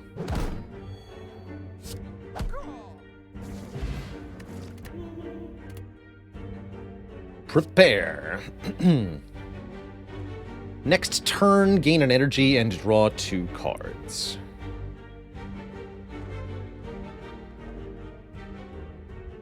There's no Slime Crush, though. That's just a pretty good card, actually. It's like Block Predator. Split into a Gorilla Slime, attacking for 3 to all enemies, and then command your leading slime to attack 2 times. I like that quite a lot. Let's get some minions here. Do I feel good enough to take on an elite early? I think we'll go for the shop and 2 upgrades, probably. Take on the Burning Elite. Just 1 elite this act feels kind of bad. We're not going to do very well against Gremlinob, that's for sure. Okay. Oh, that's right. We have to fight the merchants. That's right. We do need to do that.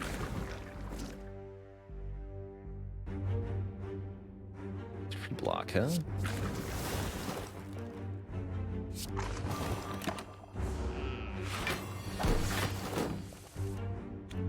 Get him.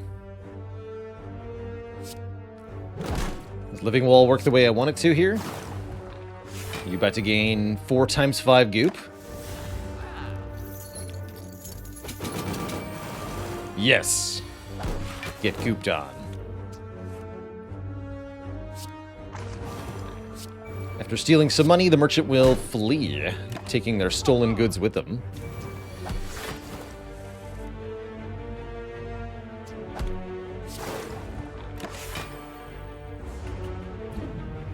But any damage we deal to them can be...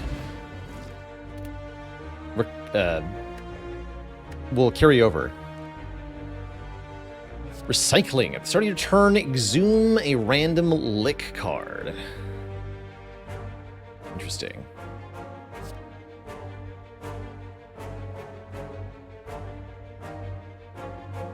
Lick.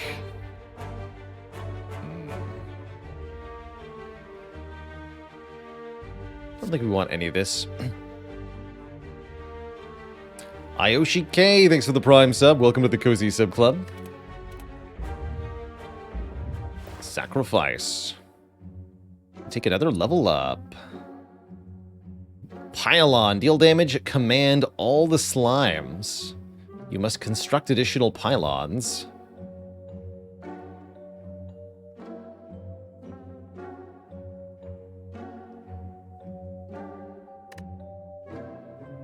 I don't totally dislike another level up.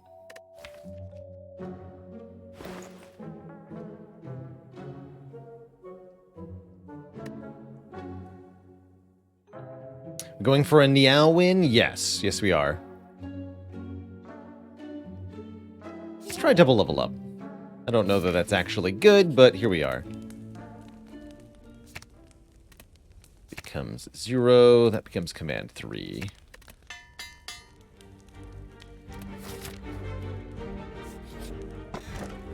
Even more max HP. Now we're extra chunky.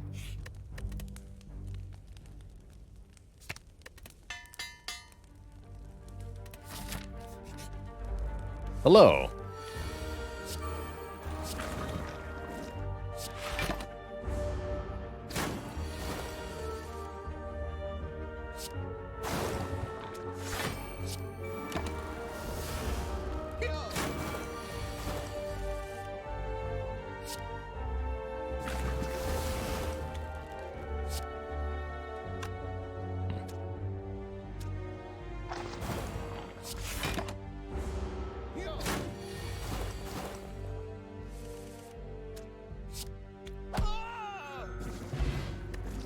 Okay, that does not happen at the end.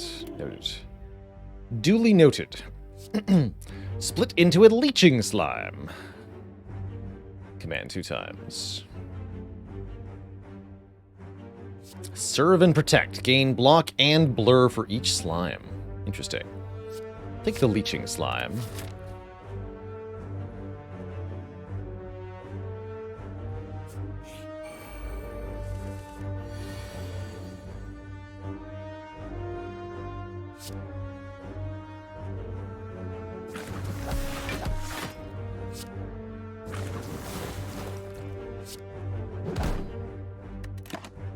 Hello, Sir Nub.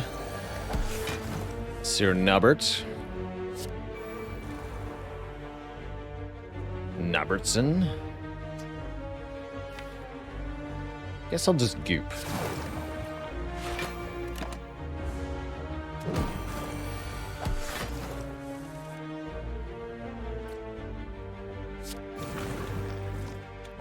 Excellent.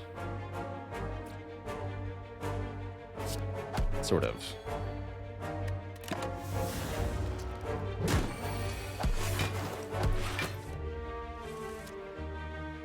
Bottom decking level up wasn't great. Ouch.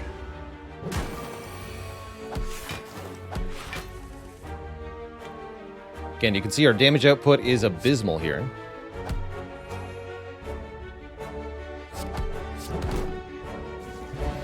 But we made it happen. We get a Bag of Preparation, 2 more cards turn 1, and a Vexing Drafts. Gain 2 strength and 2 dex, but also 2 burn plus cards for 1 fight. Gain block when we consume goop armors. Not bad. Equalize. Deal 8, heal 4. Play this twice if it activates goop. Or Slime Brawl. Play the top card of your draw pile. Repeat for each spawned slime. That's kind of cool, actually. Kind of like that.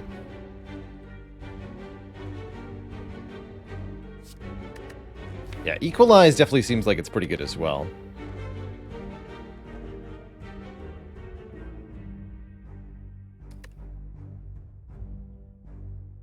Scoop Armor is not as good as I think. Okay, Absorb is not Consume. Got it.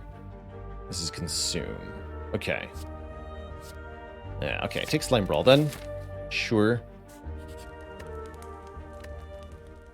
Spend 50 souls and break the Emerald Key to start fights with 1 point of Dexterity. Sure. I'm going to recall too. To get to the final fight of Niao in Downfall, you have to acquire the 3 keys. And then break them, which will turn into Heart Blessings that give you a bonus. 1 Shiv per turn. Or the Broken Wing Statue. The cultists that worship the Awoken One will be interested in this. We can turn the cult's members to our cause. Only boss combats. Oh, that's right. Start boss combats with 1 dexterity. That's right. They nerfed the hell out of those correctly.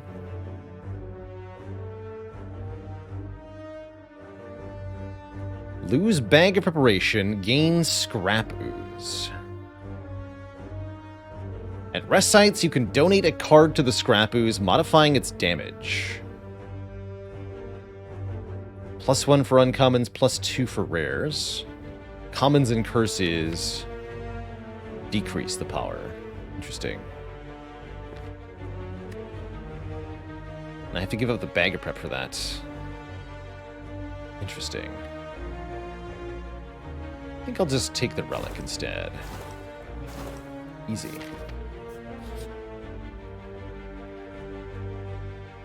Boss! It's me, Ranwood. You wouldn't believe what I've swindled from the cursed heroes. Do you have any more junk I can give them? Give up the Smiling Mask, Bagger Prep, or the Pair here to get potions, souls, or a random rare card. I don't need this pair. What do you got? Exemplary! With just a little work, I can make this look like something truly special. Overexert. Gain 4 potency. 2 turns from now, absorb all of your slimes. Excellent.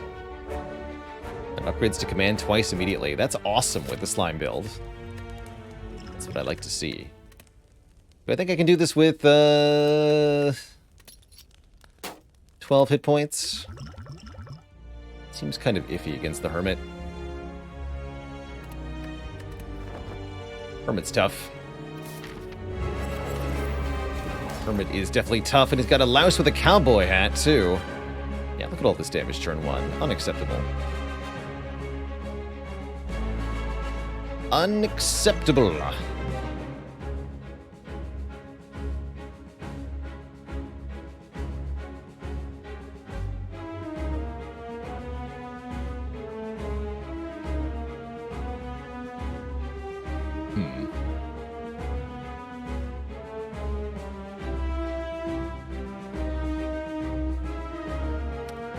Hermit needs to take 10 damage per turn to lose the concentration effect. Yeah, and a holster. It's cute.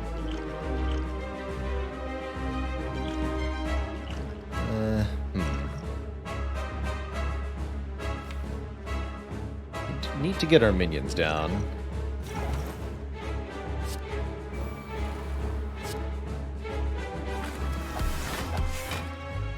Oh, cool. That's not bad. Definitely glad we rested.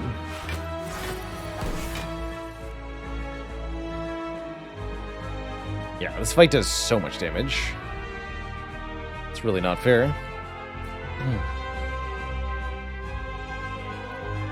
Terrifying.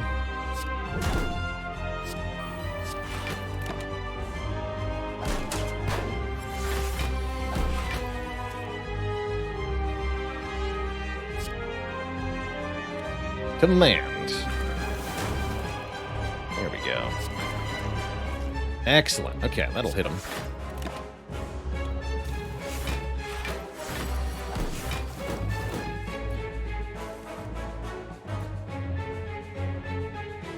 Deal 24 damage. Ah, we're just dead, huh? We sure are. So it goes. Splort. GG. Death awaits us. My Twitch chat. Death awaits.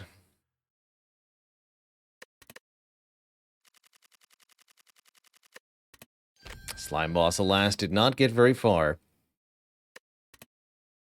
Wasn't a line where we break the Hermit's concentration there. Breaking concentration did not reduce the Hermit's damage that turn. So, whatever. Do we try Automaton? Honestly, I don't have any more Spire in me today. So I think it's Brotato time. Been a lovely jaunt through some of the modded characters here. Had a really good Slay the Streamer run, a really good win with the Abyssal. But I need to set the cards down and take a quick break here. So I'm going to take a couple minutes to refill the legs, stretch the water. When I return, we're going to do some difficulty 5 random runs in Tater Town. Play some Brotato. That's the goal. Anytime is Brotato time. That's right. While I'm away, make sure you microwave a potato for yourself. Expect everyone to have a tater in hand, hot and ready, when I return. So, you've got 5 minutes. I'll be right back, everybody. Please don't go nowhere. Also, I'm going to put Brotato on the main screen here. Your PC is a potato? That counts. That definitely counts. You are allowed to, You're allowed to do that. I'm here again.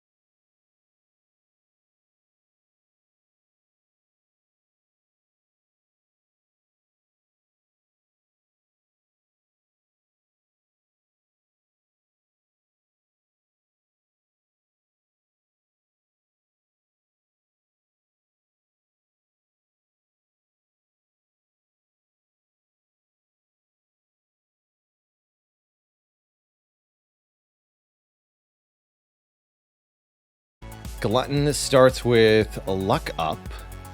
Gets a permanent explosion damage up when picking up consumables as well.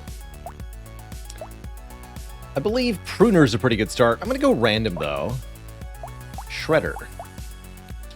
Shredder it is. Less XP and more item price means this character gets fewer stats than the others, and you're somewhat expected to make up for this with the explosion damage percent.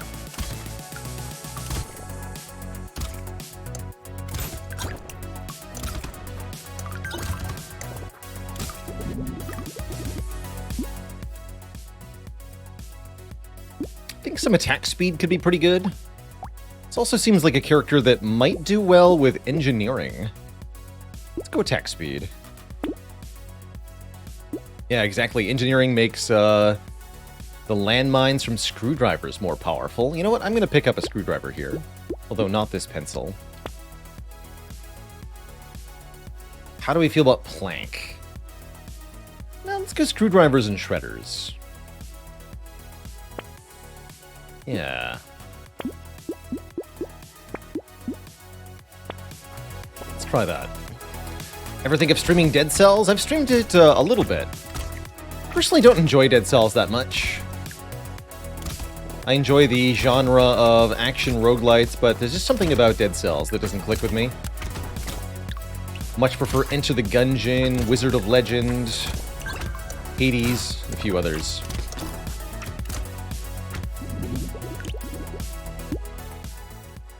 Harvesting, huh? Harvesting is materials and XP every wave. Helps make up for the minus XP and plus item price this character has, so sure. Sure.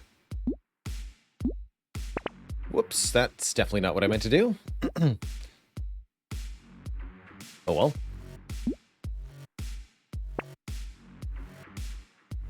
Meh.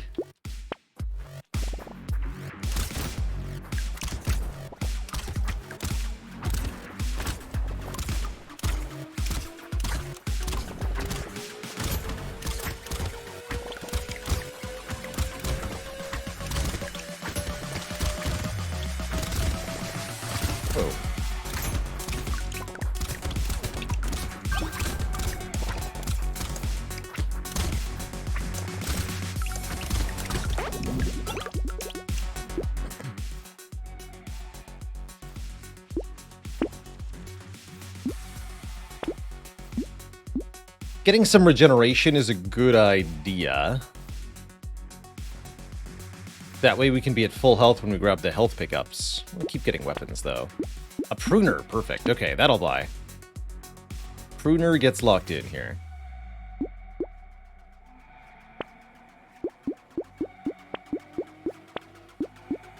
These are all good. Okay. That feels like something we can get a run started with here. Multiple pruners means we'll actually start scaling our explosive damage stat. And I'm going to try not to lose health in order to further that goal.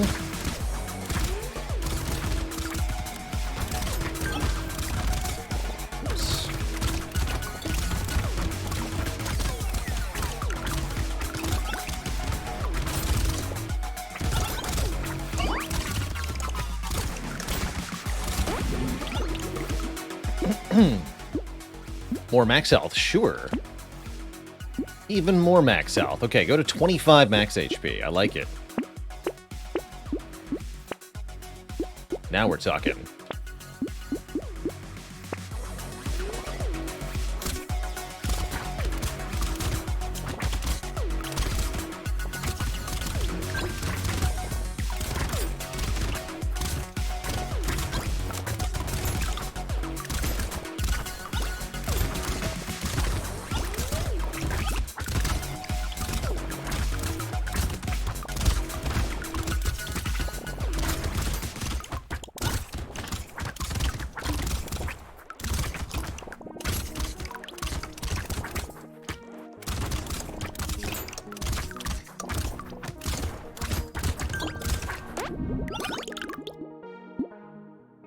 And if we're at full health at the end of the wave, then any unpicked up health pickups count towards the damage up.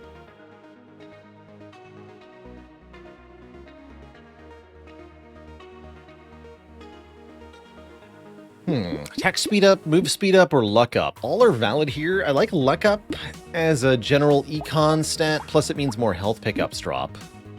Let's take the luck up. And one more max health, or I can go more harvesting. This will put us to 21 harvesting, meaning we'll start getting +2 harvesting at the end of each wave. Sure, let's do that. And more luck, actually. Sure. I'll also buy landmines. Sure.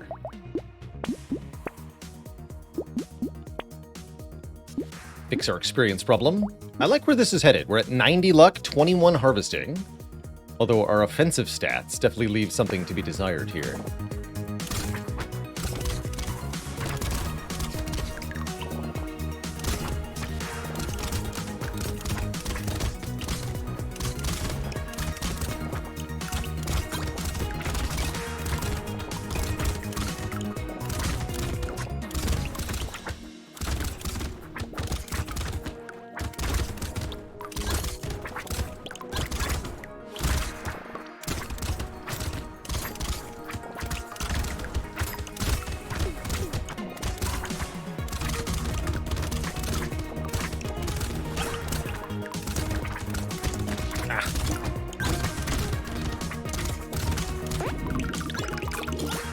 We do want a little bit of... Oh man, more max health? Sure.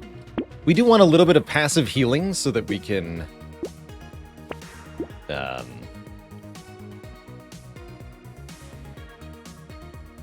pick up more of these consumables at full HP. I guess a rocket launcher will probably help us. I'll buy that after the garden. More consumables, please. What's our percent explosion damage at? 19. 22.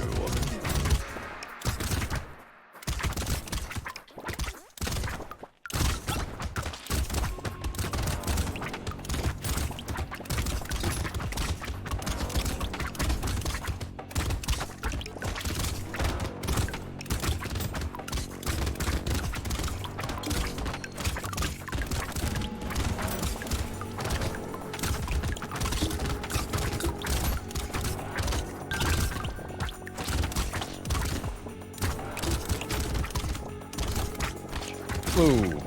Okay. We're just dead. We're just dead. Guess I should have bought that rocket launcher. Okay, let's try that again. With Glutton here. Same start. Start with the shredder. Feel like that went very unfortunately. Just didn't have enough damage there to kill anything. Actually, it wasn't a problem that we couldn't kill the big aliens. It was a problem we couldn't kill the little ones that were in our way, preventing us from dodging. By the way, if you haven't voted in this month's game vote, the game vote opened today. As usual, 8 games are on the poll, and the top voted game will get played live on stream later this month. I agree, Doom Train. This is one of the harder characters, just because you have a nebulously good bonus, but a very broadly bad XP gain down, item price up that makes it so hard to gain stats. Alright, we'll take landmines again. I think we explicitly don't want health from consumables because we get so many of them. Triple shredder is fine, though. Remember to vote for the correct game, that's right. Pro tip, they're all correct. They are all correct.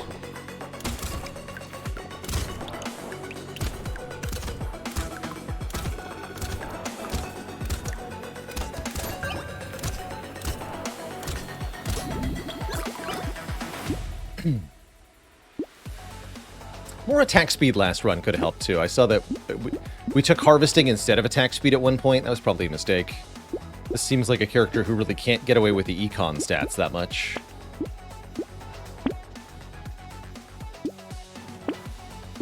Like I would love to get Lost Duck, but I don't think we can afford to. Need more shredders.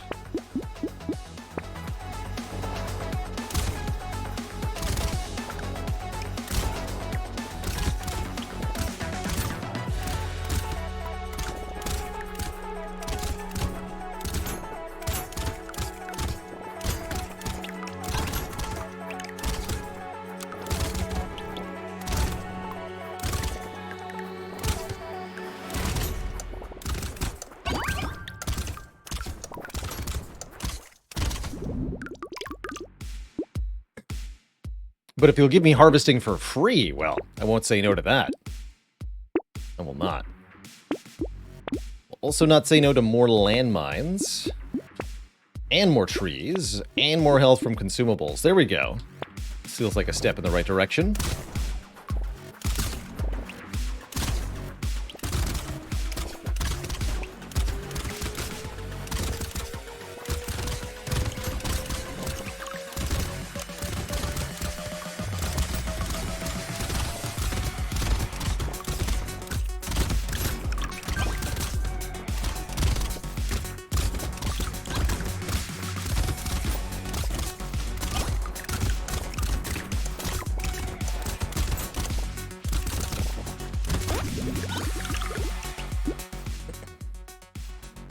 Could take 5 more of that harvesting stat. I'll do that. I'll do that. I know I said we didn't want to take harvesting, but I meant not too much of it. Take a little bit of it. How do I feel about the screwdriver? I still think it's an okay weapon. I don't know if that's actually true or not.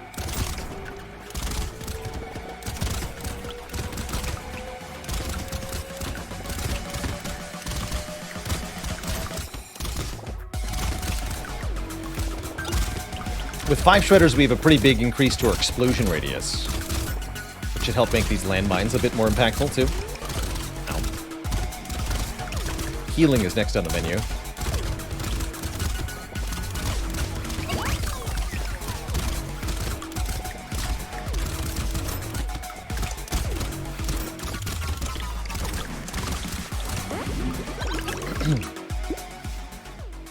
Turret! Any source of passive damage is welcome here. There's some healing. I'll do it. I will do it.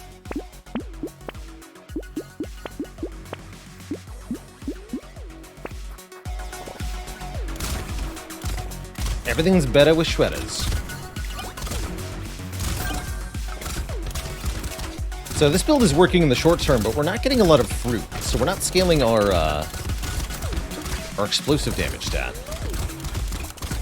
That seems kind of bad.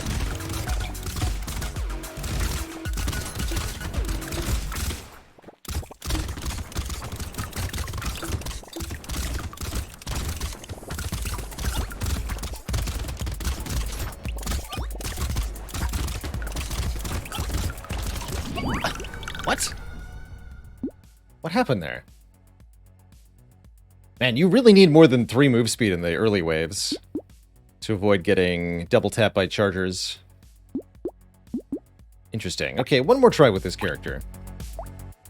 I'm going to keep going with the Shredder start because I want the challenge, not because I think it's correct. I think anything other than Pruner is probably wrong.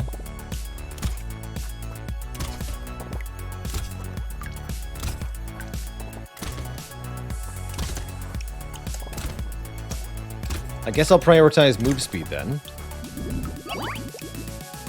Or maybe a different weapon. Shredders are truly terrible weapons. They do okay against a crowd, but they do not deal with single enemies well at all. Ugh.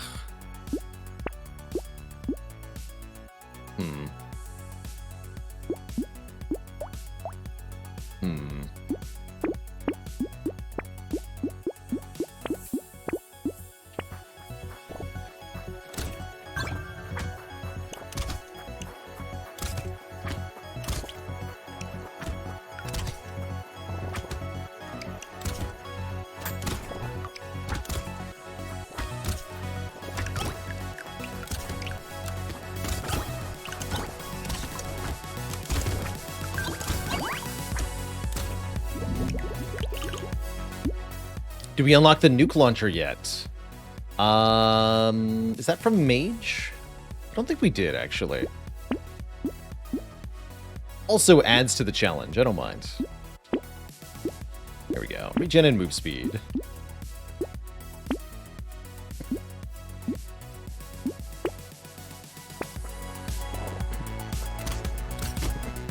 Need Elite Shredder 2s, huh? Yeah. Maybe they're worth combining more aggressively than I have been.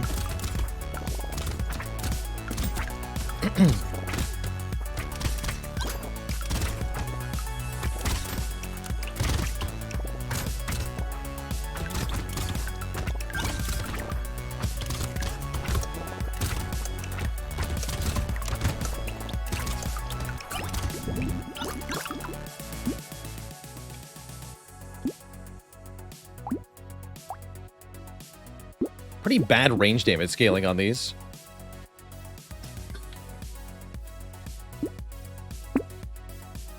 I'll take the max health instead. Ghost Scepter. Increases our max health for every 18 enemies we kill with it, huh? I'll play your game.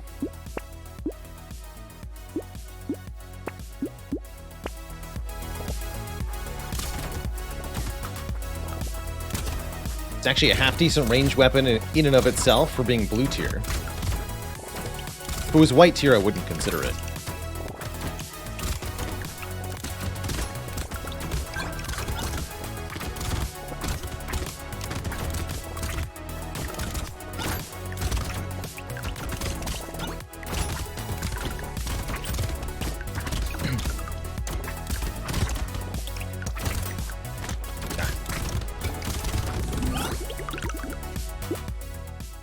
Three lifesteal. Okay, sure. If you're going to offer me it to me all at the same time like that, I'm not going to say no.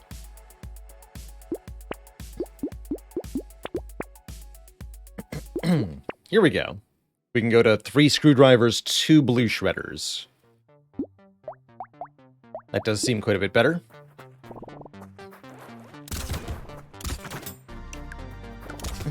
If I had an automated way to do that, get raving, I would. But I'm not willing to try to remember to manually edit a text thing every time I change characters. Might be able to make BailerBot do that.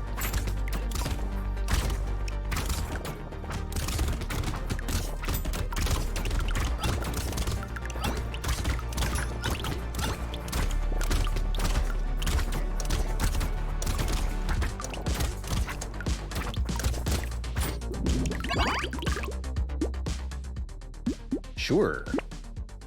Also sure. More luck means more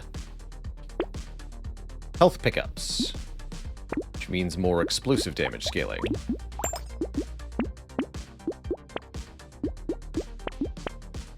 Alright, now we definitely want some engineering. Seems like it's going correctly.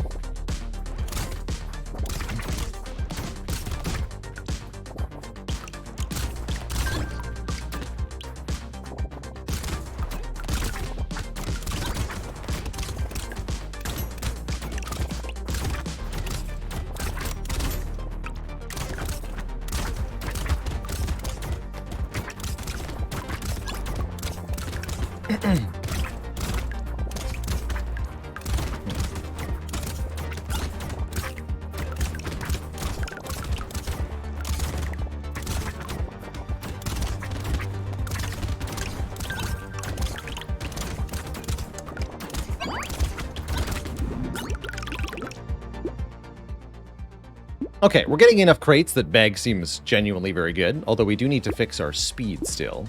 There's some engineering. And I'll take armor over crit chance. Definitely. Wave 7, huh? Bait. Engineering doesn't benefit from bait. I'm gonna reroll here. Garden is good.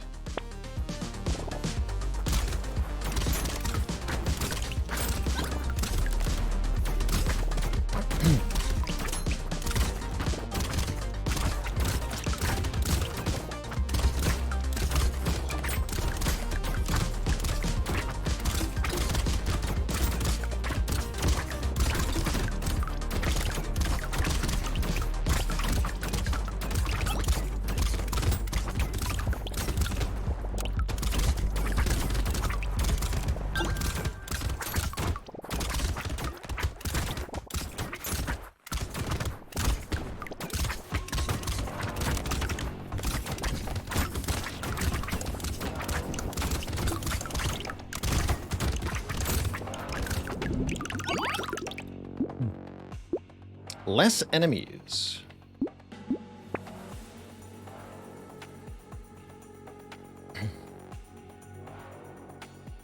Nah. Give me more regen. Piggy bank.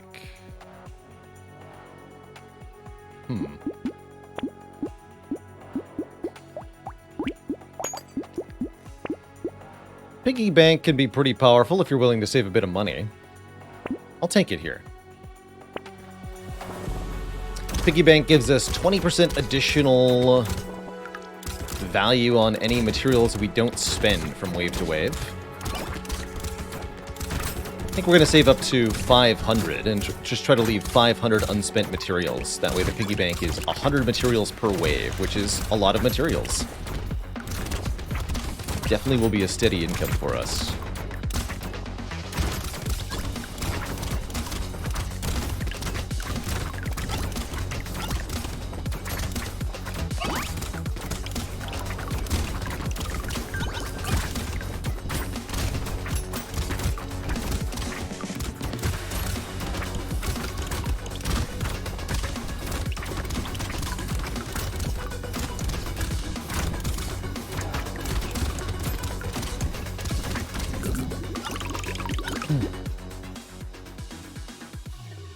Nope. But I would love some more armor. Ghost Scepter 3. Interesting. Right before Wave 9, you say? Okay. Sure. I'll play your game.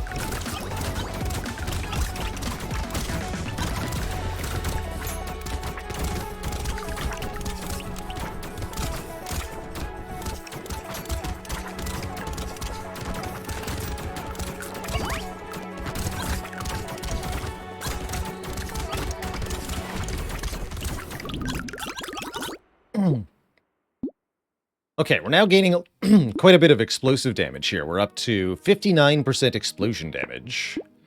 That's good. It's very good. And let's get that move speed fixed. Big time. I will buy more landmines. I will buy the shredder. And we're just going to go wave 10 with what we have here. Make 20% money off of the piggy bank here. And then looking to spend back down to around 500. That's the goal.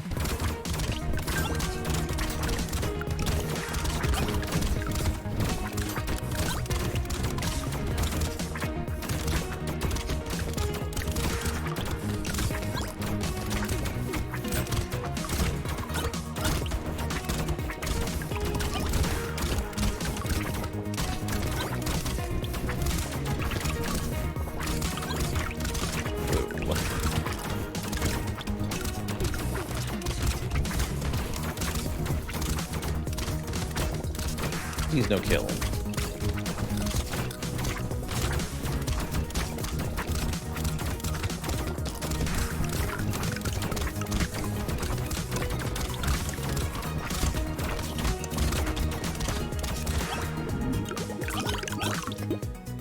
Okay, that was tough, but we made it. We made it. And I'm going to take some more regen. I am not going to take a peacock going into this elite. We are going to look for some stuff to buy that will help us stay alive here. More landmines. Probably combine these as soon as I find another decent weapon. Don't want adrenaline. There's another decent weapon.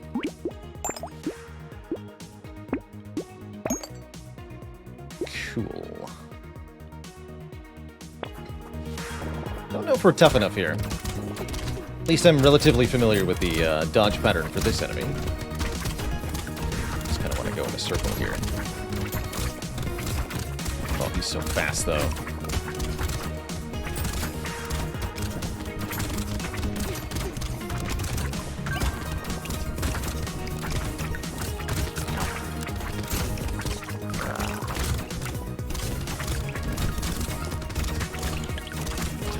Can't dodge that. Jeez. That guy still has my number. I do not know how to evade him yet. Damn it.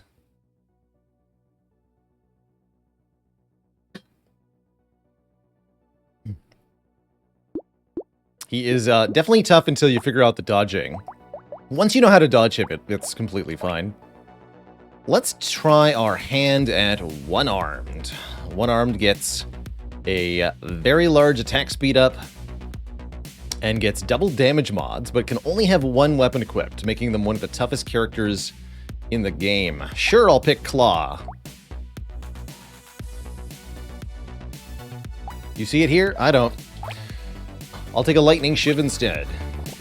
Now, we don't have Claw or Hatchet unlocked. Those would be pretty good starting weapons for this character. But not an option for us, unfortunately. Have to play some of the other characters first. But Random says we're playing one-armed, so suck it.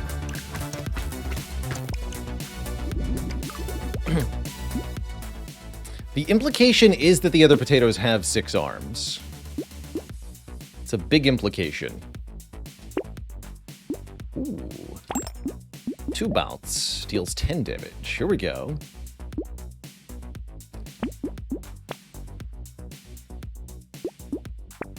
Nah.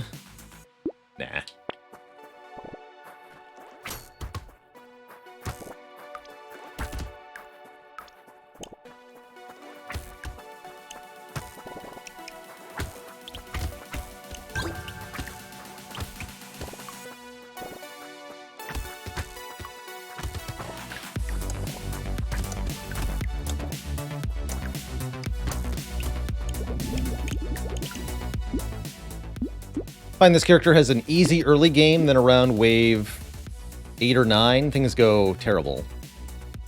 Sharp Bullet seems bad with bounces.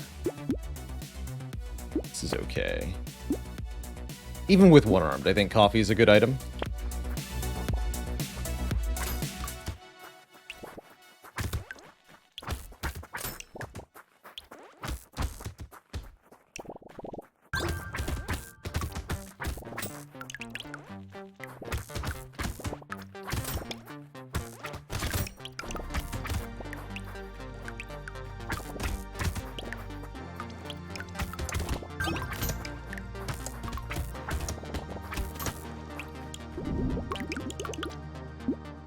I'd also like to get some more range.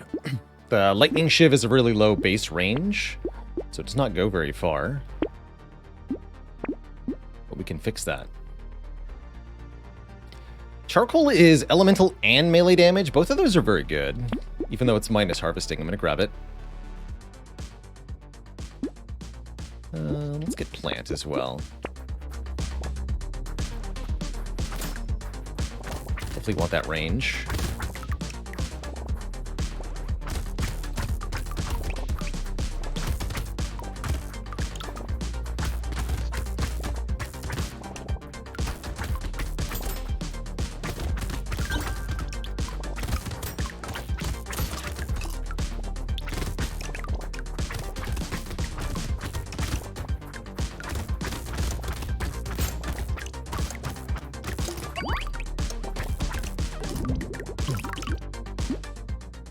Free cake. And there's range, or 4 more elemental damage. I'm genuinely going to choose that 30 range, because I think it is actually really important. I'm not going to take a garden. I might take a peaceful bee. Put our harvesting back into the positive. Lose 2 melee damage. I'm okay with that. 1 engineering for every elemental damage we have. We could get a lot of engineering from Strange Book. Interesting. Let's do it. Take Cute Monkey as well. Let's do it. That means we're going to be able to double dip on the elemental damage stats. Twofold, no less. So every elemental damage is 2 engineering. Which is not a stat we can use inherently, but if we find any turrets or landmines or anything similar, it'd be kind of interesting. Now, does one-armed have room to get away with a speculative item like that? I doubt it. But we'll see.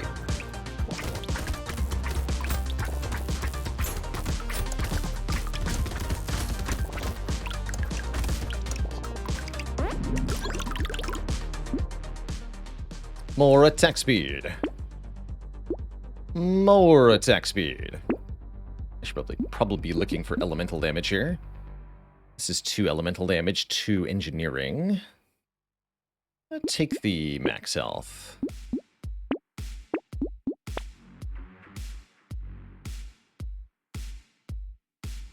This is okay.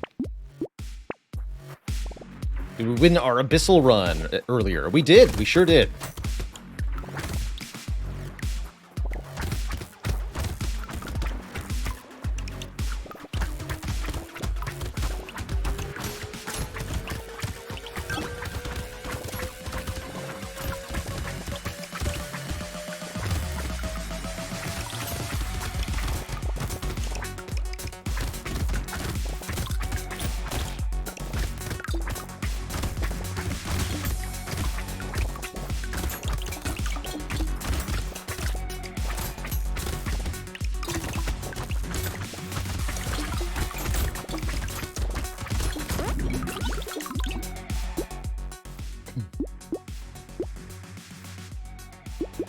Let's just grab some elemental damage. Sure. Oh, that would mean we have amazing plank scaling with the strange book off elemental damage. How bizarre. I don't think I'm going to do that, though. Taser 3 is an elemental weapon that shoots 3 projectiles, slowing enemies in a radius around the projectile. Honestly, that seems like a pretty good pivot. Definitely want to go high-tier weapons with this character. This is a 0.28 second cooldown. Let's do it. Let's tase. Do tase me, bro. Let's see how this goes for us.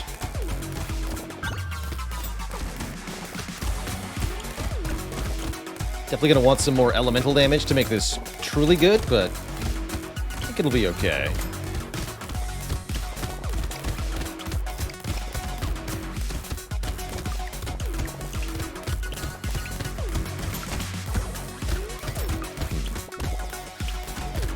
Already not as much damage. Concerning. Maybe mistakes were made.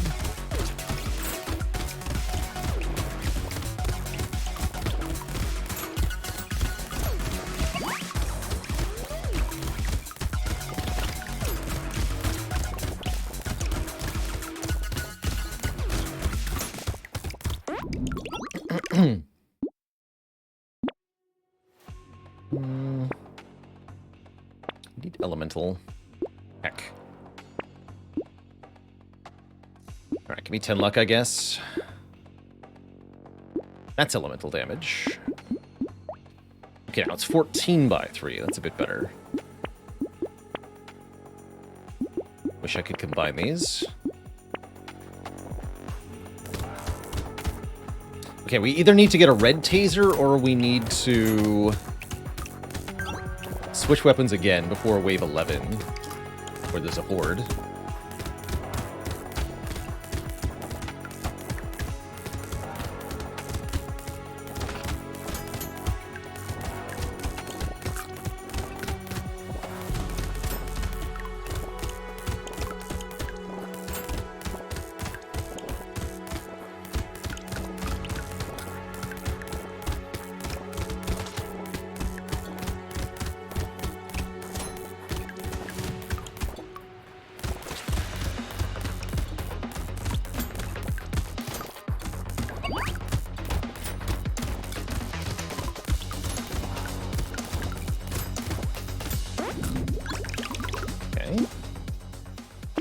Sure, add more knockback, more range. I don't have any money. Uh-oh. We're in trouble now.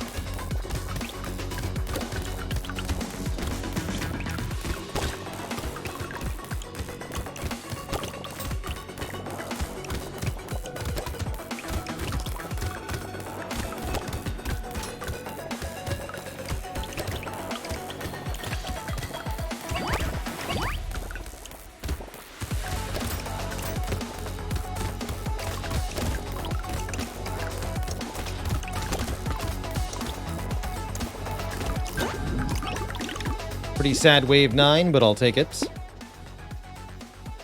Sure. Even if that results in my death, sure. Need more elemental damage and more percent damage. Let's go with percent damage. This is 20% damage up. Sure. Some more move speed, too. Yes. 28 by 3. Okay, that might actually work.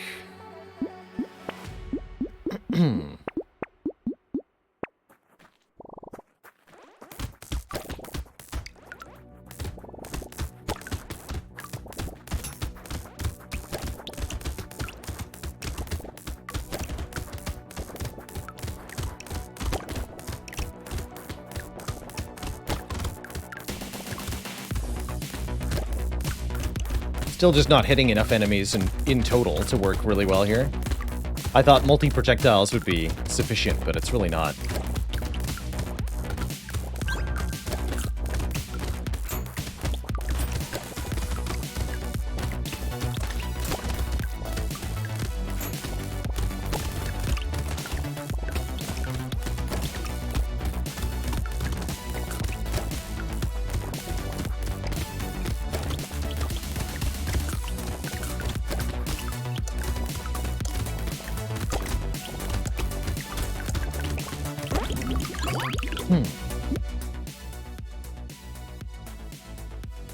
Baby elephant can help, technically. I do not know that it will help in practice. This horde is going to kill me. Now we get incendiary turret. Ah, I shouldn't have bought all those items. Damn it. If I could stay near the incendiary turret, we would actually have a chance here on this horde wave.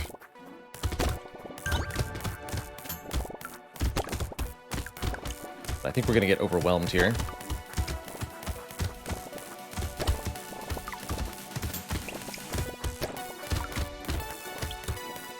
Right here, right now.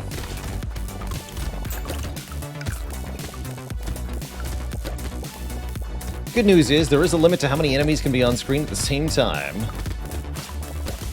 There's also a limit to how few hit points we can have. It's 0. 0 is the limit. Go.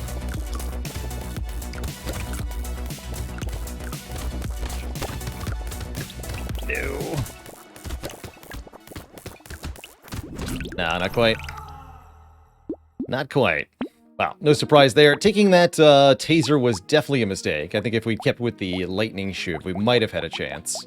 One-armed is a very difficult character anyway, though, so losing might just happen, even if you do play well. Engineer.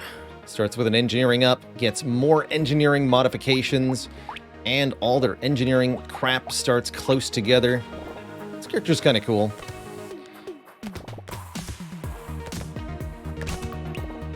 Sort of justify all this weird engineering items existing in the game. It's almost an archetype. Sometimes it even works well.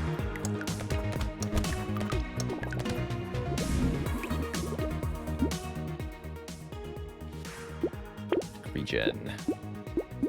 Definitely want to snag every turret we can get our hands on. Sure. And then we basically just build a base.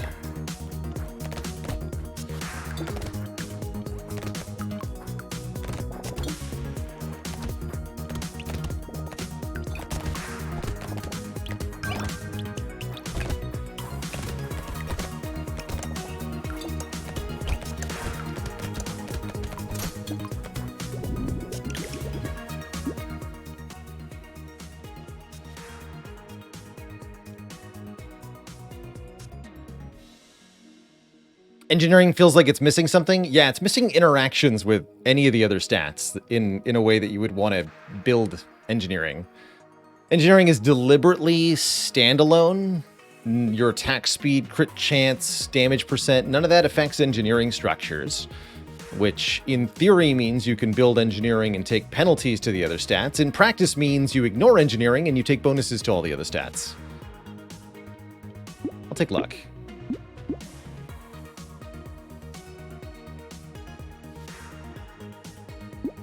So coffee's not that good, again, because attack speed does not affect our turrets. So I'm just going to reroll here. There's Pocket Factory immediately. Wow.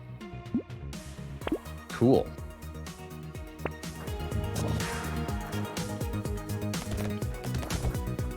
Explosion damage and engineering work together. That's about it. That's right. So now we just need tree-up items. Pocket Factory on its own doesn't mean jack if we don't get more than one tree per wave.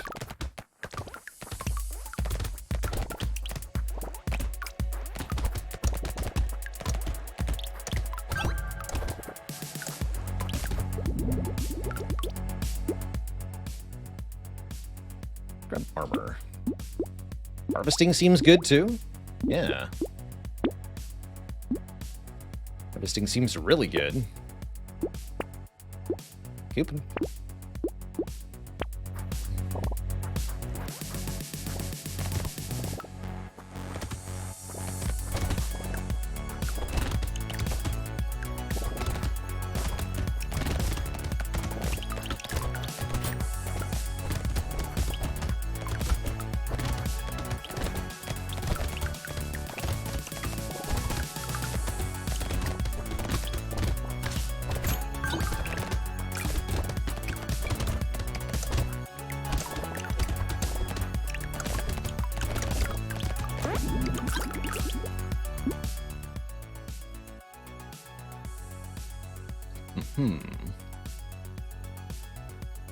I want luck, harvesting, engineering, or survivability. Let's just take the armor, I guess.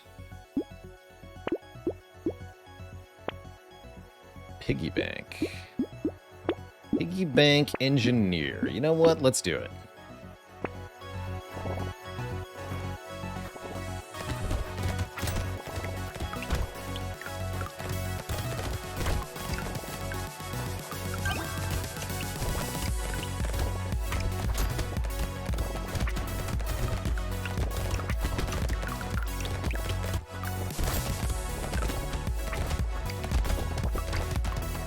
More turrets.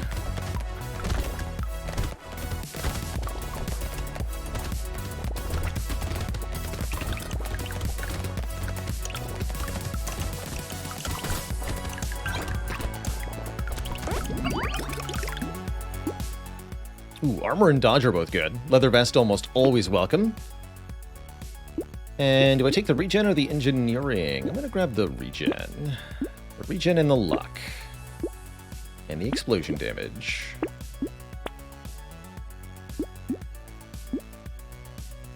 I'm not going to bother with duct tape.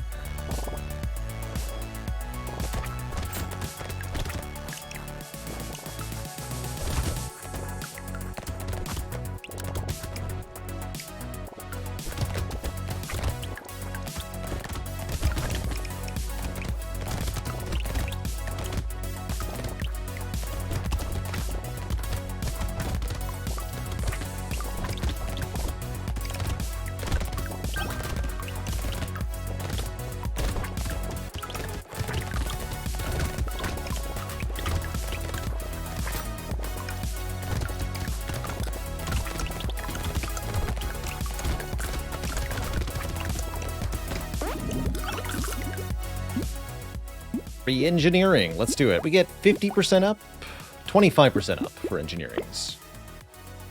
Works for me.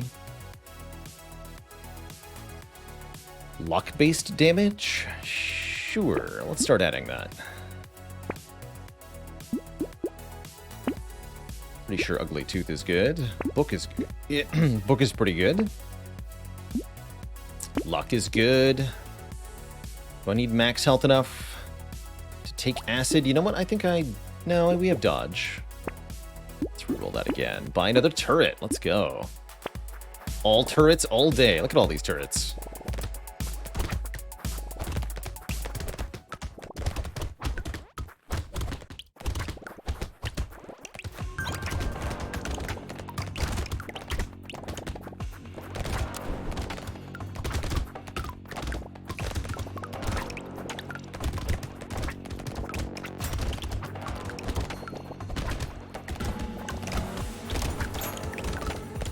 Definitely would like some move speed soon.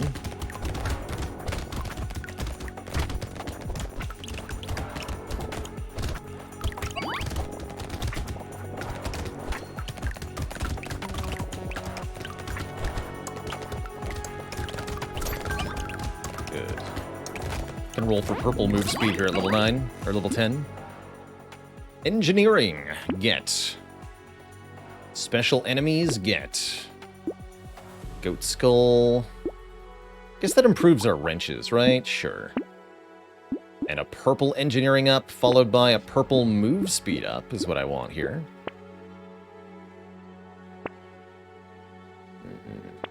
There it is. Worth it. Okay, give me some wrenches.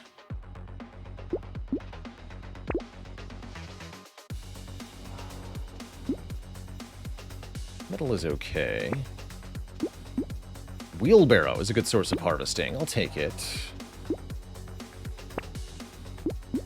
Or luck. Okay, that's better. We have 30 max health, 6 move speed.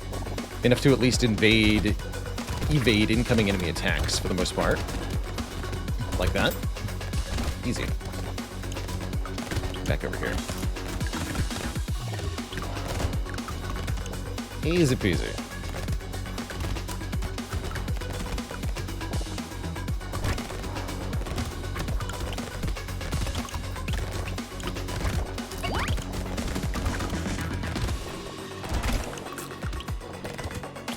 Those trees are spawning in the exact right spot for this wave. Get them. The turret barrage.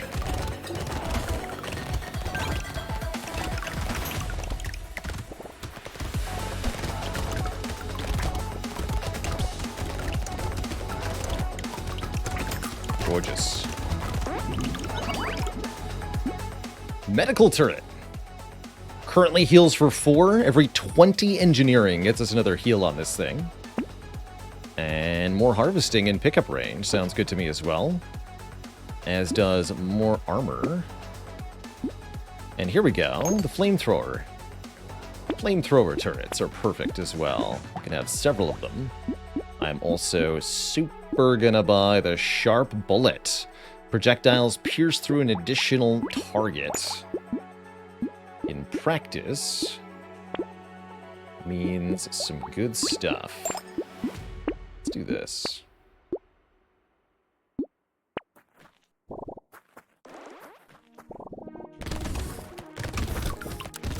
So all of our little turrets will now pierce through one foe with their shots. Although they might do reduced piercing damage. Kind of hard to tell here.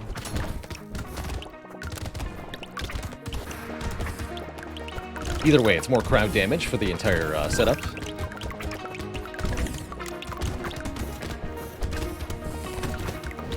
Especially once we start getting explosive turrets. It's gonna be good.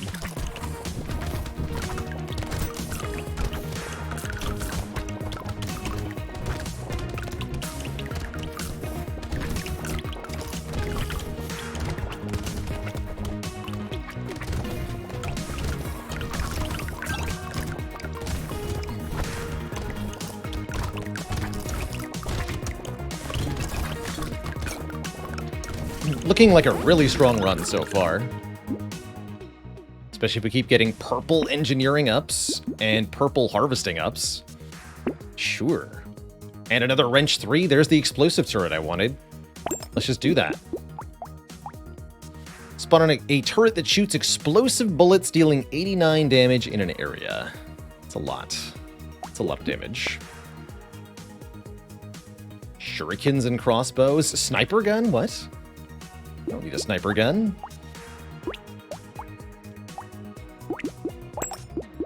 I'll take another purple wrench, and I'll take 20 more luck for sure. I've got a piggy bank. I forgot about that.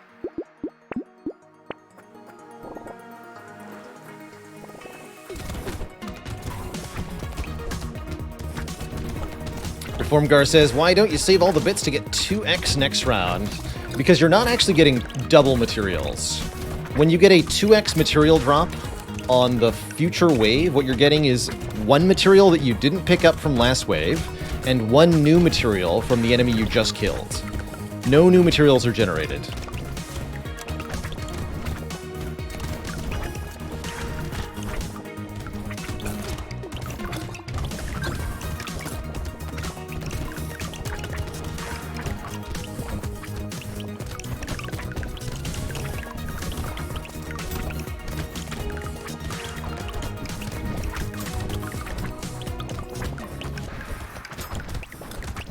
It can matter if you have an XP up coming next wave.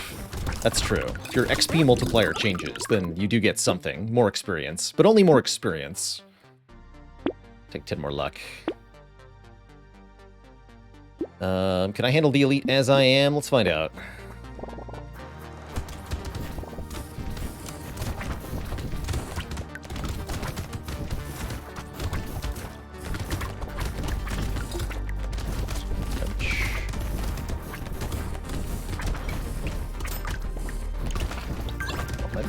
No. Jeez. Nope. Can't dodge. GG. Wave 11 Elite takes me down yet again. Feels like I need to be building maybe a little bit tankier for Wave 11. I think that's probably my problem.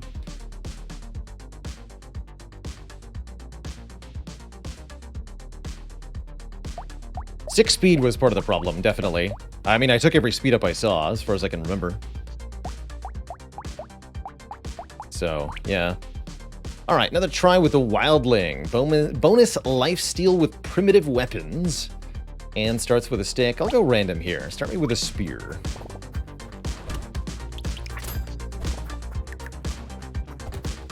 Doomtrain says, I think the new elites in general making tankier a bit better. I think that's true.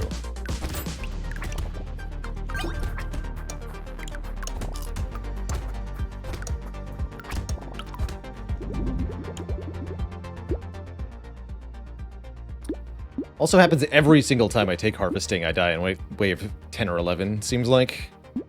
Such a bait stat. Slingshot. No, I'm gonna go melee here.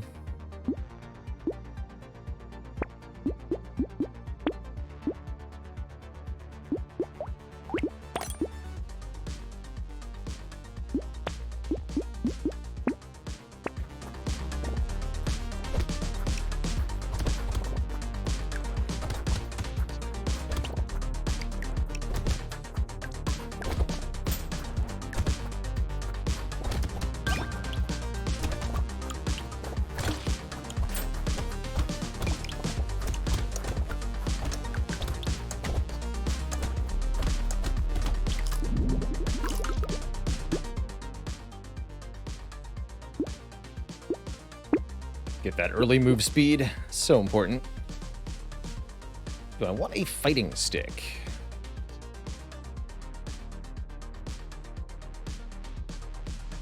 Yeah, let's add one.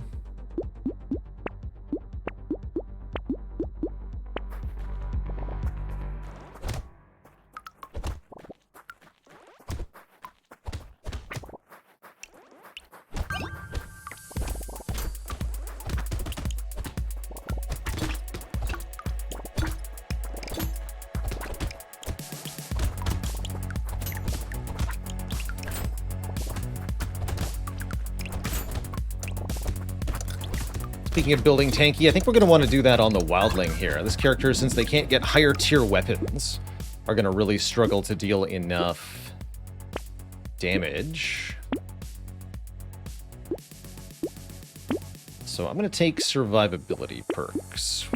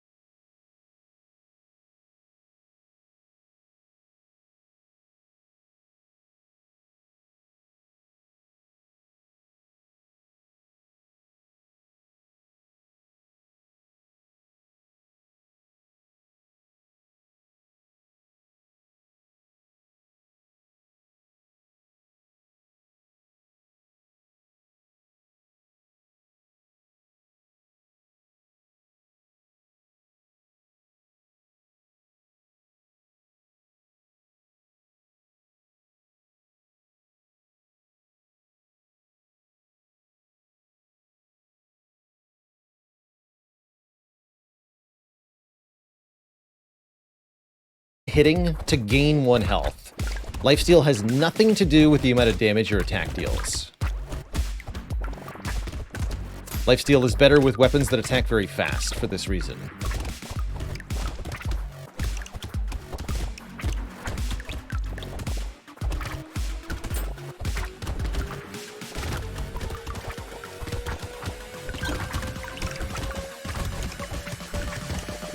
There's also a maximum of 10 health gained per second from lifesteal, in case you get really, really fast attacks at high lifesteal value. There is an upper cap there.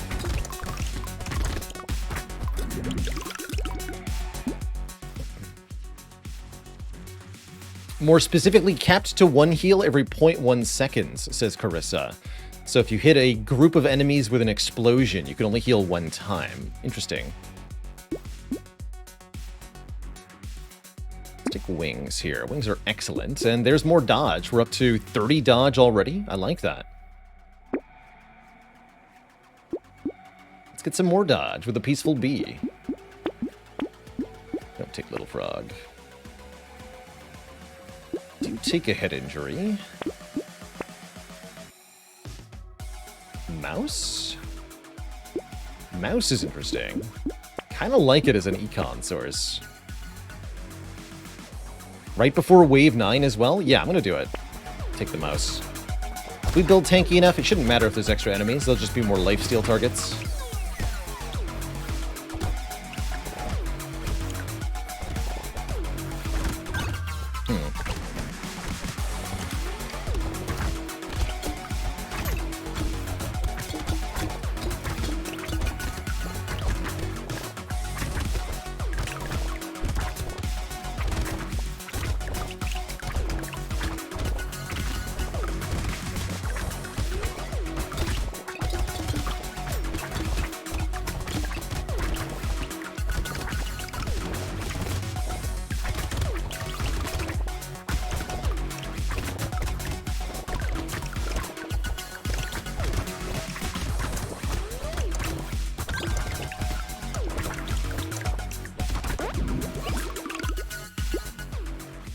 More move speed. And 12 max HP? 12? 12 I take. With minus 14 luck, no less. What the heck? You know what? Don't question it. Just be happy. Just be glad it happened. What if I also took less enemies? It's fun. I'm gonna keep adding more, because I'm crazy. I think we probably want more attack speed next as our main damage up. We're also going to need to probably get a bit more melee damage stat. Though not a lot more, just a little bit more. 20 or so.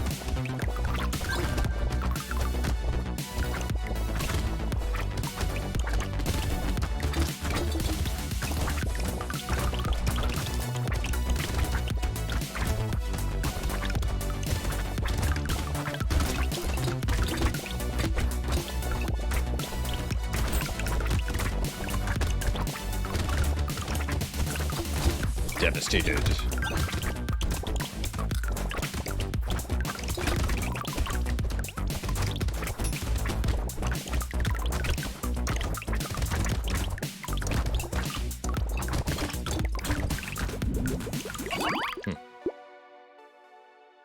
Okay, sure and no.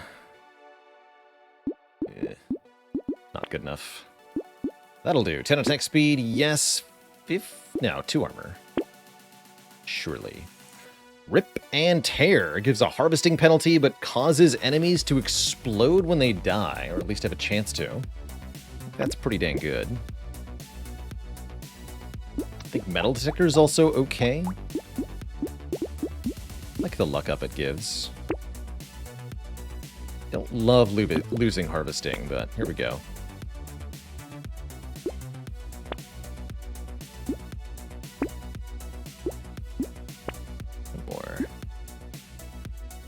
Melee damage. You got it.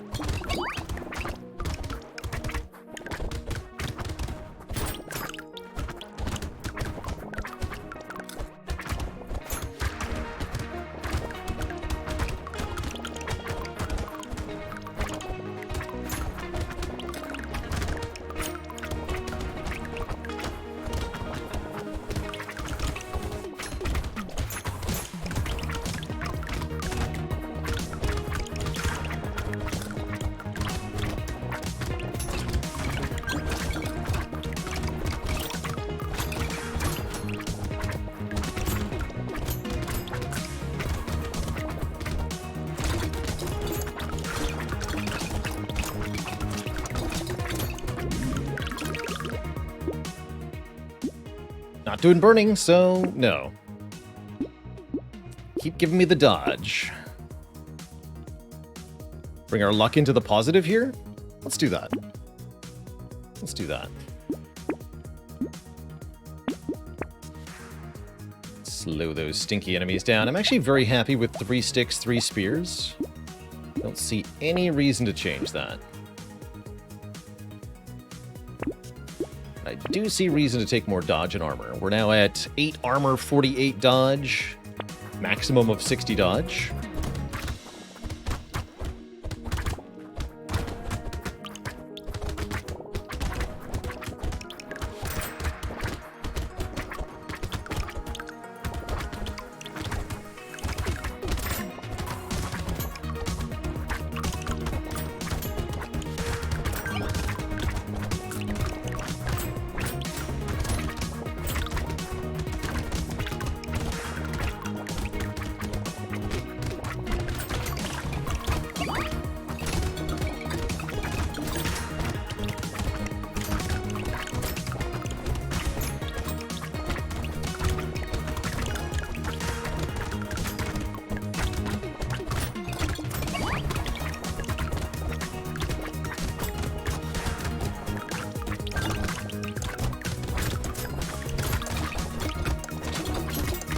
Yeah, 4 crates.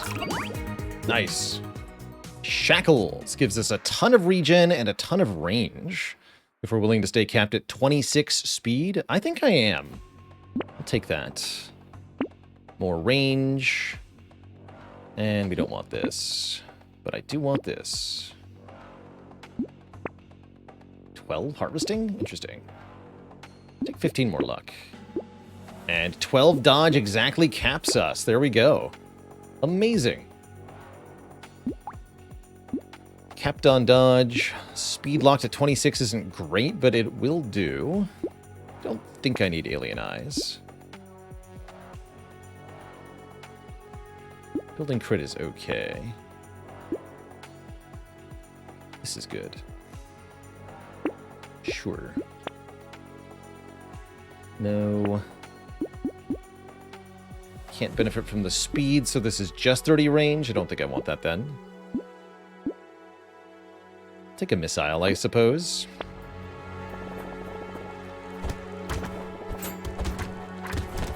Hopefully we have enough attack speed for the Horde Wave. We definitely have enough survivability. This wave can't kill me. There's no way.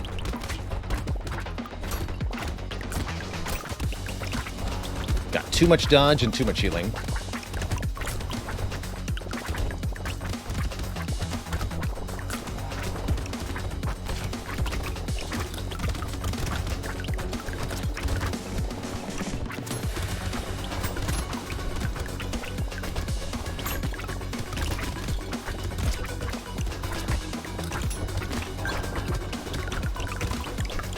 Run around in the middle, I don't care. Oh, the Rip and Tear is doing really good work here. I'd noticed there's explosions. I failed to remember why, though.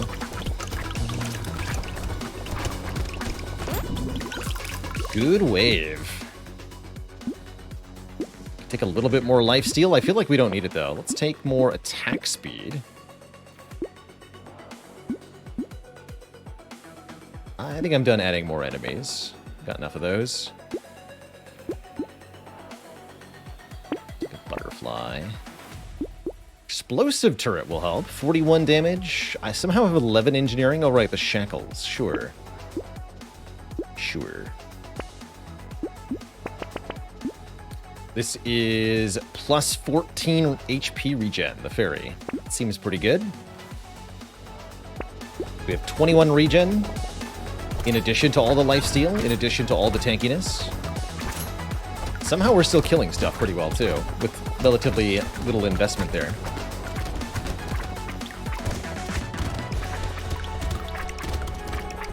It's good. Warrior Helmet not bad either, actually. Indeed, we can re-speed up later, since we're capped at 26 speed. It's not bad.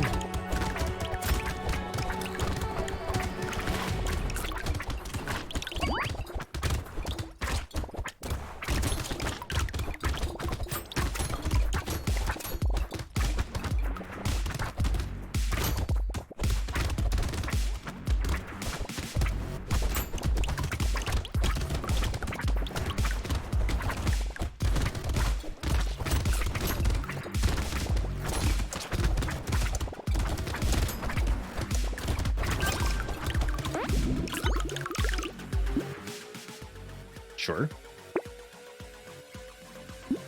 12% damage? Or do we want 6 melee damage? No, 12% is about the same. Attack speed. Here we go. An elite now. Do not know if we can kill an elite. Can definitely survive one. Wisdom's not terrible. Don't love it though. Why not upgrade weapons? This character maxes out at tier 2 weapons is why. This is as good as we can get. For the wildling.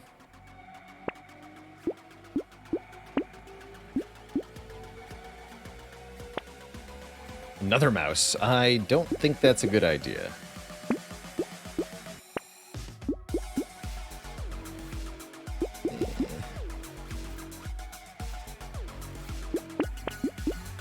Sure.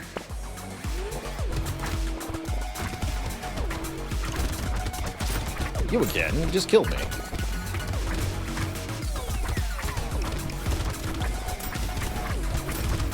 If I can kill you. Blankets.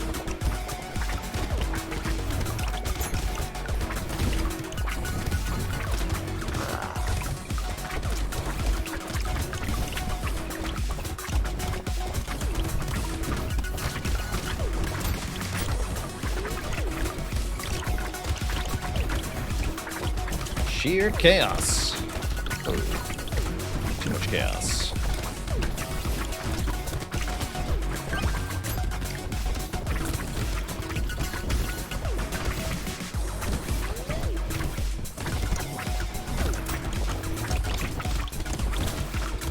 Yeah, that's why you build tanky.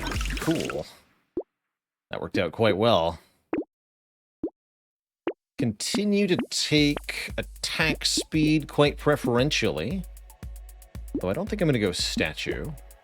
Riposte is good. Take a riposte. Does a lot of damage when we dodge.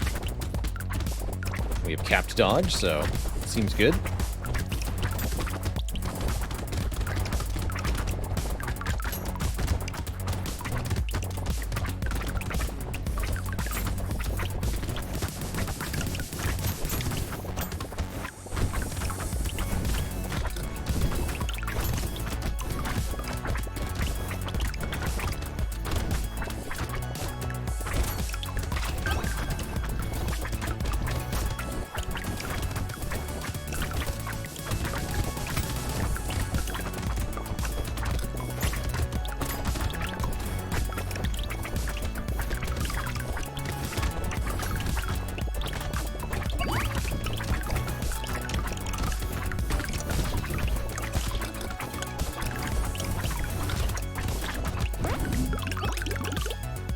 How's it going, Mr. President?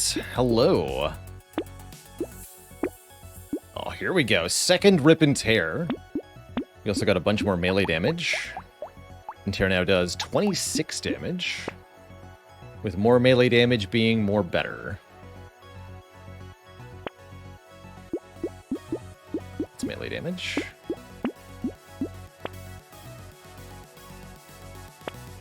Third Rip and Tear. I've never had 3 before. Cool.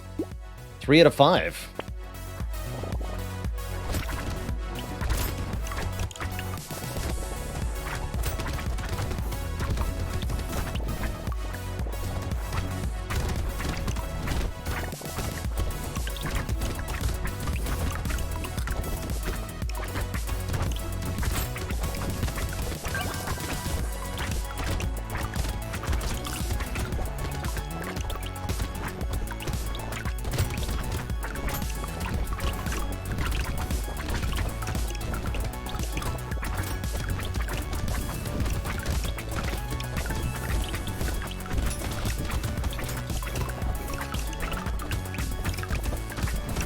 Explosions, though.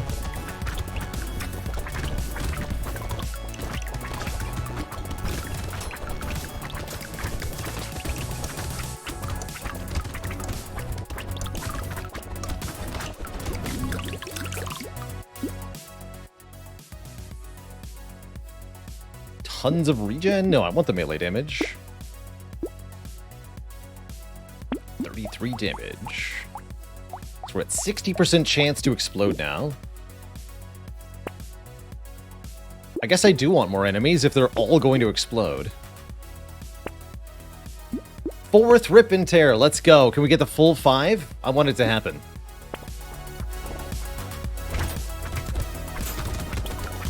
It's this jerk. I actually do appreciate the practice dodging here on a character that can survive for a bit. Ugh. Just want to move slightly to the side, basically. The only problem with that is the other enemies in the wave don't usually allow you to do that. Ah, heck, man.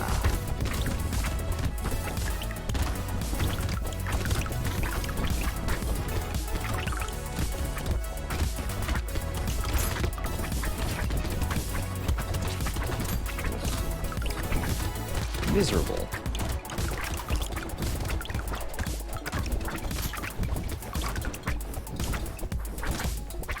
No, I don't feel like I learned anything about effective dodging here. This is horrible.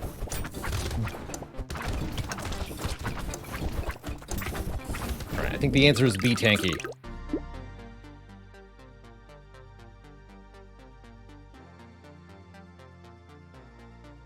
That's all I've got. Be tanky.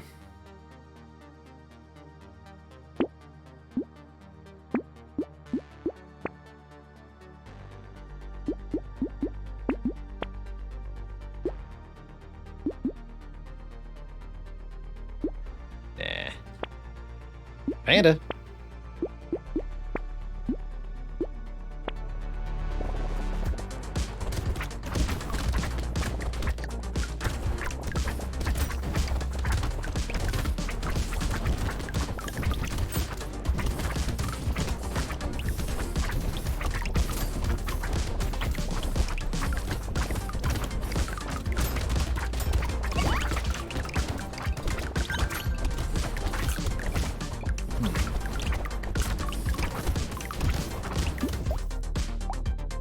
These two 86.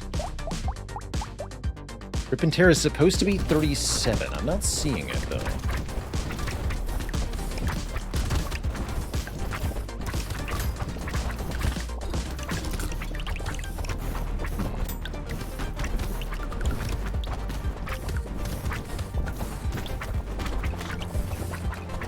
Interesting.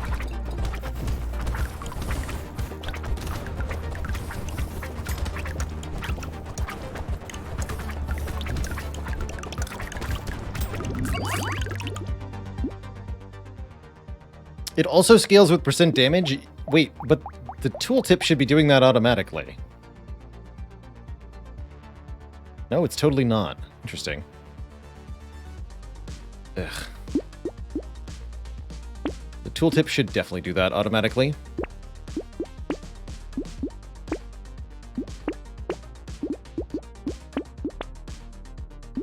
Explosion size, sure.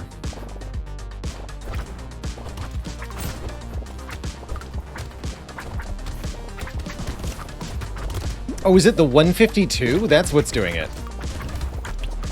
Yeah, it's the 152. It's the baby with a beard damage. Or the Rip and Tear damage. Is it actually times 4?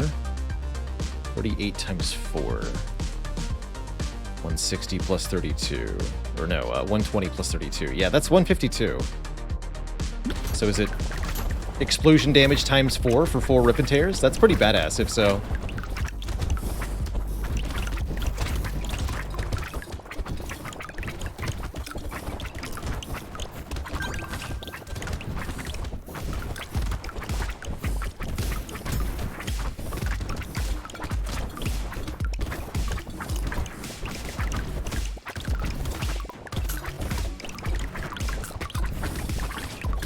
I certainly hope this is not coded as 4 independent explosion chances for the 5s, for the 4 Rip and Tears. That would be failing at programming forever. It's not how you do that item.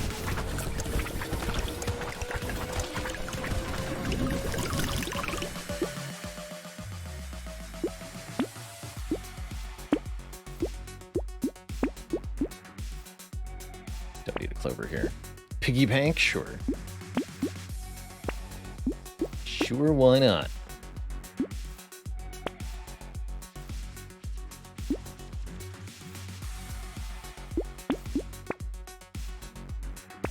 Meh.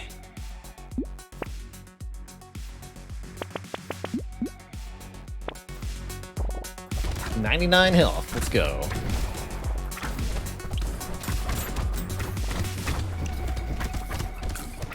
Don't have any expectation we're going to kill the bosses. Simply survive.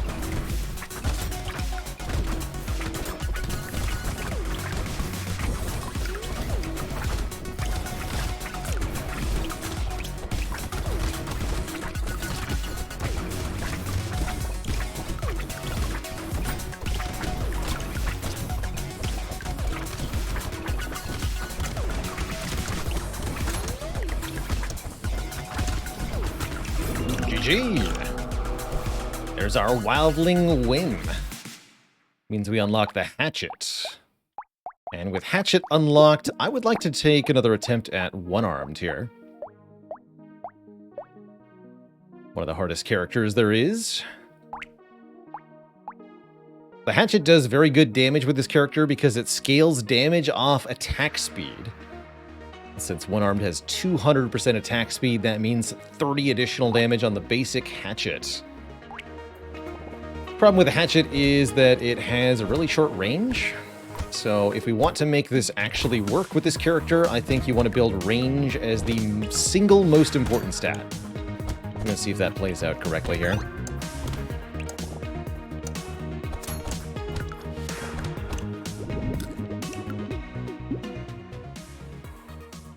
Yeah, 15 range. Perfect. Let's get some early luck as well.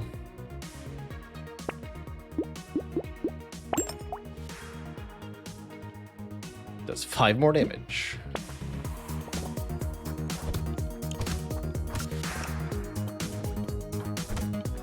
Still don't believe in hatchet, but you're rooting for me? I'm hoping to show it off here. We have to take range. Need 100 range, maybe 200 before it's going to feel comfortable.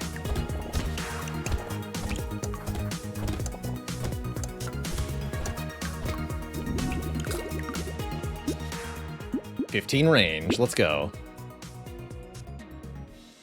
Don't take minus range. Do take plus range. Okay, we have 50 range already. That's a great start.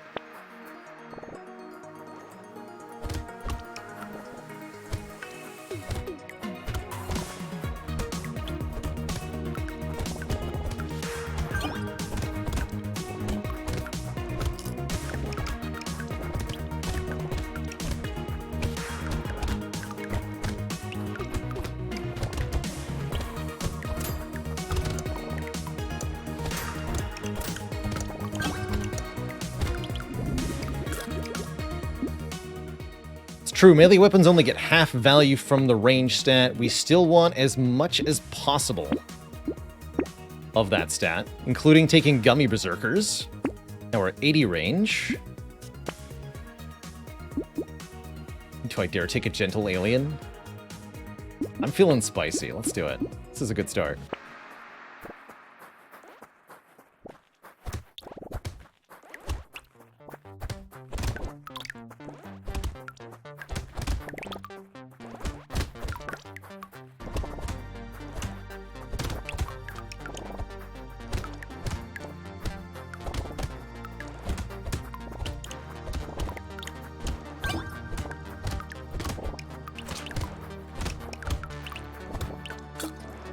He's still a fragile character.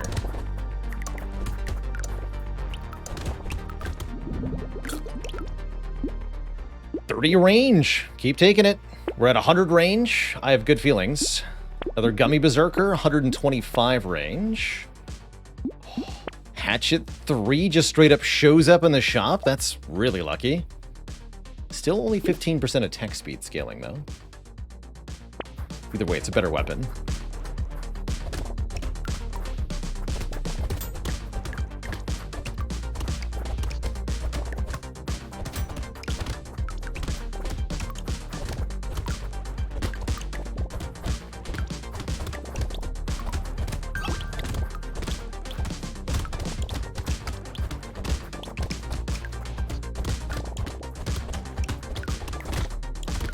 Minus armor might be a problem, though.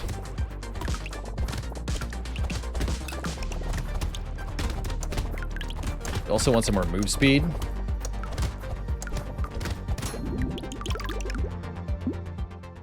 But I'm going to keep taking range up. 30 more range. 155 range. 175 range. Let's freaking go.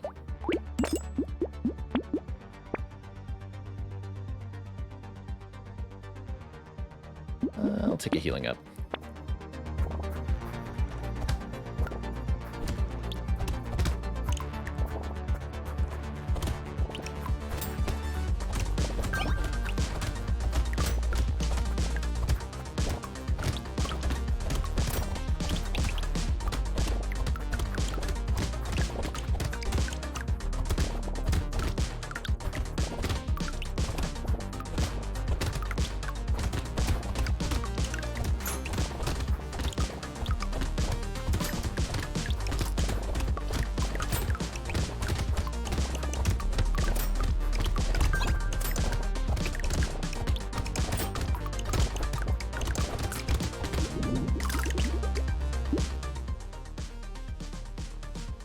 Maybe want to consider a bit of tankiness.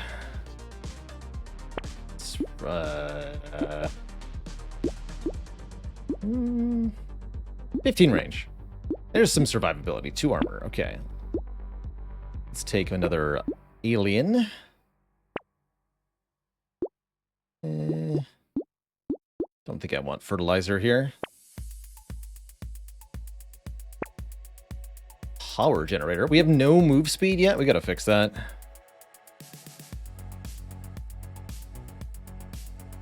Current level 8. You know what? I'm gonna lock this.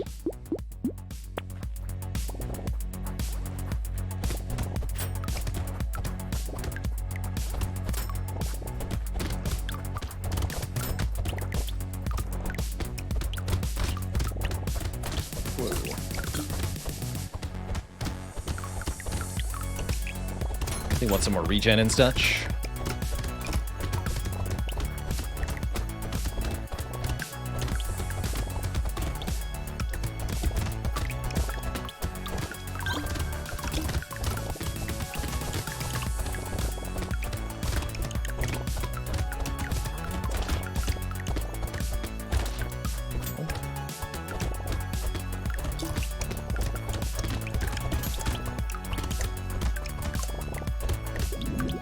Wave.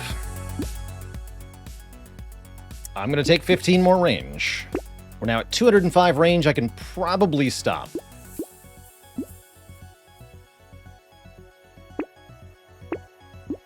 So now every point of movement speed we get is going to be 2% damage, which is very good. A lot of that too. Don't take the... don't lock that. Okay, 26 health, no armor. Should be okay here. 3 hits to kill the big guys, and we can hit them from pretty far away. I'd really like some more move speed for this to feel very good, but just having this much range makes the hatchet so much more of a viable weapon.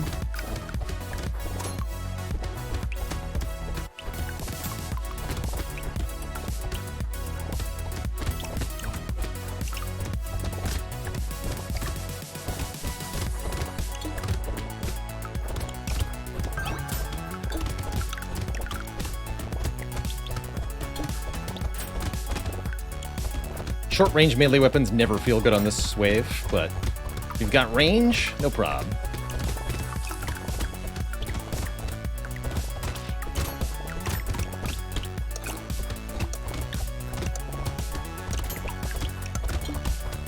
Easy.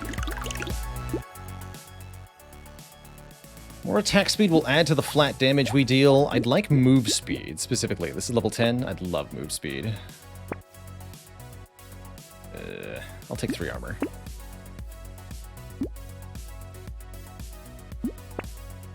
Keep rolling here. Take a little bit of lifesteal, I suppose. Don't trust the warrior helmet. Man, tough stuff. And I can't afford Peacock going into wave 9. Also tough stuff. Bummer. I don't think I'm going to lock it. I think we need more move speed.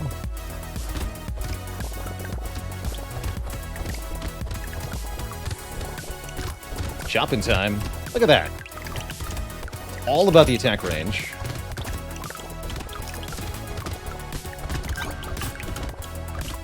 Nice and comfy.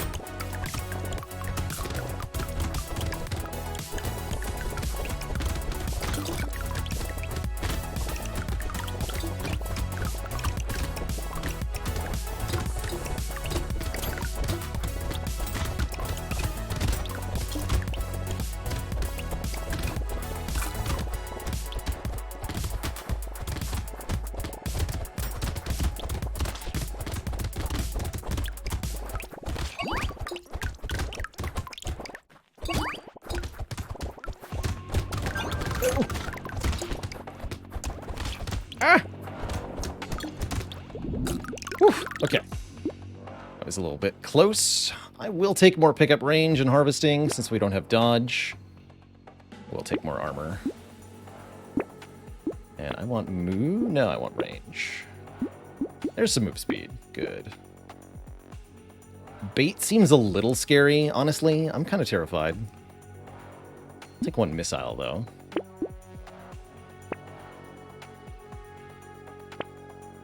Tardigrade. Negate the first hit each wave. That's a big improvement in our ability to survive. Berry looks good, too. 12 additional HP regen. I think I want max health next.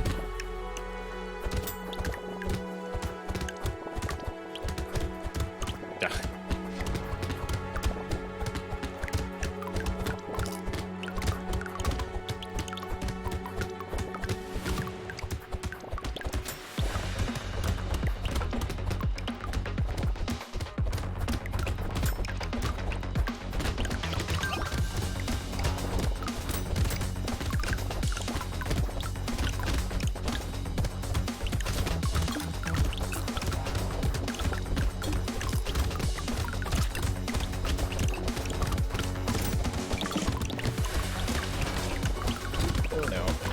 No.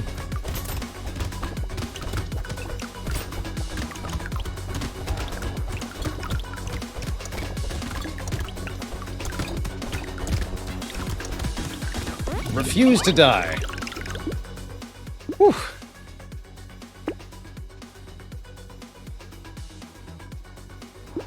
I guess I'll take some more lifesteal. I don't love it though.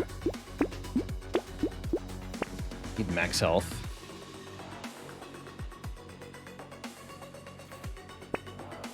Power Fist was tempting there, by the way. Power Fist, I think, could be a weapon to build around.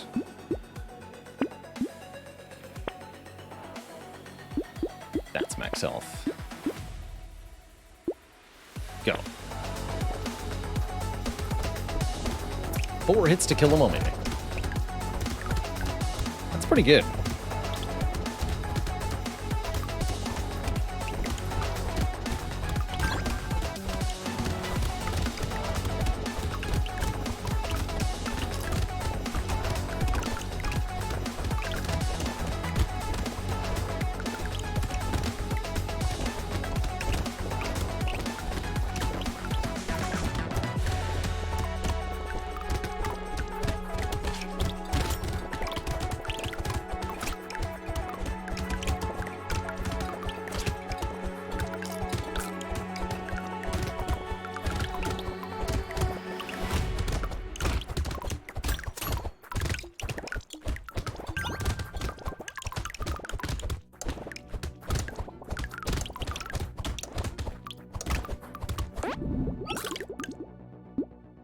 There's a move speed up. Finally. This is 9 speed, 18% damage.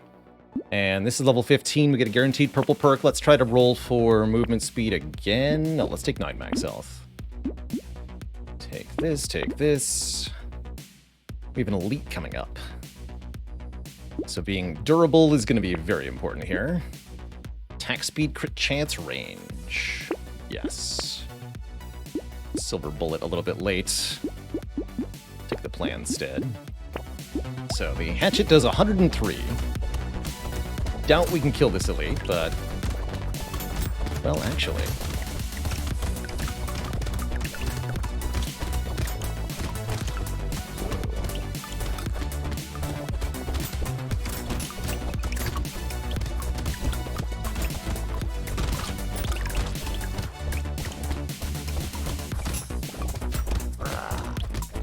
and now they charge.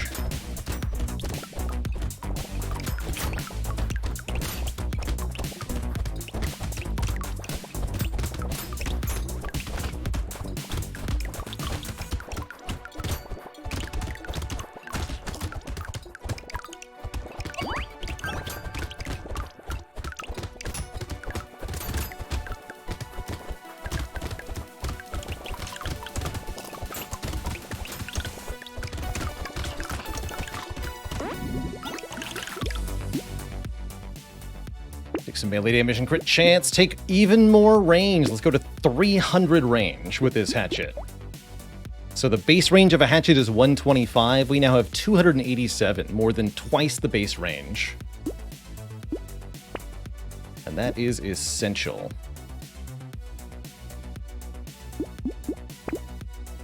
I'll take a sunglasses. Let's go crit.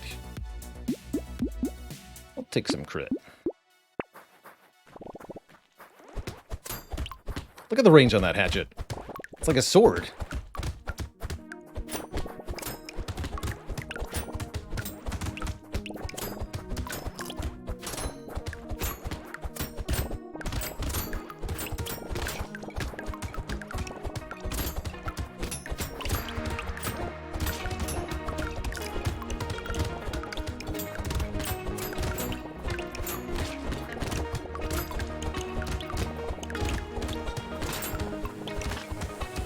Oh no.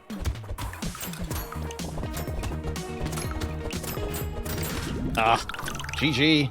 Did that to myself. Taking the minus armor there did not help me, but I failed to evade the projectiles is what happened. GG. Couldn't get it done, unfortunately. Well, Twitch chat, that's all the time I have for us today. I've got to go get some dinner. But yeah, look at the range. Look at the range. We had the range. I think that was a pretty good showing for the hatchet. We were performing pretty well, but couldn't quite cut it there against those tentacle type enemies. Tough stuff. We'll be back to try the one-armed again some other time, Twitch chat. Tomorrow, I plan on doing some more Monster Train and some more of our Spire Mastery Challenge. We'll be back to that tomorrow. Brotato maybe on Friday. And then again on Saturday this week, we'll be finishing up Tunic. Looking forward to that. See you later, Carissa, Ripnator, Werewolf 4K, Alex Helmar, The Absolute Zero, Two Shanes, and everybody else. Thanks so much for watching. Ta-ta for now, and have a cozy one. Till next time, my friends. Toodaloo.